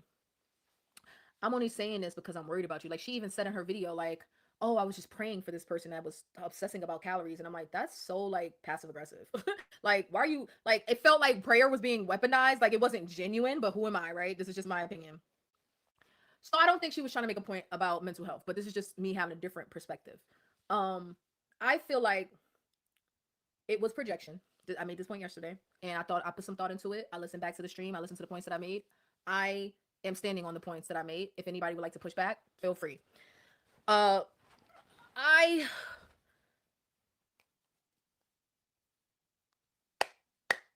out of touch. Let's go back to Jen's point of being out of touch, because that's a wonderful way to put it. I've seen example after example of people lose a significant amount of weight as a content creator, and we've asked the question. We've done this as a topic. Do the content creators get out of touch? And my answer is officially yes. Okay, my answer is officially yes. Jury is still out with me. All right, I might be a little jerky out of touch too, but we'll see. The answer is yes for me, and the reason that I feel like people get this way is because they're used to being in an echo chamber. So one, they're used to telling their audience, they're used to always telling their audience what they want to hear versus what they really think, right? Because you want to keep the audience engaged, you want to keep people on your side, you want to keep the comments positive, you want to keep people coming back, you want to keep your subscribers or whatever. So a lot of these spaces are echo chambers. But when they start expressing their real feelings about something that that will be considered like controversial or whatever, and then the audience starts to push back or newcomers start to push back, they can't take it. They can't take it. So I feel, and I've also seen more than once people invite criticism. I know, Reindeer, you told me it was a no day, but I figured if it was the end of the night, it would be okay. I had a lot of energy after G's went live, so I wanted to do the topic. Reindeer told me to keep my no day. I did 22 hours of my no day, okay? And I went live at 10:15. So I've seen content creators make points that they feel like are really good points, and then when they get pushback, they can't handle it. Instead of working through the pushback, right? Now, I know that subscribers can be assholes. That's why I'm saving the subscribers for last. That's why I'm saving the subscribers for last, because I got something for y'all too. In general, right? In general. Subscribers can be assholes. Or sometimes it don't even be subscribers. It be people that just happen to watch your video or whatever. Like viewers can be assholes. I'll say that. But content creators, I think, have a responsibility. I think that we have a responsibility to, one, be honest, hold ourselves accountable, and hold each other accountable. This is why I don't mind being hard on someone like Brittany, because I had a lot of respect for her. I have a lot of respect. I won't say had past tense. I have a lot of respect for her. So if I respect you and I'm in a position to challenge what you're saying, I don't think that that's looking like a negative thing, right? Because I would invite you to do the same to me or for the whatever, toward me. The only person that can have a problem with it and it matter is the person that I'm like, whose content I'm reviewing. Because like I said, it's not about them, it's about the content. It's about the content. Nothing that nobody else has to say matters necessarily, right? Like we can have a conversation about it, but I don't want to jump ahead because I want to save the things that I have to say toward the subscribers for the last, okay? So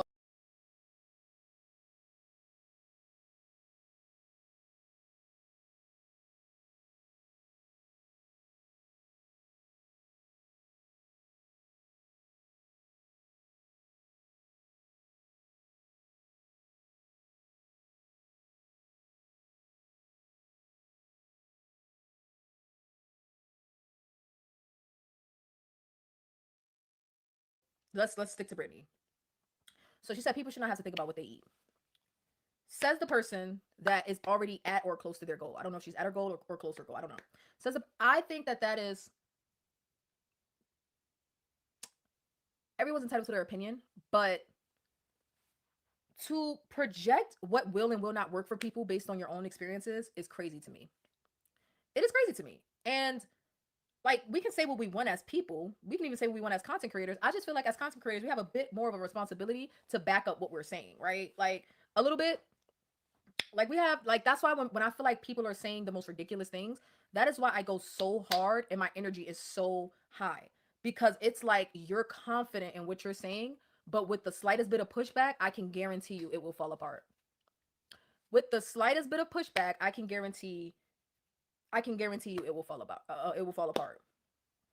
And it's like people don't genuinely want that pushback. I guess nobody really wants pushback, but like when you put your stuff out there, your thoughts out there, sometimes we don't think it fully through. So like I said with the whole bitch thing, has somebody watched that and been like, I think that was inappropriate, they would have been right. Even though it wasn't my intention, they would have been right. You know what I mean? So it's like sometimes we don't think things all the way through, which is why we're supposed to be open to criticism, not disrespect.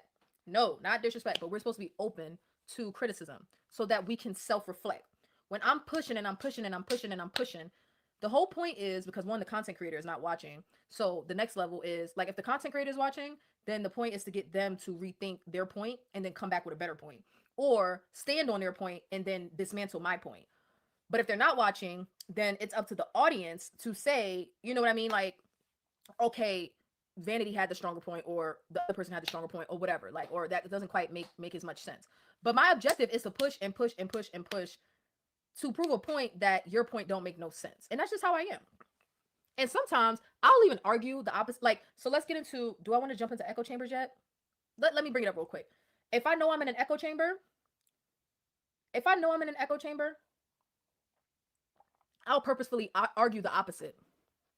Not for the sake of arguing, but for the sake of breaking up the consensus. For the sake of breaking up the consensus. I've noticed a lot in these GLP-1 spaces, because not all one space, it gets treated as one, but no, there's multiple spaces. Everybody wants to be on the same page. And as soon as there's a little bit of dissent, it falls apart. And it's like, you know, a little bit of pushback is not the end of the world, right? Like a little bit of shit talking is not the end of the world. Talk shit back. You're the content creator. You're the one with the platform.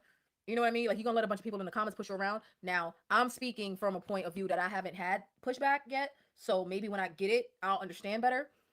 So I will put that out there, that maybe I just don't get it. But it's also like, if I can gather that you're not used to people disagreeing with you, then I'm going to push very hard. Because if you're going to be that confident about your point, and you're in a position of somewhat authority because people are looking to you as an influencer, you are responsible for the things that you say. And we're not going to always get everything right, but it's our responsibility to check ourselves. Or if somebody else is doing the check-in, like, it's fine to say you can't check me. It's fine to say that. But am I wrong though? Like, Brittany could respond right now and be like, I don't care what you so much, you can't check me. But am I wrong though? Nicole says, I'm so close to goal and I still think about what I'm eating. Jen says, and do I dare say you have goal and then skinny goal? Brittany is skinty. I don't think it matters. Like, I don't really think it matters, right? Like, if a content creator gets to their goal and then keeps losing weight until they have no more weight to lose, that's on them. I don't think we can decide when it's too much weight. Even for someone like Amy and Half, or Amy and Half, whatever her name is. Yeah, we can see with our eyes, like, like, you know, that's a lot of weight loss. But we can't, it's like, at the end of the day, it's like, who are we to judge somebody for how much weight they want to lose? All of this is subjective, right? And we can have opinions on it. If you put it out there publicly, people get to say, hey, I think you lost too much weight. And you could say, I don't give a fuck, if you really don't give a fuck. But I felt like Brittany was projecting her issues with calorie counting onto the masses because she couldn't figure it. She couldn't make it work for her. So her point is that nobody needs to do it. And to her comment, her response to Nicole, to say that just getting on the GLP-1, it will do the work for you, so you don't have to do the work. That is a incomplete thought. That is an incomplete thought. And she's treating it as if it's like complete. Because that gives the impression that no lifestyle changes are necessary. That gives the impression that all you need is intuitive eating and a little bit of time and a GLP-1. And that's just incorrect. You know that all her comments on her videos were agreeing with her? Yeah, we've seen that before. There wasn't one person that disagreed. She said she would delete comments. Maybe she deleted them. I don't speculate about whether a person deletes comments or not. She said she was going to delete comments. She said that. She said she was going to delete comments, so maybe she deleted them. But I mean, you know, I have a smaller channel. And because I mostly do live streams now, I don't get a lot of I don't get a lot of comments after the stream is finished. But if you look at my videos, my older videos, most of my comments are positive. I've never deleted a single comment. Not one. I've gotten some pushback, and I used to respond to it, but now I'm just like, you know, if it's not disrespectful, let people rock. Everybody can't get a Cloaks to crash out, okay? But Cloaks to try me. Hey, Cloakster, if you're around. So I just don't necessarily react as much. But anyway, my point is, as content creators, I think we have a responsibility. I think we have a responsibility to be as honest with the audience as possible. And if we put a thought out there, and then say we're going to stand on it and die on it, that means there's no room for correction. That means there's no room for changing your mind. Like, when somebody says I'm going to die on this hill, that means you are 1000% that you are correct. That means you are 1000% that you are correct, and nobody can tell you nothing. And that doesn't leave much room for engagement. So that's why I push so hard. That's why I push so hard. Some people may have felt like it was unnecessary. Oh well. Like, that's not going to change. And I don't think we need to have this whole like, oh, people in the space need to do better. No, I don't. It means you are not teachable. Exactly, Holly. When you say, I don't care, I'm going to die on this hill, you're confidently wrong and I'm going to kill you on that hill. That's how I feel. Oh, I have comment moderation, so you can't say certain words in the comments because people like, do you know how many people come into my vertical live streams like working very hard to spell out the N word? And I'm just like, I don't even block them. I just be like, you did a lot of typing to make that happen, and you had to subscribe to do it. So whatever. But on videos, I have certain words blocked that you can't say. But on the live stream, they be like, they be working real hard to spell it out, and I'm just like, are you done? Like, are you finished? Or are you done? Anyway, so people shouldn't have to think about what they eat. I disagree. I disagreed yesterday. I'm standing on that point. Um, I don't see why the answer to one extreme is to go to the opposite extreme. So if a person is obsessing about everything that they eat, I don't, because people felt like I was missing the point about obsession. I'm like, I'm not missing it. I'm ignoring it because it's irrelevant. But let me address it now. If if we're talking about the obsessive people, right? To give her further context. And a person is obsessing about what they put in their mouth. Why is the answer to not think about anything? That's just the opposite extreme. It's both ends are an extreme. To worry about everything and to worry about nothing, those are two extreme stances. Would you agree or disagree? Would y'all agree or disagree? If a person is worrying about everything and they swing to worrying about nothing ever, not thinking about anything ever when it comes to their food intake, you don't think that's like, would you say that's like moving from one extreme to the next? Because that's how I see it. So she thinks she's so right and so correct to just tell people, you don't have, like, I feel bad for you for existing in this extreme of obsession when you don't have to. Just go to the other extreme and don't think about it at all because you have a GLP-1. That may be correct for some people, but I don't think it's correct for everybody. And I definitely don't think that it's correct for the people that are actively losing weight. And some people did push back in her comments and say that, like, hold on, I got to track my calories to make sure I'm eating enough. Now, to be fair, I don't necessarily like when people say that doesn't apply to everybody, not everybody, not everybody. The only reason I'm saying it though is because she cast the net to everybody. She said nobody needs to track calories. She said, I know y'all are gonna say some people, Brittany, some people need to know. No, they don't. That's what she said. So there was no room for some. So since she cast the wide net to everybody, I'm just addressing it the way she laid it out. Right. I have that note next. So one extreme to the next is not necessarily the answer. Then she also said, if you have to think about it, your dose is not high enough. Oh god. It's like did you talk this out with someone? Like it's so offensive. I don't get offended easily, but it's so offensive. Like the audacity is offensive to me. It is. The audacity is offensive to me because I'm like, you do realize that if you got into a conversation with a person that knows a little bit of anything, that stance would not stand up. There was no room for interpretation, and many tried to add their own when she said when she was clear. No one ever. It's plain and simple. I agree. That's why I was pushing back against I was pushing back against Jen, Michelle, and G's yesterday because I'm like, I get what y'all saying, but y'all trying to add context to what she's saying, and I don't need to do all of that. She's being clear about what she's saying. So they were basically like, well, no, we don't agree with her, and I'm like, it's fine that you don't agree necessarily, but it was coming off. This goes back to shit you shouldn't say out loud. Is that what you meant by like the dining table talk or something like that? Kitchen table talk? Uh, it like it wasn't that y'all would they would necessarily I mean agreeing with her, but it did give y'all felt like my foot was on her neck a little too hard, and I didn't think it was. This is a song that never ends.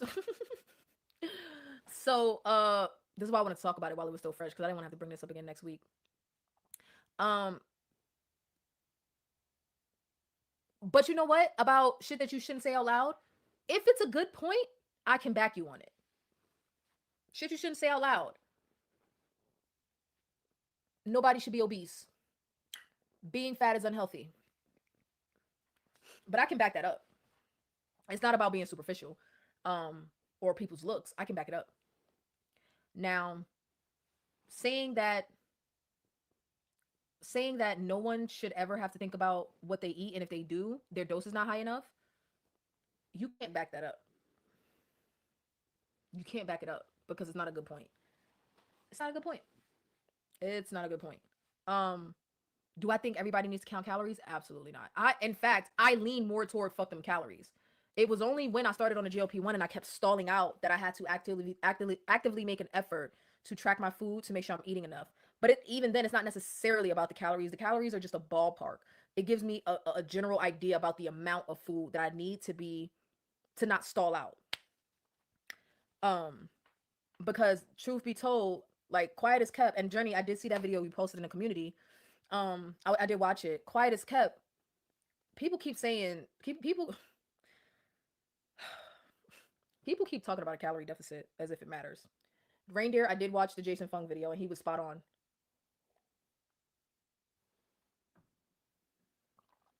This is a conversation you have when you have a meetup. My problem with counts of shopping. Hey G's, I've been debunking steak the whole stream. You missed it. Too late. You can't save it. When she says she doesn't eat her first couple of days of her shot, you don't say, "Oh," you don't say that out loud. I keep thinking Jesus in Texas. He is in Pennsylvania because when he said it was 8:30 earlier, I'm like, no, it's not in Texas. He's on the East Coast. Speaking of devil, it was a good video from Jason Fung. Opened my eyes about calories. But okay, so back to the point. So I was watching the video that Journey of Life posted in the community. If you haven't gotten a chance to see it, check it out. She mentioned something about, I agreed with what she was saying for the most part, but she did bring up something about a calorie deficit. And to that, I would say, like, I honestly just let people have the calorie conversation because it's almost pointless. But for those that want to know, the reality is that calories don't matter the way we talk about them. Do they technically matter to some extent? Yes. But do they matter in the capacity of which we are familiar with them? No. Okay. And is it worth talking about to the people that want to know? It is. But like it's not something that's like, it's not the most important thing on a weight loss journey or weight gain journey or anything. Like it's not the most important thing. It's like BMI. It's just a marker, but it's not to be taken literally or as a final like, what would you call it? Like as a final like an end all be all is what I would say about calories. I think everyone needs to try and figure out what works best for them and their health. No one needs sugar, no one needs gluten, but someone and cool, eat it then, but only if it works for you. I agree. Now when I'm trolling a little bit, I get very adamant about gluten and wheat because wheat is the devil. You heard Darlene. She said it, damn it. Wheat is the devil. Darlene is our Lord and Savior, okay? COS freaked me out when she said that catching the wave. When she freaked me out when she said that catching the wave. I don't understand. Dr. Fun video. Tell me now. Delilah. Oh Lord. Journey. Oh God, Journey.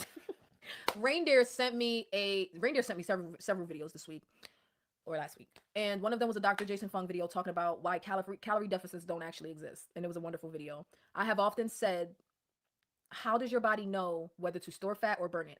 The answer is not your calories. That is the simplest way I can put it. I promise you. This is talk about. Remember we had the conversation about calories yesterday, and you asked, was it based on science, Delilah? And I said no. It was just math. It was just math, but it wasn't even like math that works. Like, yeah, the numbers add up, but it doesn't actually work in practicality because the body isn't a 2+2 calculator. The body is more like calculus and biology and chemistry. Like it's all the things put together. And the body is much smarter than us. The fact that we think we can count out 2,000 calories a day and then subtract 500 per day for a week and lose exactly 1 pound that's not how the body works. It's not how the body works. That's not how the body works. Calories. If you cut your calories, will you lose weight? Yes, temporarily. Like the girl said in the video that Journey sent, temporarily. But eventually your body will figure it out and your body will start to burn less than you are consuming. Our bodies are smarter than us, yet we still insist. And this is the system. This is a part of like junk science and the medical industry just continuously getting this wrong, and it's so annoying. Like we get hooked on this is why I hate consensus. This is why I be throwing elbows like because I hate consensus. If everybody agrees, something is wrong. I'm not like being a troublemaker about this. I'm like, somebody's not considering something here. If everybody agrees and if everybody in the room is on the same page, somebody's not thinking something through here. Like somebody, there's an avenue here that didn't get considered. So this is why consensus shouldn't exist in science. Like, you're always supposed to be trying to prove yourself wrong, or somebody else is supposed to be trying to prove your thesis wrong or whatever. But we got way too much consensus, so we get stuck in a lot of bad ideas, and calories are one of those ideas. So with that being said, I used to be very, very anti-calorie counting. Now I'm like, it depends on the person. It's not gonna kill you. It's not gonna be the end all be all for your weight loss. If you want to do it, do it. If you don't want to, don't. That's what I say. Um, I watched from behind to catch up first. Okay. Um, it was awesome. Well, I don't know what you're talking about. Dr. Fung video is 9 minutes. Video about calorie deficit should not exist. No, does not exist. Um, uh, I'm gonna find it when this live is over. Thanks, reindeer. Dr. Fung talks about fasting. Yes, he does. Darlene. Um, it was such a light bulb. Yeah. Okay, so back to my point. I've often talked about how does your body know the difference between, like, how does your body know when to remove fat, burn it, let it go, versus store it? The answer is not calories. The answer is, oh, you ate 500 less calories. The body doesn't know how to calculate that. Your hormones are triggered to either burn or store. It's that simple. It's fucking hormones. It's that goddamn simple. Like, Dr. Fung is a nephrologist. He's a kidney specialist, so he gets the whole hormone situation. Period. Um, COS said, take your shot, ride the wave of not being hungry, and don't eat for a long time. Not good advice for beginners. Okay, so with that being said, my stance as a content creator is like, one content creator to another, respectfully, that deserves to be called out. Because there are going to be beginners. There are going to be people that come across that and think that that's a good idea, and they should hear the other side of it. That's what I feel. Um, I was eating 400 to 600 calories a day for 6 months and lost 0 pounds. Why would you do that? Oh my gosh. Um, I guess your timeout has finally expired. That was crazy. I think Reindeer's timeout been expired. Did it just expire today? Or it been expired, but she was missing the lives. If you haven't already, please like the stream. Okay. So the whole thing about the dose not being high enough was bogus. It was a bad point. Um, she thought she ate. She thought she ate with that point, and it's like, you're not as correct as you think you are. Okay. Because you have to account for the people that are on the 15 milligram. Then what do you tell them? But nobody said a word unless she deleted it. I did see a couple of people talk about how calorie counting goes both ways. Like, they needed to count calories. They disagreed with her because they needed to count to make sure they were eating enough on a GLP-1. Otherwise, they would undereat. I did see some people say that. But most people were agreeing with her. And I'm not about to sit there and read 50 comments of people agreeing with you. I'm not doing that. But echo chambers, right? Um, if I notice that everybody's on the same page, I'm going to take the opposite stance 9 times out of 10. 9 times out of 10. It was from, wait, RD owes me a block off the YouTube streets. What's RD? I never know what y'all talking about, like with the acronyms. Delilah says, it was from being so sick I couldn't stay awake to eat more or do a damn thing. When I had a horrid case of walking pneumonia, not intentional, but David would make me drink shakes. Did it help? Did the calories help? G says, to address your earlier question, a shady creator asked another male creator a question in an attempt to debunk my point of view on a topic in a way that I didn't actually ask, and they didn't say your name, which I'm assuming, in which I would consider shady. Like, I have been on channels and heard them talk about things that I specifically talked about over here. Yes, we all share the same space and some of the topics are going to overlap, but we all have our own uniqueness, right? And I think, like, each person's uniqueness is obvious to the viewers. So if your uniqueness starts to be reflected somewhere else, people are going to notice, and I'll leave that at that. Now, what we talked about before, I could listen. I see, as a man, I'm not a man, but we talked about, because I was like, well, why wouldn't you? Hell, people talking about you, but I get it. It's it's a group of women, and as a man, you wouldn't want to seem like a bully. But like I said, I come from a school of thought with, all right, you're gonna get what you're looking for, and I like, all right, I don't listen, whatever. equal opportunity, but I respect you trying to, keep it together. Um, when you was ready, when I was reading, when I was reading the comments, oh, reindeer. Okay, RD reindeer. Oh my god, I'm so bad at that. Um,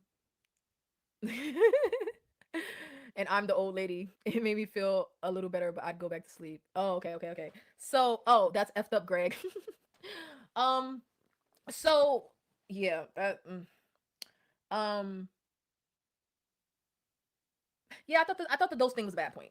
I keep getting sidetracked from it, but I thought it was a bad point. And I would really like somebody to push back on it, but I haven't. Nobody has done it yet, so you never know. But I thought that was a bad point, so I'm standing on my stance on that. And then her dying on the hill, we talked about that. That means you can't be proven wrong. And then the whole uh mental health factor. I think that she was hiding her true feelings behind like trying to make it seem like she was concerned about people's mental health, which I really don't think she was. And this is coming from a person that like actually likes her. I feel like she really wanted to say what she was saying, but to soften the blow, she was kind of like making it seem like it was a genuine concern for people's mental health. But I don't think it was genuine at all. Um, because that's what people do when they're making a point that they know people are going to push back on. They try to soften the blow and kind of like disguise what they are saying with an overall point of like, I just want people to take better care of themselves, which would be a good point. I just don't think that's what she was really aiming at. So projection, echo chambers, forgetting where you came from. I feel like a lot of content creators lose weight and then uh forget where they came from. So they forget the work that they had to put in. They forget the struggles. They feel like they can tell people about themselves. They feel like they could talk down to people. They could tell people what's right and what's wrong. When really we're all just here to share our journeys and educate a little bit. We can't really tell nobody shit. We can't really tell nobody shit. You know what I mean? Um, and I felt like she was coming off as if she knew more than her audience when she don't. I don't know what it is with these affiliates. I don't know what it is with these affiliates, but they start getting beside themselves because they become gurus. Like Holly, where have you been on my GLP-1 life? Like you be on it. They become gurus, and I'm just like, you realize we're just content creators, right? Like people look to us with some people. Some people are just like, we're regular people. You gonna stop with that right here, baby. You said that yesterday. I was like, what? But anyway, so oh my god, they become gurus, and to me, it's a little bit of like taking advantage of your audience's trust or taking advantage of your position as like some level, like taking advantage of your influence. I feel, I feel. But like I said, people get so used to telling their audience what they want to hear, and then they start to like try to sneak in stuff that they really feel, and because you've created an echo chamber, the audience ain't having it. See the difference is like, I'm not saying other people have to be this way. I'm just saying like with MySpace, which is why I doubled down on, I think it was Felicia. Who, I'm sorry if I'm getting the wrong person that left the comment.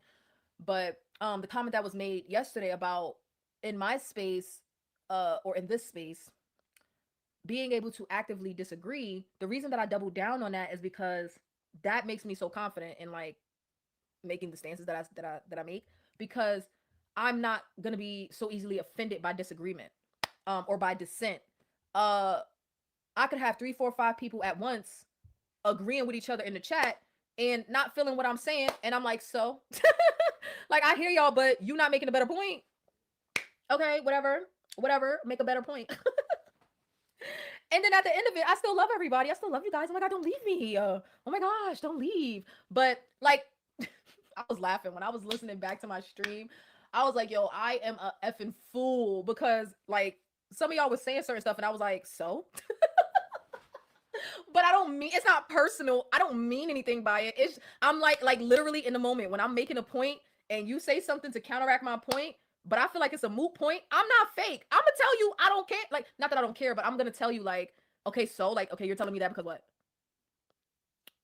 Okay, affiliate guru. I take it back. I take it back. I take it back. You can talk down to me, Delilah, because you are the now affiliate guru of Mochi. Okay, you can tell us that we don't know what we're doing over here. Um, Oh no, listen, if you go to Eli Lilly, you better bring me with you. I am a total groupie, okay? As long as they don't make me lie. If they make me lie, then I can't do it. But I will pom for them. Just don't make me lie. Like, you can't make me lie, but don't ask me to lie. You know what I mean? Don't ask me to lie. But I will I will pom pom for them if they gave me the opportunity. Uh, but yeah, like y'all be pushing back, and I'll be like, and what you're trying to prove your point, like make your point. But that's the spirit of debate in me, right? Like it's not personal to the person I'm responding to. It's just my energy in general, right? Like if I'm saying something and I think I'm making a good point, I could be completely wrong. But if I think I'm making a good point and you counteract my point, but your point don't make more sense than my point, or it don't like make my point less valid, then I'm gonna be like, okay, so what you telling me that for? Um, we love you, Vanity. We know how to take your harshness. We just ignore your tone and keep pushing. Oh my gosh, Jeez was like, Jeez was like, you can't take Vanity too literally. You just gotta let it. You just gotta let it go.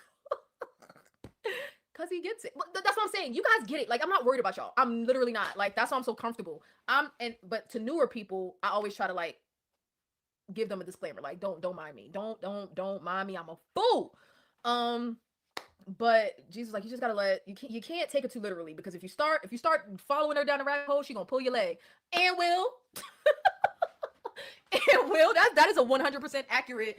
Like the more you dig, the more I'm a poke and prod until your point is stronger. Combative nature. You think that's what it is? Tommy says I just want to be right, but I'm not always right. So I had this in my notes, right? I will concede. You just gonna work hard for it if you care. Remember on Stereo, Jen, when we was talking to the dude with the baby mama, the dude that was complaining about his baby mama. I spent like an hour trolling him about that, maybe two, and he just kept coming. He just kept coming. He just kept coming, and I'm like, my point is better than yours, so you're not gonna get like you're like if you want me to, because he wanted me to back down, and I'm like, if you want me to back down, you got to make a stronger point. I just kept he just kept pushing and pushing and pushing, and I'm like, you just got to make a stronger point. I will concede if you make a better point. I will concede. And by the end of it, he's like, this is the most fun. He was like, this is the most fun conversation that I've ever had on this app, and I'm like, yeah, because I'm good at this. I'm not trying to. I don't got time to just be agreeing with everybody. Like that's boring. That's boring. Like I could.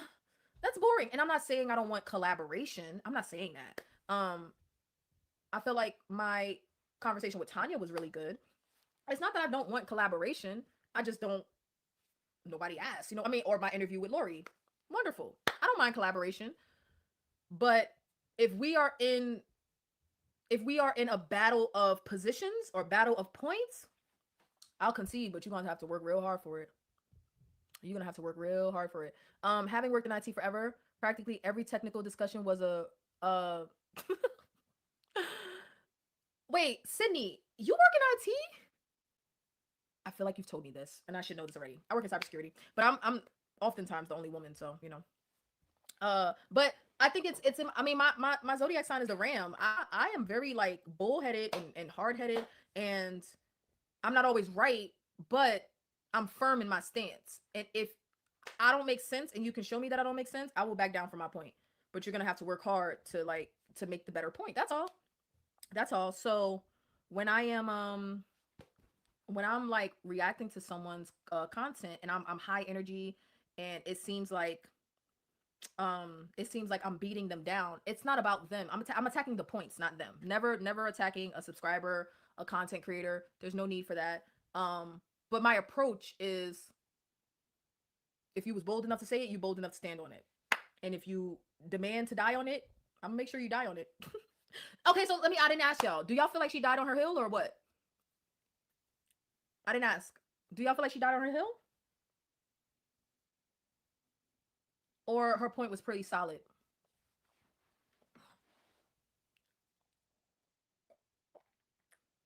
Because to me, her point was so bad, she was dead on her hill before I even had to say anything. Mind you, I didn't go seeking that video out. It was mentioned, so um she would never correct herself because she doesn't have the pushback to do it. Like somebody would have to push back and push back effectively, because like Nicole tried to push back and she's like, but that's not what I said. See, if you could, like, you could do that shit with a subscriber, but you can't do that with someone that has a channel. You can't do that with someone that has a, she can't just be like, oh, that's not, I mean, she could just say that's not what I said, but it's like, I have the power to play back what she said. Nicole is not going to go do that. People in her comments aren't going to go do that. So it's like, this is why I don't bother, because apparently I get blocked. This is why I don't bother. This is why with the comments, I don't bother. I don't bother. I don't bother because you know something else I noticed. I've noticed, and this is just me. There's no shade here, but if somebody feels like there is, they could feel free to point it out or something. But I have noticed that there are content creators with large channels that see everybody around me but me, allegedly, supposedly, that acknowledge everybody around me, not everybody, but a lot of people around me but me. And I'm like, I'm not invisible, nor do I care. But it's an observation. It's something that I see. It's something that I see. So if I go to people's channels commenting, one, they're gonna act like they don't know who I am, for one, or like I said, I'm blocked, so they're never gonna see the comment. So it doesn't make a difference. Um, like I don't get why it was such a big deal to address what she said. Like you said it in a respectful, um, agree to disagree type of way. It what I don't get why it was such a big deal to address what she said. What Brittany said, it wasn't. What happened was, I was watching one of Jesus shorts, and he was, I think he felt like people were being hard on her or misunderstanding her, and I wanted to know because I'm like, oh, I like Brittany, I want to know like who's being hard on her. But before I got a chance to watch the video, Jen watched it and said, I watched the video, it might be worth reviewing. So I kind of just like reacted to it in my following live. Like I said, technically nobody's content is necessarily worth reacting to unless it's put in front of me. So if somebody mentions it like, hey, this might be worth it, or what do you think about this, then I'll do it. uh Now what happens after that is just kind of on the spot, like y'all see my reaction in real time. So a lot of the videos I don't vet before I respond to them. I feel like she rolled down it since the 10 toes down, since the 10 toes were down solid, as per Nicole's response. I still can't believe you got blocked. Who got blocked? Who got blocked? V got blocked. IT management forever. Now only part-time counseling. Oh, okay. We have your back. I know. I'm not tripping, y'all. I'm not tripping. Listen, like, oh God, I've been name dropping G's all stream. Like G says, the people that are supposed to be here are here, so I'm chilling. I'm cool. I'm okay. The people, like, honestly, the same 10 to 15 people that come every stream and comment and support.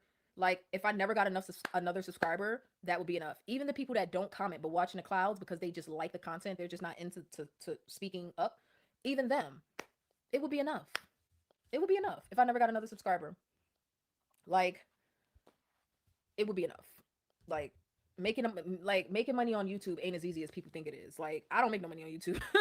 Like, being monetized don't automatically guarantee you any level of income. Plus, there's like two levels to monetization. There's where the subscribers can send you super chats, thank yous, gifts, all of that, uh, merch store, all that, and then there's the AdSense level. I, I don't get enough views to make no money. I mean, now don't I'm not dismissing y'all like donations and super chats and stuff. That stuff means a lot to me. So that, yes, like when people support with super chats and stuff like that, and then the membership, yes. Um, and YouTube is funny. Like you don't get that stuff right away. But that's all like just love and support. But as far as like real money on YouTube, it's not as easy as people think it is. Um, so I can never be accused of doing anything for money. Um, Maybe we need to stop addressing other people's videos. I thought about that, and I did a members only live about that. Did I do a members only live about it? Or did we were we live? We talked about that. We talked about that, Journey. And y'all told me no. I said that. I was like, I think it was after the whole therapy situation. The whole therapy situation. This didn't backfire. To be clear, you gotta have a million views, but you gotta have a lot of them. At least like, 15,000 plus, 20,000 plus to make good money. But and consistently those views. It just didn't backfire. But to address that point, I thought about that when we did the whole therapy situation. Everybody needs therapy. I was like, maybe I should just not respond to people. Like, not respond, but like, maybe I should just not react. But when I did talk about it, a lot of people, I don't remember which stream it was, but a lot of people were like, no, like, what's the problem or whatever? It's not that big of a deal, because it's not. Um, and secondly, about it backfiring, I felt the same way. I'm like, I feel like people are getting the impression that I'm picking on them, and I'm not. I like all of these people. I have only done reactions to people that I actually like. Well, except that doctor, that doctor that be talking about shit about Ozempic. I don't like him. But um, one, I've only reacted to people that have been requested that I react to them. Just because I like you don't mean I'm gonna be fake. Just because I like your channel don't mean I'm gonna be fake. That's how I feel. I'm not gonna be fake just because I like your channel. Members only would be best for those reactions. Um, so the ultimate like decision was, Journey, I don't give a fuck like that. The decision was like, I felt bad at first, like maybe I should just stop doing these types of videos. But at the end of the day, who gonna check me? Because I'm not doing anything wrong. You know what I mean? Like, I'm literally not doing, like, I got blocked for no reason. I'm not doing anything wrong. I'm not disrespecting nobody. I am just reacting to videos that my subscribers want to see me react to. Period. Period. Okay. Have a good night, Nicole. Like, period. Um, who said no? I don't remember who it was. It probably was you, Journey. I don't remember. But some people was like, no, what's the problem? So what I decided to do was stop tagging people. That's what I decided to do. Like, okay, I'll do the video, but I'm not gonna tag anybody because I'm not trying to get their attention. I would tag people so that they would know and not feel like I'm being shady or misrepresenting them, and then they could say, hey, that's not accurate, and I could invite them to the stream. But I'm not tagging people no more. I'm not tagging people no more. Cindy says, Vanity, your channel simply appeared on my timeline and it was one of your lives. Watched it and then jumped out of the clouds one day to comment. That's a lot of people's experience. Like there are people that take a while to come out of the clouds. So that's why I try to give them a big welcome. It wasn't a big deal, but people are getting butthurt for no reason. Ask me if I care. I cared at first. I don't care now because, like I said, I opened up the platform for anybody to critique or criticize. They could. I don't know. I don't really care though. Maybe giving them too many eyes in a good way. Like me, I don't even get that many views. I get like 200-300 views on those like those live streams. Like when it's not a vertical, when it's a stream yard, like the vertical has a different reach. When it's a stream yard and I do a live reacting to someone's content, I get 150, maybe 300 views. I think the Countess one might have the most views. I think it's like over 300 now. It's not even a lot of views. So it's like, and people aren't really commenting. There was one person that commented on the Countess stream saying that Countess is facts based and that she always tells her weight. She always says she's within 10 pounds, basically contradicting everything I said. And I just hearted the comment. I ain't say nothing. Who gonna check me? Yeah, who gonna check me? For real. On a longer form video, pretty much to make tens of thousands of dollars a month, you gotta be in the millions of views. Oh, I'm not. Okay, I don't care. uh Vanity, I find it hard to find your name, your YouTube name. Vertical live streams do attract trolls. uh it's like a different algorithm. It's a different reach. And this is all the Hello Kitty I got though. Where did I get this from? I think I got it from Shein. This is all the Hello Kitty I got. I was in Dollar General earlier and I saw some Nightmare Before Christmas. Well, okay, they were Nightmare Before Christmas because that would be a branding problem. But they had Jack Skellington on the pajamas, and I almost got them. But I'm like, no, I want to get some like really good ones. There's a lot of people watching verticals, and it is incredibly diverse. Like, I mean, all over the world. It is insane. I didn't know that when I first started. I didn't even know YouTube had verticals until I seen another YouTuber in a different space do it. I do the verticals because it's easier to reach the people that I already know are going to show up. But what happened when I started going live more so than uploading is that YouTube split my audience. So the people that were regularly watching uploads didn't necessarily watch the lives, and I started getting new people that were into the. I guess I'll try to keep in mind that not necessarily everything has to be a debate. But here's the thing, right? If I can keep that in mind, that not necessarily everything has to be a debate. What I don't like and what I don't care for or don't want is for people to come to my channel or to come into my live streams trying to change my energy. Don't do that. Like this is for anybody. Don't try to change my energy because my energy is my energy. Now, do y'all impact me and influence me? Yes, right? But what I don't like is when I'm doing my thing and people try to redirect my energy or my strategy because they feel like I could be doing it differently or better. No, you can go create a channel and do things the way that you want to do them and let me do things the way that I want to do them. Okay? It's very simple. And like I said, if this is not the live stream for you or the particular video for you, then I will catch you on the next one. But like, don't come to really anybody's channel, but I must be for mine. Don't come to my channel trying to tell me how to feel or how to react to something or how to respond to something or how to not respond to something or what's worth it or what's not, whatever. If I'm reacting to it, I'm reacting to it. And if it's not your speed, catch you on the next one. If I'm turned up, then I'm turned up. Don't come into the chat trying to turn me down or and also like I get that subscribers rock with who they rock with as content creators, but you can't protect content creators. Like we are putting ourselves out here publicly, so we are up for grabs for anybody. Um Subscribers can't protect us. Like we can only protect ourselves to some extent, right? But like I said, we put stuff out here publicly. So people will go into different places windmilling for content creators. And that's how you put yourself in the line of fire, right? I wouldn't recommend it. No need to go to nobody's channel windmilling on my behalf, because if somebody was to come to my channel windmilling on somebody else's behalf, I'm gonna tell you, fuck you. And it wasn't even supposed to be like that. You know what I mean? Like, don't, everybody's grown. Everybody has their own thing. Everybody can defend themselves. Everybody can fend for themselves. Everybody can stand on their own points. Don't go around the space windmilling for people. Don't. Unless you want to create a channel and then do your thing. But especially don't demand someone respond in the way you want them to. It's not cool. Exactly. Like, and I'm just putting my foot down about it because I'm gonna tell you I don't want to hear it. Like, and it's not that I don't like you. It's not that I don't care about you. It's not that I'm being mean to you. I'm gonna tell you I ain't trying to hear that shit right now. If I'm in the middle of a crash out or just a firm response, whatever it is, and you come into my space trying to redirect that or change it, I'm gonna tell you I don't want to hear that shit. Windmilling me. That's a windmill. Just swinging wild with your head down. You're not even looking. You just that's windmilling. So windmilling metaphorically in someone's chat is like if I say something about Britney's video, someone that really, really likes Britney comes to my chat telling me how wrong I am and really trying to defend her. But it's like, that's not your place. Like, just and sit back and enjoy the content or don't. You can't come over here windmilling and trying to take me down to defend somebody else that can defend themselves. Because I'm not gonna do that. And I don't suggest anybody do that on my behalf. Now, if you want to speak up for a person, sure. Like, I don't think that's what they meant or whatever, but keep it. Welcome to V's TED Talk. How long have you been listening to? I'm just saying, did you see my windmill? Did you see it? Delilah, it's not funny. That's a windmill. Swapping them roaches away. Yeah, that's what it is.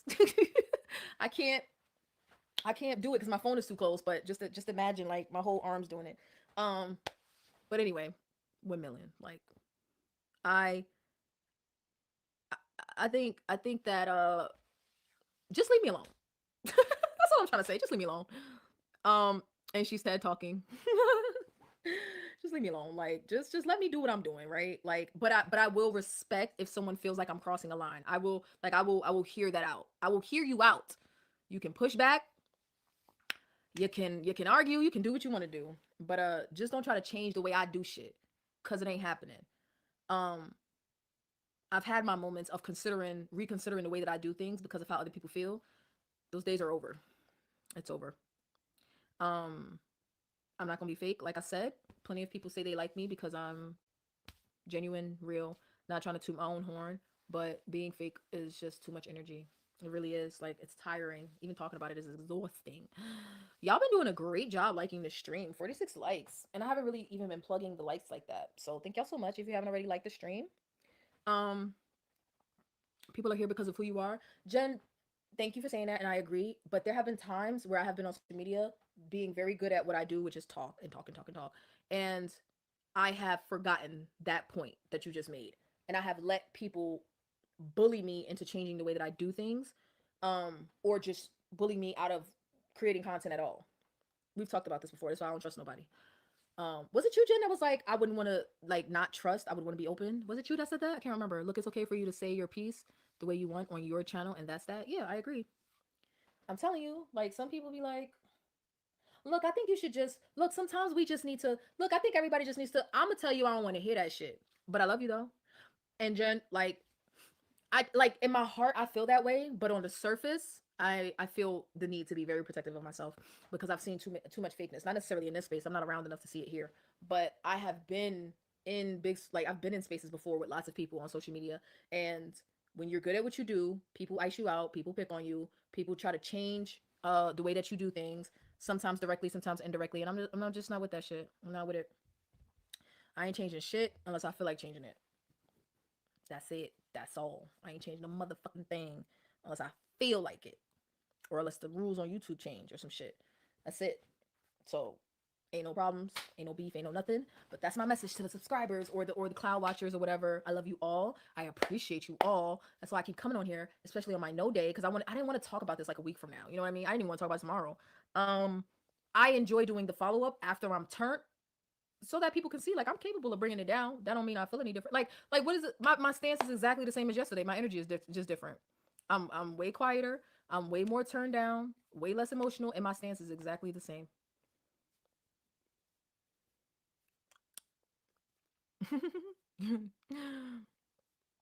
So I just wanted to, but I do like reflecting just in case I'm like, oh, I was kind of hard about that. I'll be feeling bad, y'all. I'll be feeling bad. I'll be like, oh my god, like nobody can tell me anything. I think 12 of them clouds are asleep. We had like 30 some people in here at one point, and they just don't be talking. I really like. I wish people would talk more. Oh my gosh, where are you guys? I think G's went back to the clouds. Tigger was up there watching the whole time. I think I don't know. Nicole might have fell asleep. Nicole be fall. Oh no, Nicole said goodnight. Nicole said goodnight. So some people be falling asleep. So it's going on 1 o'clock. I I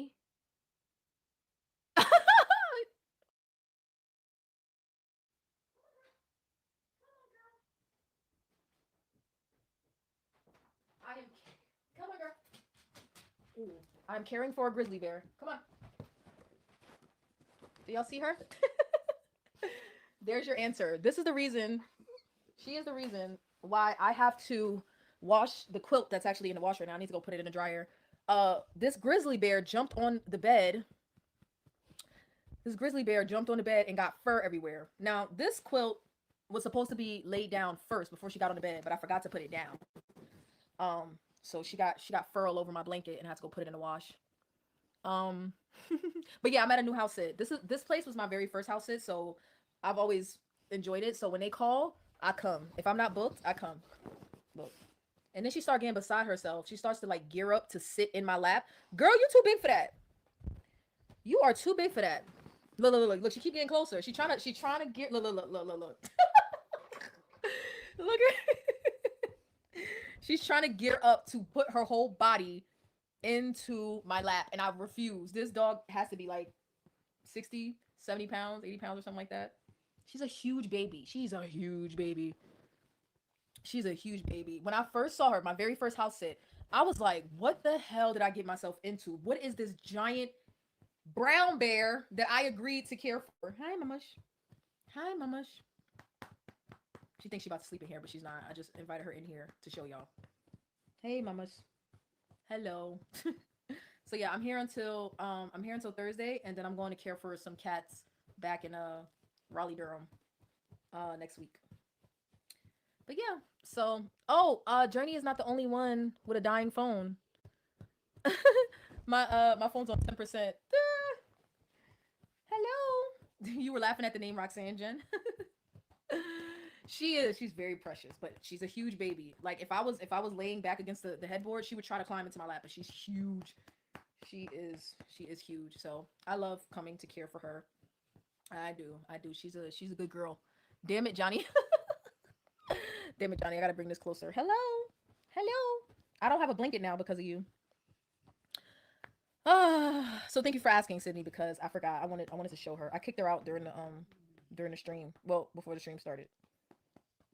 No, I ain't got no blanket. Thanks. Thanks a lot. Thanks a lot. So thank y'all for tuning in. We are definitely gonna get into our members only bag because since I gifted out some memberships, I wanna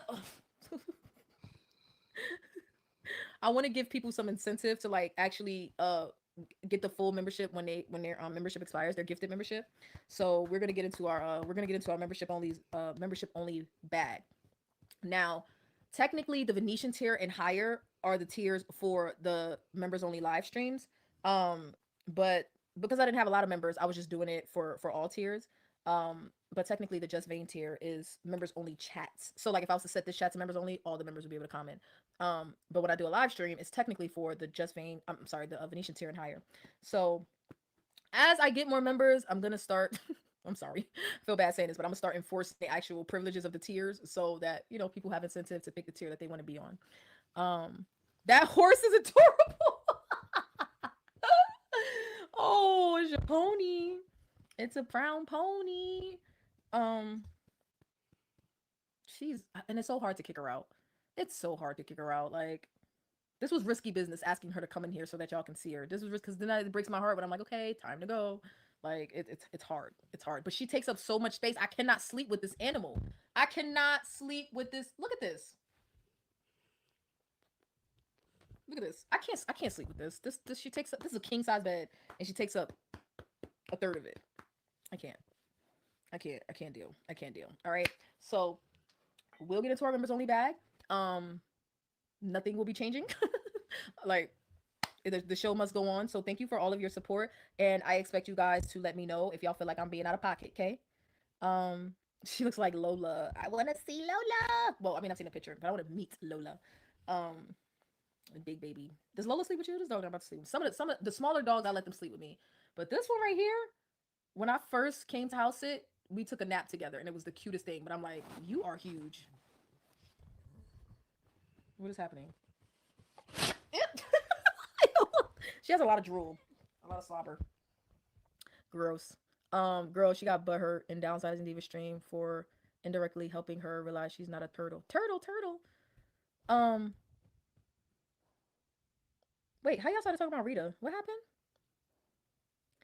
Um, who brought up Rita? Oh, I don't know. Why would that make anyone but hurt? Oh, she sleeps with you. Oh, that's so cute. I let the smaller dogs sleep with me. The smaller ones. I had the best cuddle buddy. That pug was the best cuddle buddy. But until it was time for me to roll over, then it was like, man, like I need you to go on and get a life. Um, Reading those comments was funny. Reading those comments from that stream was funny. I thought more people would have a problem with that, but I'm glad nobody made a big deal about that. But it was funny about the whole.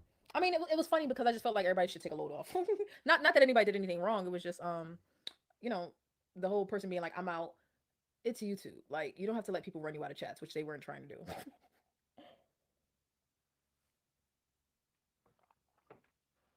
But Journey of Life saying I need to go moderate Vanity's channel took me out. Why did I think that was so funny? I thought it was funny. I did. I thought it was funny. I thought it was hilarious. Dip. I thought it was funny. Do y'all feel like